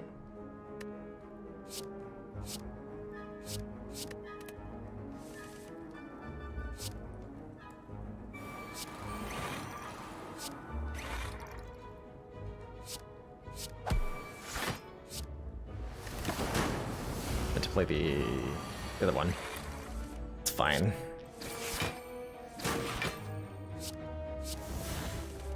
Not draw any apparitions. Kind of impressed with that.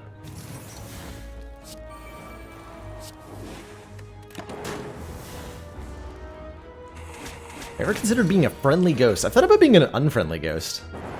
That close enough?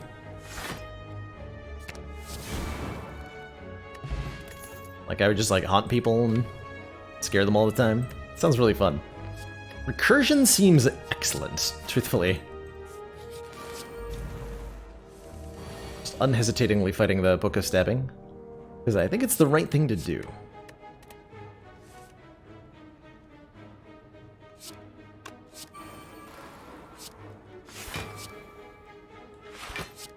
We go Darkness first. Okay, we're gonna need a Dark Orb kill pretty quickly, or things will get out of hand, unfortunately. Nice. We want to... How do I want to do this? Keeping that Frost Orb feels important. I can go dual cast, then consume, that way I don't lose an orb. Dual cast, consume, defend, 4 energy, then Doom and Gloom.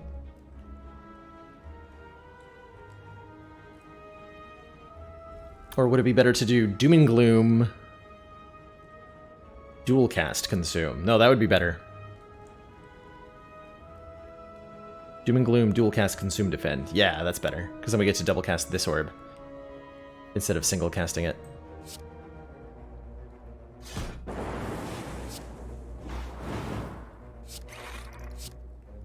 We'll also use our skill pot here. I should have done it earlier, obviously.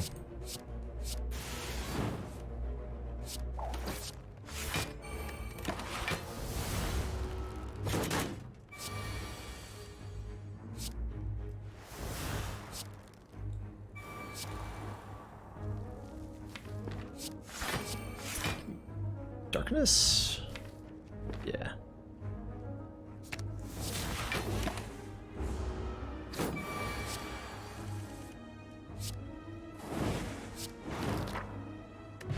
Lantern gives us extra energy on turn 1. That'll go well with the gambling chip. We want another cool-headed. Or Frost. Yes. The whack, you were knocked unconscious. Oh my.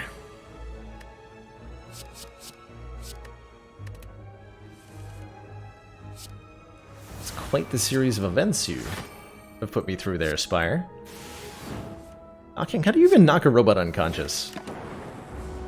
Someone explain this to me.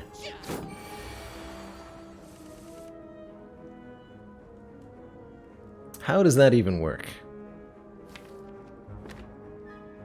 Let's see, consume plus bias cog. Can I get a kill here?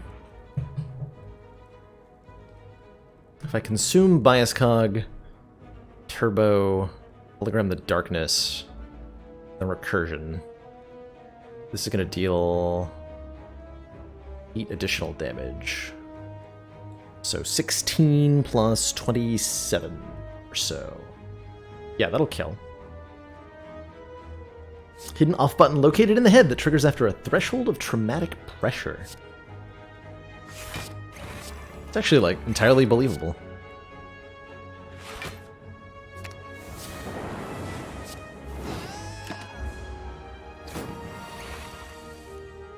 Booped him in the off switch. Basically. Update Windows. Victory. We can toss that into the discard pile. Along with a bunch of other stuff. Our goal here is to defeat the Gremlin Knob. However, that might be reasonably accomplished.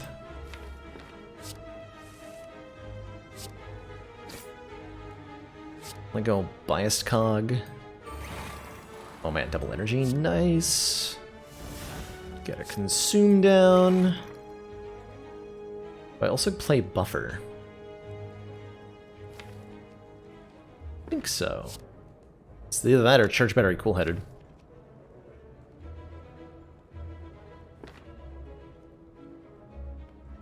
Ton of focus here.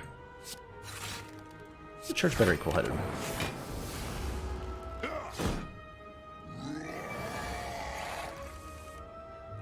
Convenient.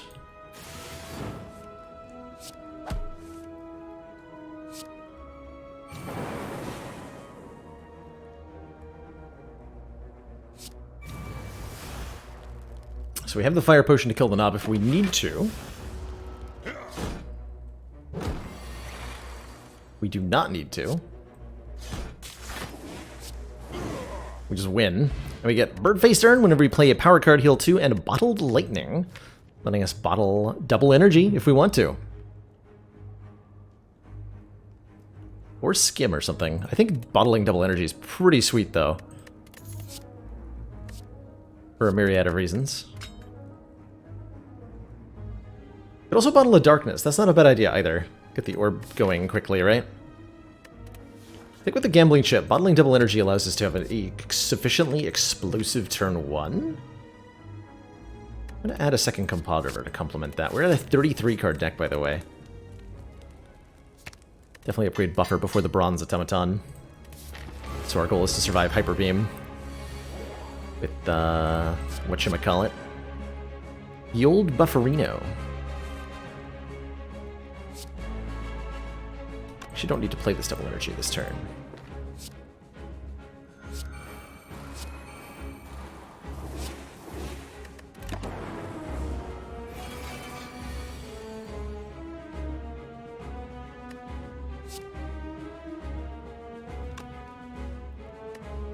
Softlocks, if you open another window after selecting the bottle. Really? Never heard of that. Neat.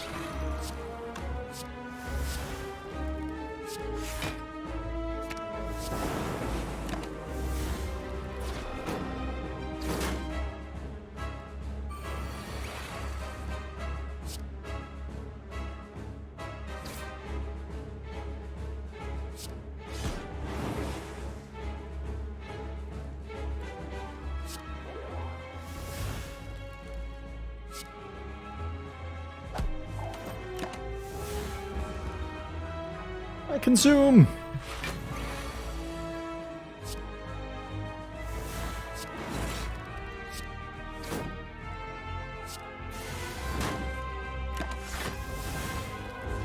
Okay, so we have buffer in place to survive Hyper Beam, so we have time.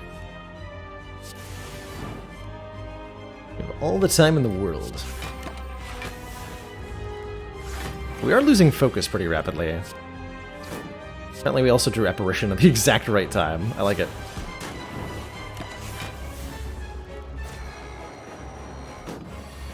Okay, we need Recursion to do some stuff for me. Good.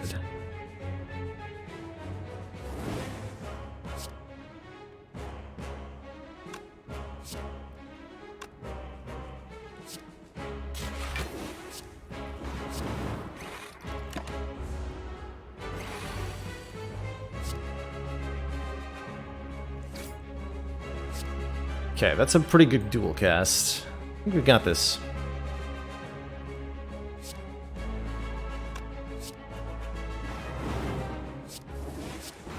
Indeed we do. GG. Second bias cog. Hold on, creative AI with Mummify or with a Bird Face turn is infinite healing, right? That's full 32 hit points in any fight.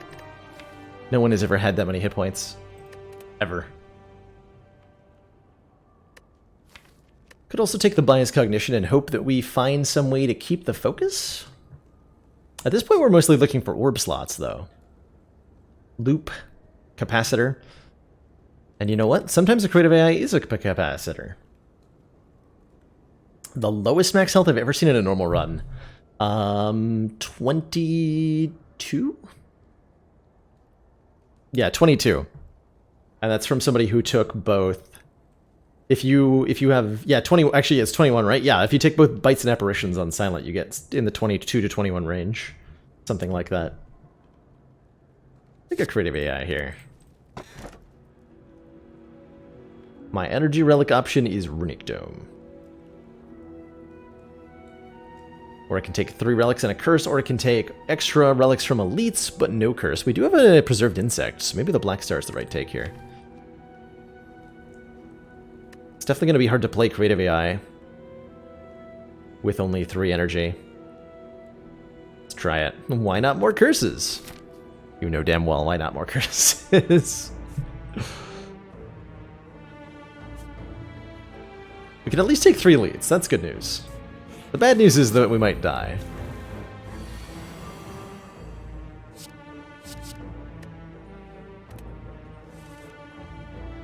But if not dying's not part of your concern, then I'm sure it's fine.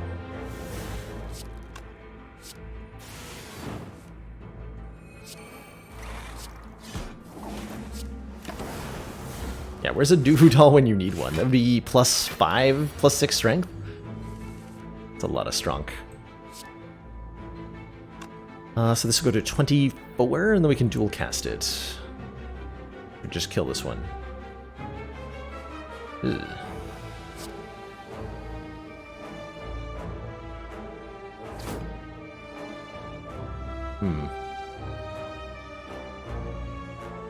I can do buffer, defend, and that'll full block. No, I can't. Oh god. This turn looks bad. Turn looks really bad. Defy Darkness. Fire Potion, dual cast. I might be able to take 9. Yes. This. Okay. That's more reasonable. 4 months of support. We are extremely impressed. E of Pie, thank you so much for those 4 months. Tier 1 support, greatly appreciate the continued council funding in return. Enjoy that renewed smug sense of superiority.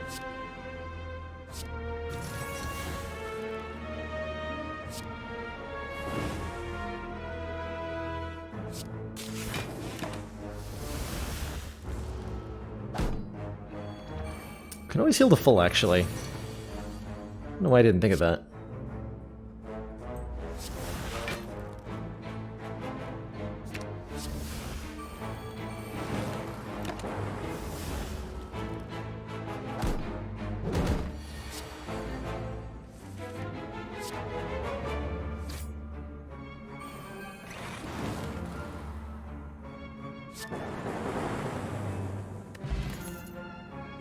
Equilibrium.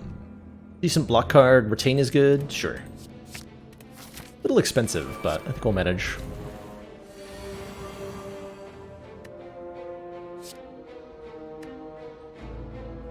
What is this going to be? Double Doom and Gloom turn? Double Doom and Gloom turn.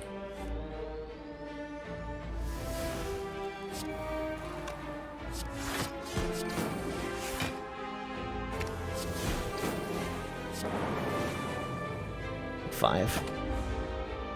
We should be able to heal up pretty fully. Though.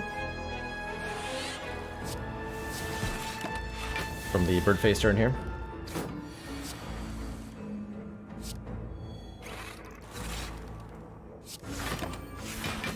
So if Silent takes Gold Mantle from an Act 1 for max hit point loss, you lose 6 to 59, that's right. Bites and Apparitions go to 21-ish. If you want to go like full low health,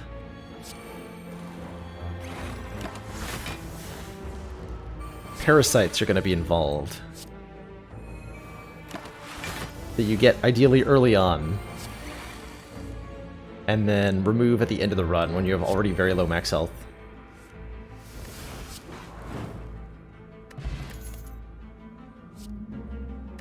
3 cards, I'm in. Actually, is Heatsinks appropriate? This deck is huge. Well, because then I haven't been able to remove any of my strikes.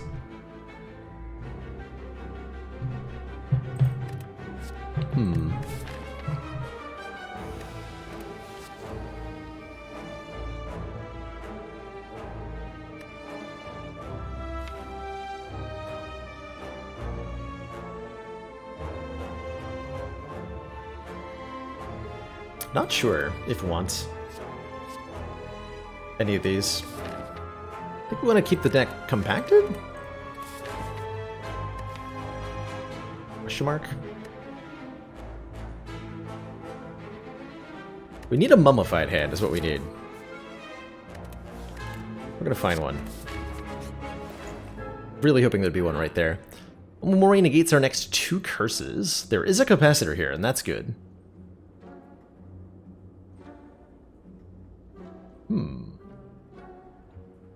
Also a Core Surge. We have a real copy of Bias Cognition, right? Yes. Okay, so we probably want the Core Surge. I could even bottle it, but that's not necessarily good. Not necessarily good to bottle it. We do want Capacitor, we do want Core Surge. That's for sure. Do we want Leap? Or do we get so many Banes? We try to run where we replace our Strengths with the Sender's Bane and see how that plays out. It's been pretty interesting so far. If I was going to remove something at this point... Nope, I still don't think there's anything I would like to remove.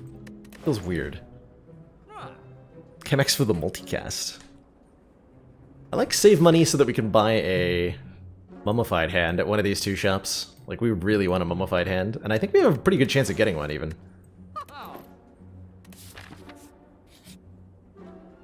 Time to spin the wheel, he said, about to make me regret not buying an Omomori. Damn it. Should have bought the Omomori. Looks like we won a curse. The keys to a brand new curse. Wow. Amazing.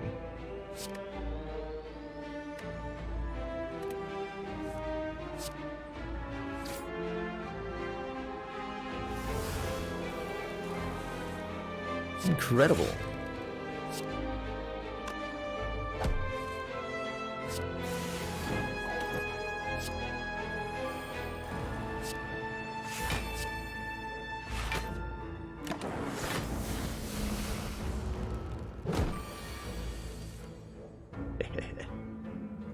Let's try, nerd.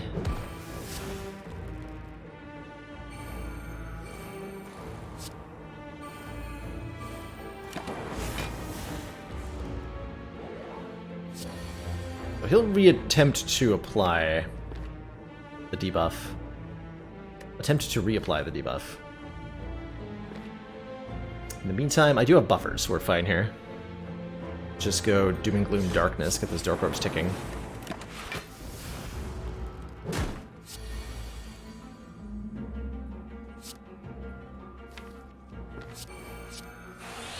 Ooh, did not want to draw Apparition there. That's fine.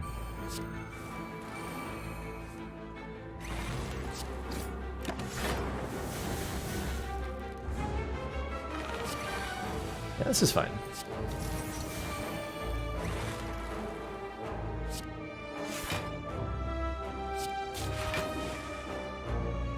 Take 10. Buffer the little hit here. Still have 1 buffer charge.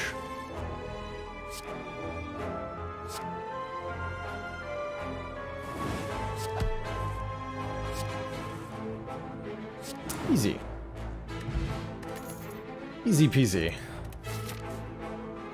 Alright, we got a Black Star, we gotta fight some elites here. Reptomancer? Ooh, that's terrifying. But I like this turn 1 quite a lot.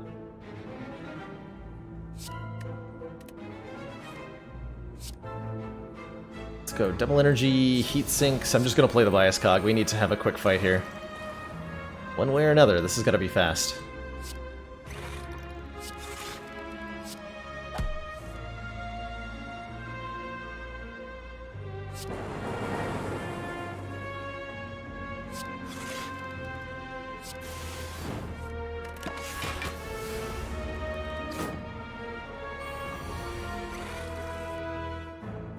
You start a room with a wheel and you can get a relic as a reward. Does it get removed from the pool only when you get a relic as a reward or after entering the event? Only after you get the relic, I believe, Yudapa. So you're asking if a relic gets removed from that room regardless of whether you roll the relic. I don't believe it generates a relic. Oh, I'm in trouble. Actually, we have so much card draw this turn. We're fine. We're fine. Thanks to heat sinks. Ooh, order though.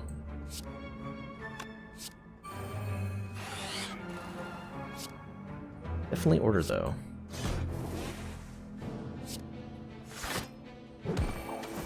Still order.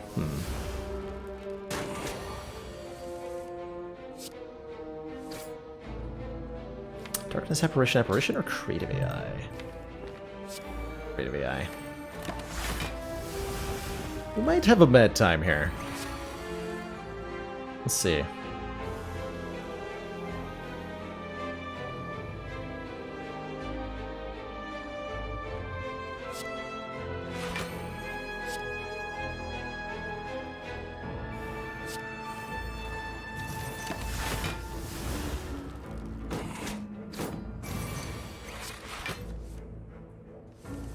Convenience. Yeah, we gotta move this Dark Orb to the front. Immediately.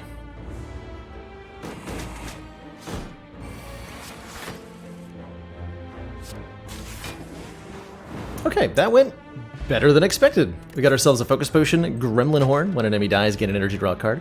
Centennial Puzzle to draw more cards ourselves, and a free recursion, which I am super excited by. I am not super excited by this combat, though.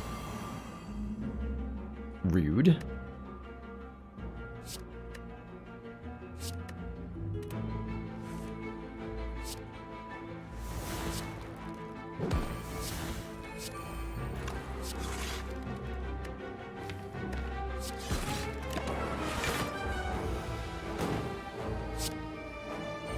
Yeah, the difference to Unify is that the shop is generated when you enter the space containing the shop, whereas the event, I don't believe, is generating a relic until it creates the reward screen.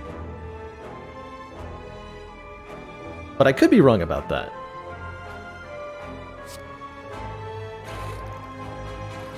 I will freely admit the possibility.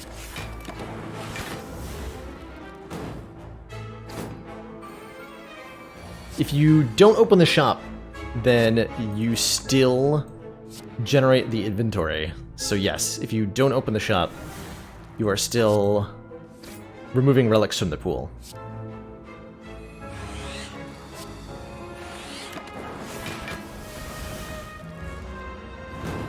It's a good question if chests generate the relic. That I don't know. How many capacitors can I get in one fight?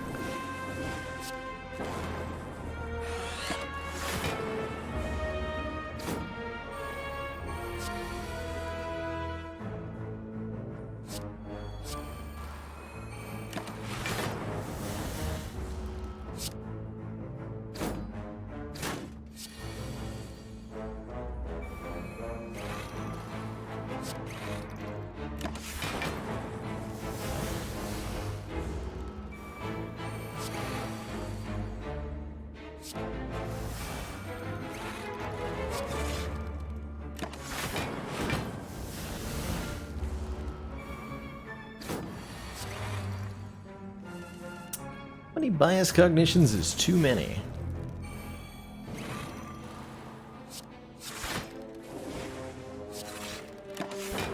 No such thing, right?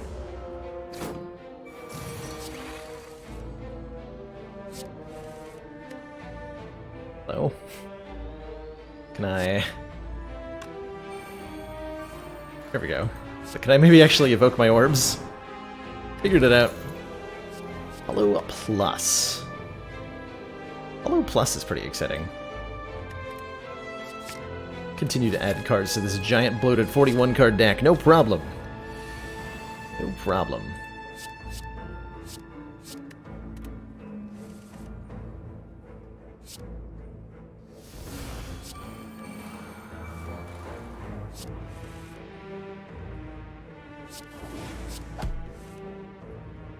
I'm not gonna play Bias Cog without the thingy on this one. Just to see on the map are fixed with the loot when starting a game and get a seed. Yeah, all the chests have the same item in them. That's true, Aggressive Rot. The question is whether opening the chest or not opening the chest makes a difference in the next relic you see. And that's the one I don't have a definitive answer to at the moment.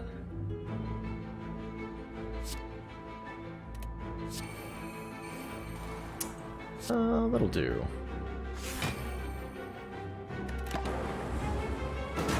Bit painful. Great time to have drawn Apparition.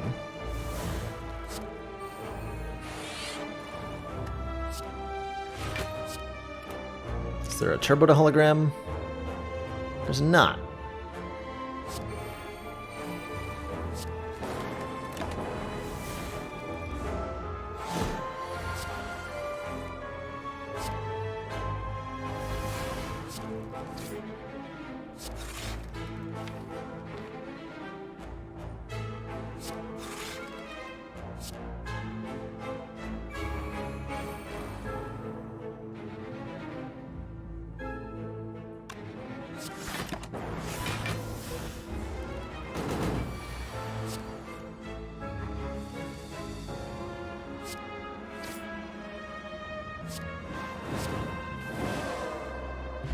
Pocket Watch. When we play 3 or less cards during our turn, draw 3 extra next turn, and the Unceasing Top draws cards if we have no cards, so whether we play a few or a lot, we have card draw now.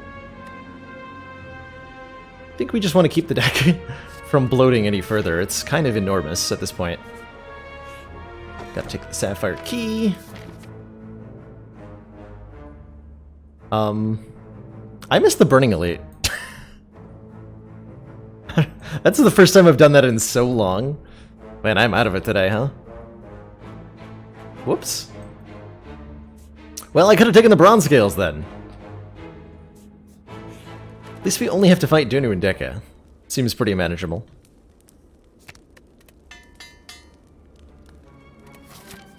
Don't think we can add... Can I add key? Oh, I can! I might have to do that. You mentioned it a while back. I completely failed to notice. Might just cheat. Might just cheat to go to the heart. See if this deck can beat it. Definitely gonna grab a membership card because it makes everything half discounted price. Potion is the duplication potion, playing our next card twice. If I cheat by warping to the Burning Elite Room, that I don't know how to do, actually.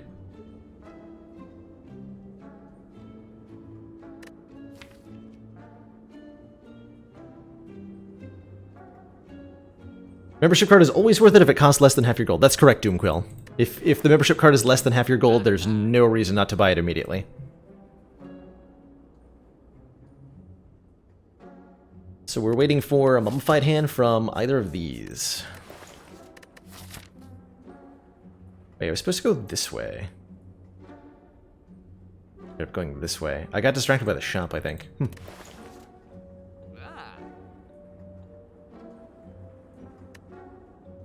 Don't know of any way to restart the act. Might be possible. Sure, let's just go.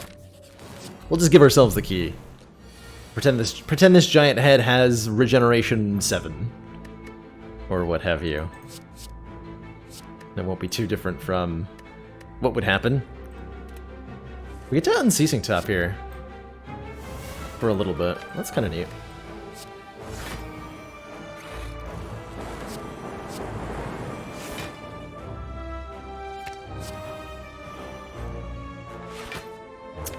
It's not going to work very well, is it? We have so many Ascender's Banes. Did work out.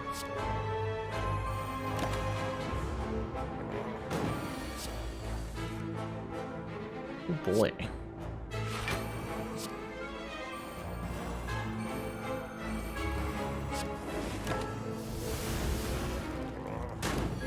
Three.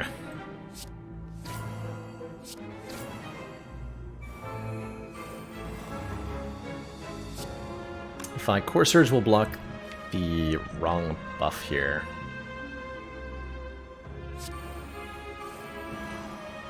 Ooh, now we're gonna lose our buffer. Unfortunate.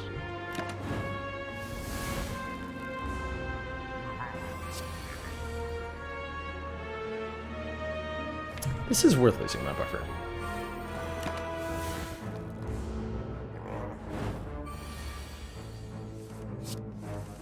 Pretty good shape now, except for the part where I am incapable of not dying.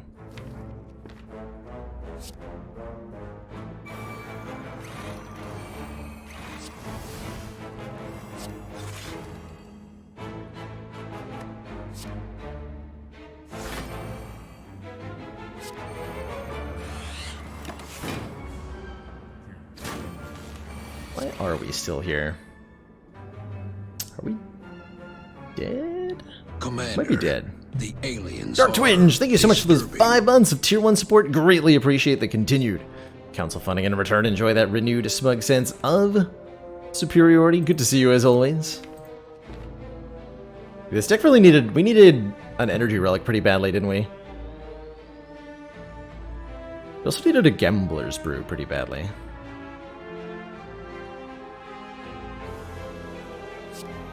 Let's see, that should keep me alive, though just barely. Perfect.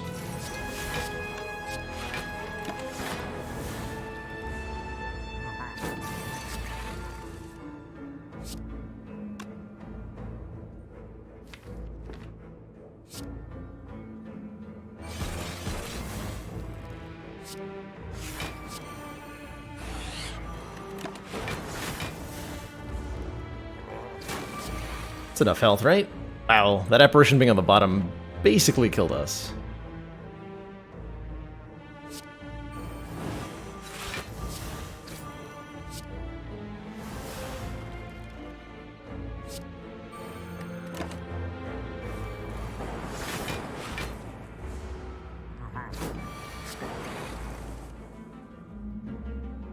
Is there any way to evoke that?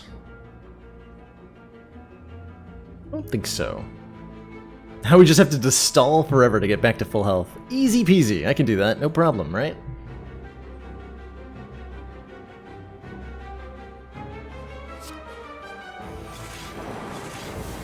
With 2 stacks of Echo Form, so I can double Cold Snap. We're 1 energy short. Or 1 energy short. Or 1, Dang.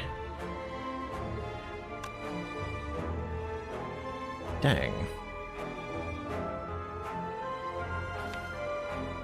Unless I draw a lot of cards.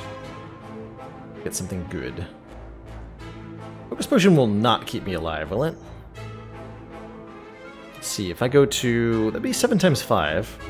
If I double Cold Snap, 7 times 5 is 35, plus another... Oh, that'd be enough. That's actually enough. I believe. Yeah.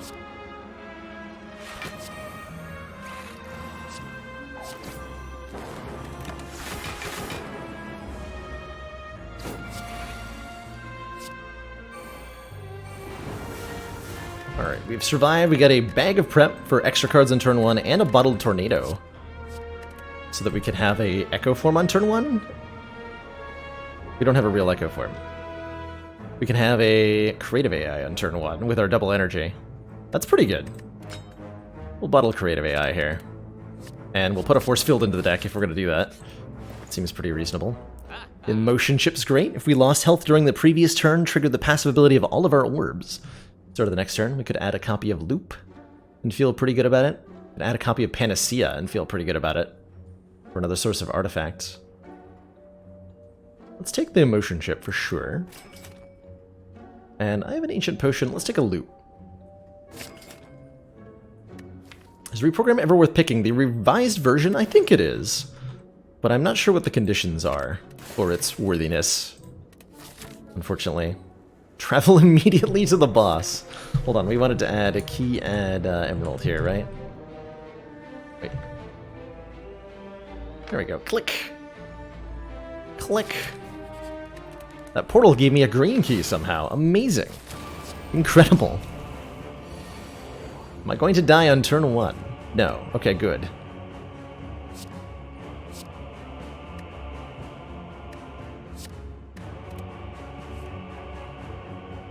Exclamation point cheater. I've got no clue what you're talking about. Never cheated a day in my life. Never happened.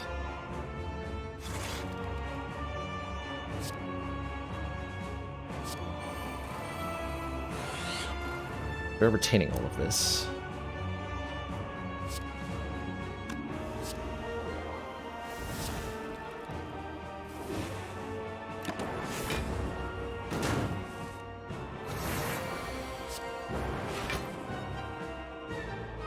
Spooky ghost apparitions.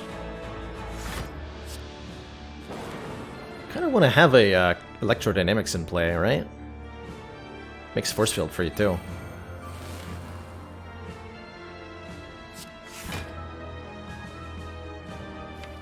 Can I just get away with this? I think I can.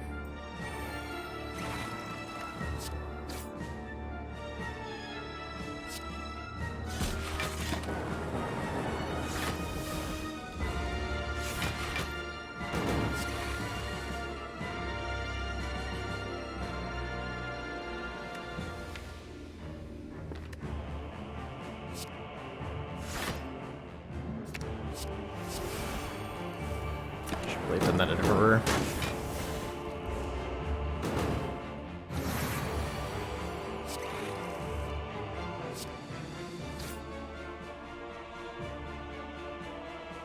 Okay, so we want to turbo and start playing powers. Okay, we'll draw. If we play either of the other powers, we'll draw the other apparition. So let's do this then.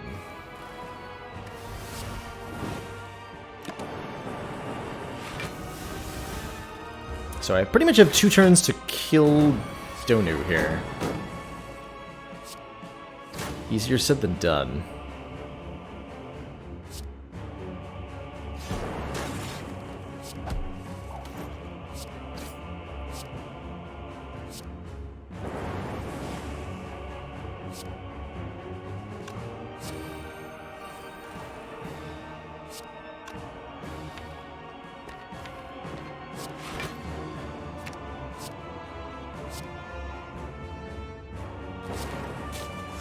Okay, we have a Dark Orb in front with being looped. Hopefully that's good enough here. Looks like it is. And even hologram and dual cast it. Or recursion it.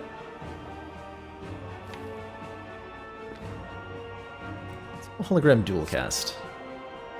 By hologram dual cast, I have 1 energy left. I have 2 stacks of buffer. Okay. In that case, you know what? I'm gonna hologram recursion. Oh yeah, definitely. Look it on, Deca.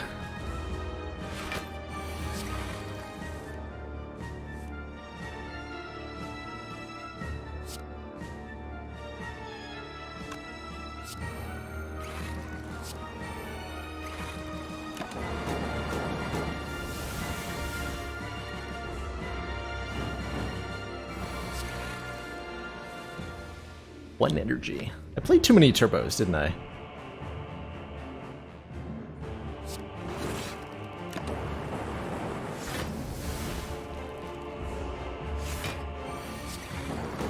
It's alright, we got there. Recursion Dualcast. GG Donu and Deka. Wondering what a creative AI run on Watcher would be like. Oh, that's an interesting idea. Lots of Divinity stands. I think it would entail. We have Full Health, Liquid Bronze, Ancient Potion. We can upgrade, probably Loop. He's the reasonable choice here. Though there's other options that are just fine as well. Can buy literally just Hologram. And I'm not going to. 42 card deck is obviously ideal. Obviously. Okay, that's a kind of a sketchy turn 1, don't you think? Really like that very much. Give me Apparition or something. That's good enough.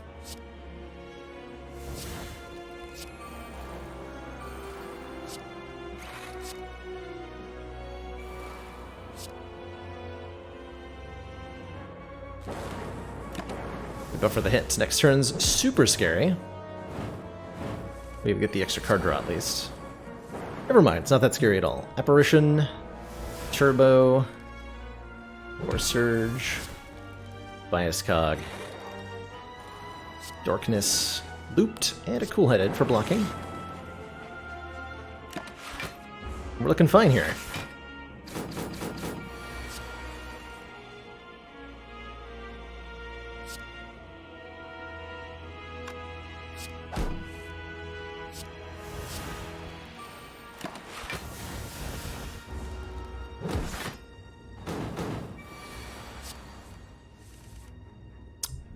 Beautiful.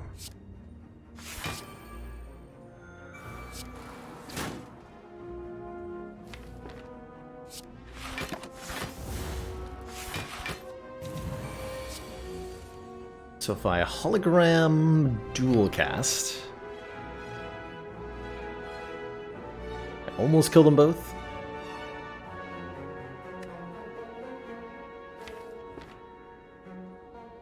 Almost.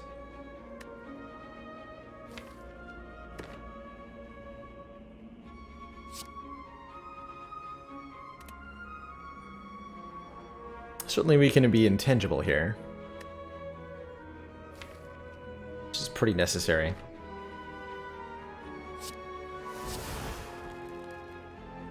If I just play Darkness. Dualcast will bring this guy to exactly 30. Okay, that's pretty easy to deal with.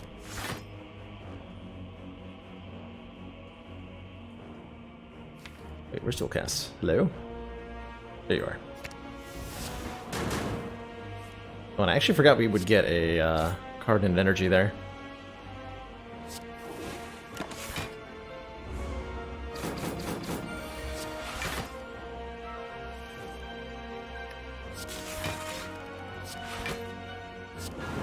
Alright, not too bad. We get the Ornamental Fan and the Nunchucks, both relics based around playing attacks, which we don't really do. But, you know, it's nice. It's appreciated. 4 months of support. We are extremely Zavanavaz, we are extremely impressed. Thank you so much for those 4 months. Tier 1 support, greatly appreciate the continued council funding. In return, enjoy that renewed smug sense of superiority. 3 buffers is pretty dang strong. Oh my. So double energy will cause me to draw 3 more cards. Unfortunately, we drew an Apparition. It's bad. Nothing I can do about that either.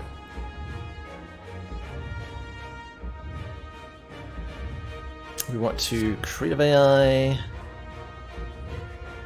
For sure. Consume for sure. I think we only play 1 buffer.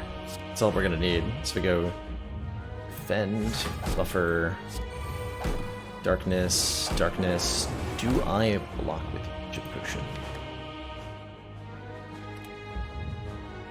Get the multi-attack first. We might just die if I'm not potted. We're just gonna hope. Hoping sounds great. Good. I unfortunately can't play any of these cards, or I'll die. But you know, this is good. We get to trigger Pocket Watch next turn. Yeah, I'll lose my buffer stack if I play any of these. Guess it would have been nice to play the other buffer last turn instead of a darkness. Dang. Beep. Nice turn for Dark Shackles, though. Can't hologram the the thingamajig. Yeah, Echo Form, because it wasn't upgraded. Fine to take a little bit of damage. Nothing wrong with that.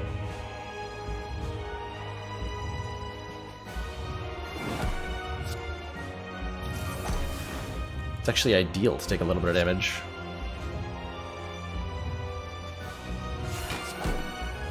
Because then it triggers the emotion chip.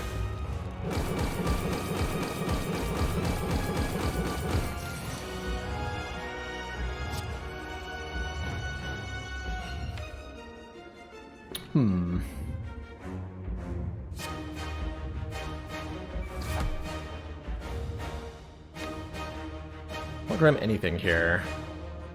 Do some damage with recursion. Not good enough.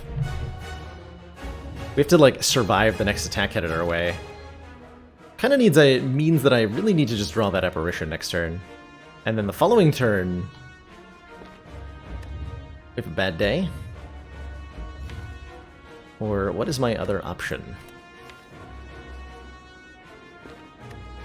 What is my other option?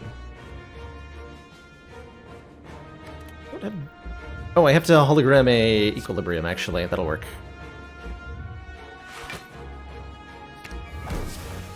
This works, because then I can hologram the other apparition. Stay alive for a bit.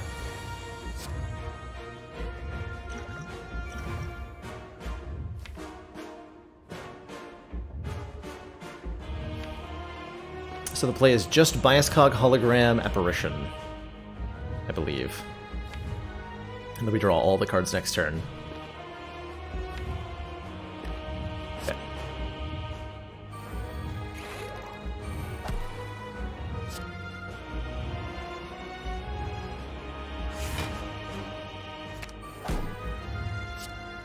We'll do that buffer.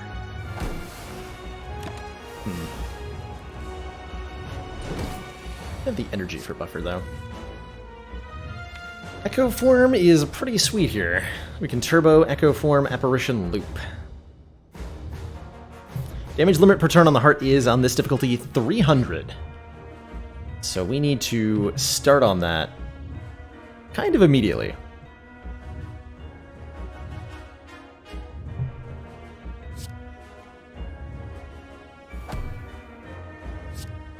We're also going to take a ton of damage from this multi-attack, even though we're intangible. This was going to hurt. Playing Loop or Capacitor? I think we're playing Capacitor.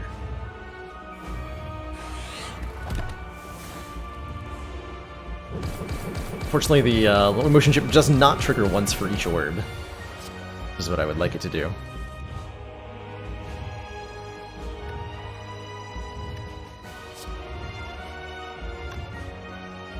Okay, we're gonna have to get the big attack first, I believe.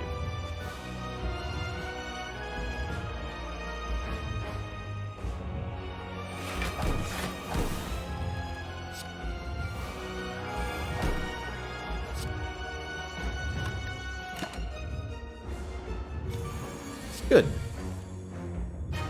So I can recursion twice. No, I can't do that, because that'd be disastrous. I'd lose my buffer if I did that. And I would die. We have to play a block card first. Then we can play other stuff. Static Discharge is going to let me win this, I think, if I do it right. So we have to do Charge Battery twice. Yeah, Charge Battery twice. For sure. Definitely recursion. For sure. Definitely static discharge at least one time.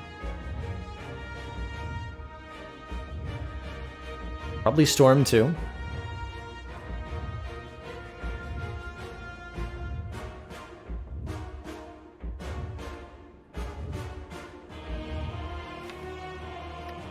Storm static discharge.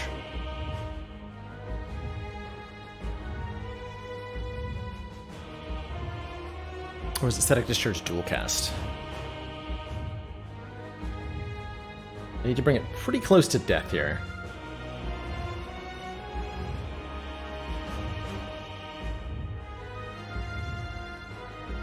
Dual cast evokes the Dark Orb immediately.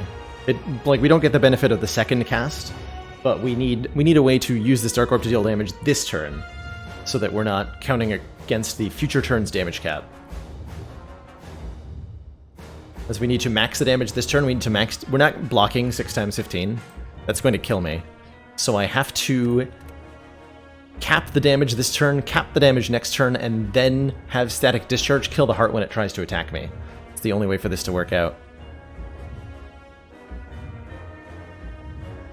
So I think I have to go dual cast static. And I'm not sure if that's going to be good enough.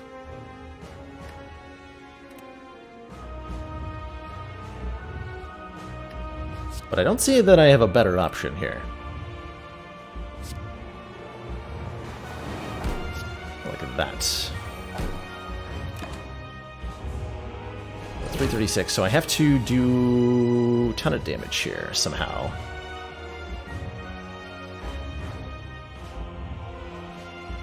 Looks like we're just shorts, probably.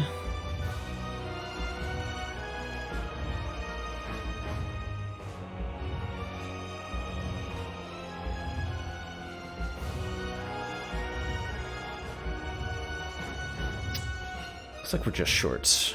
We don't actually have enough raw damage this turn either. Damn. What I needed was hologram?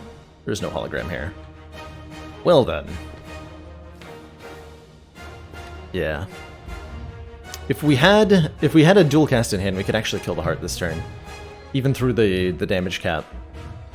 Because the Thorn's damage counts towards the next turn, not this turn. Actually, maybe I can still do this.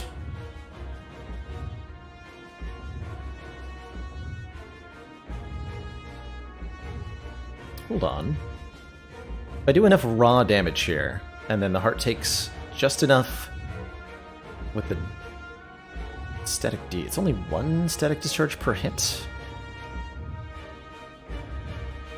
Have 8 focus. So Frost Orbs evoke for 13. Not a good number.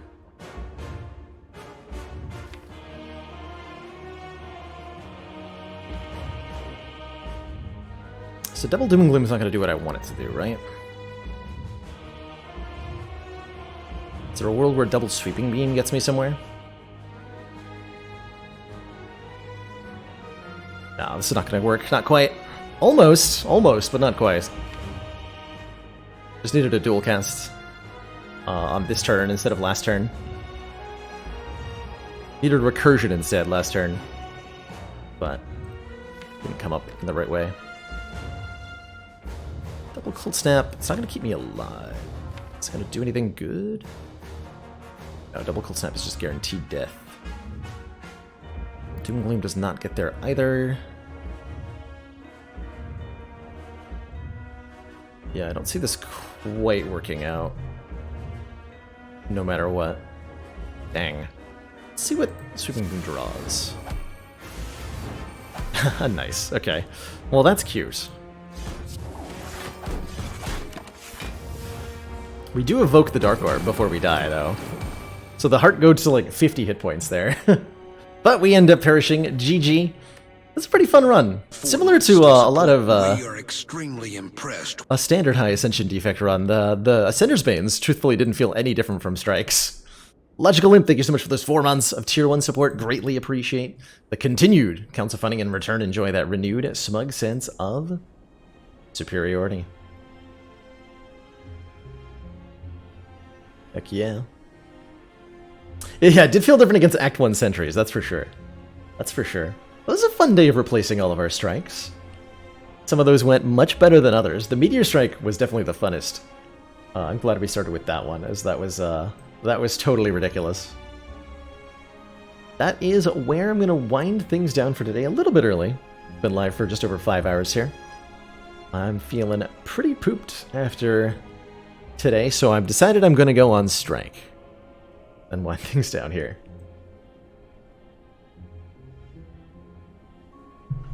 If you're interested in catching us live, you can always join us on Discord or follow us on Twitter for stream announcements. Also, don't forget, I think it's what, !vote. You can vote for the bonus game, or the community decided game for this month there at that link posted up in chat. So if you'd like to see me play a particular game, cast your vote now while Jinfizzes is away.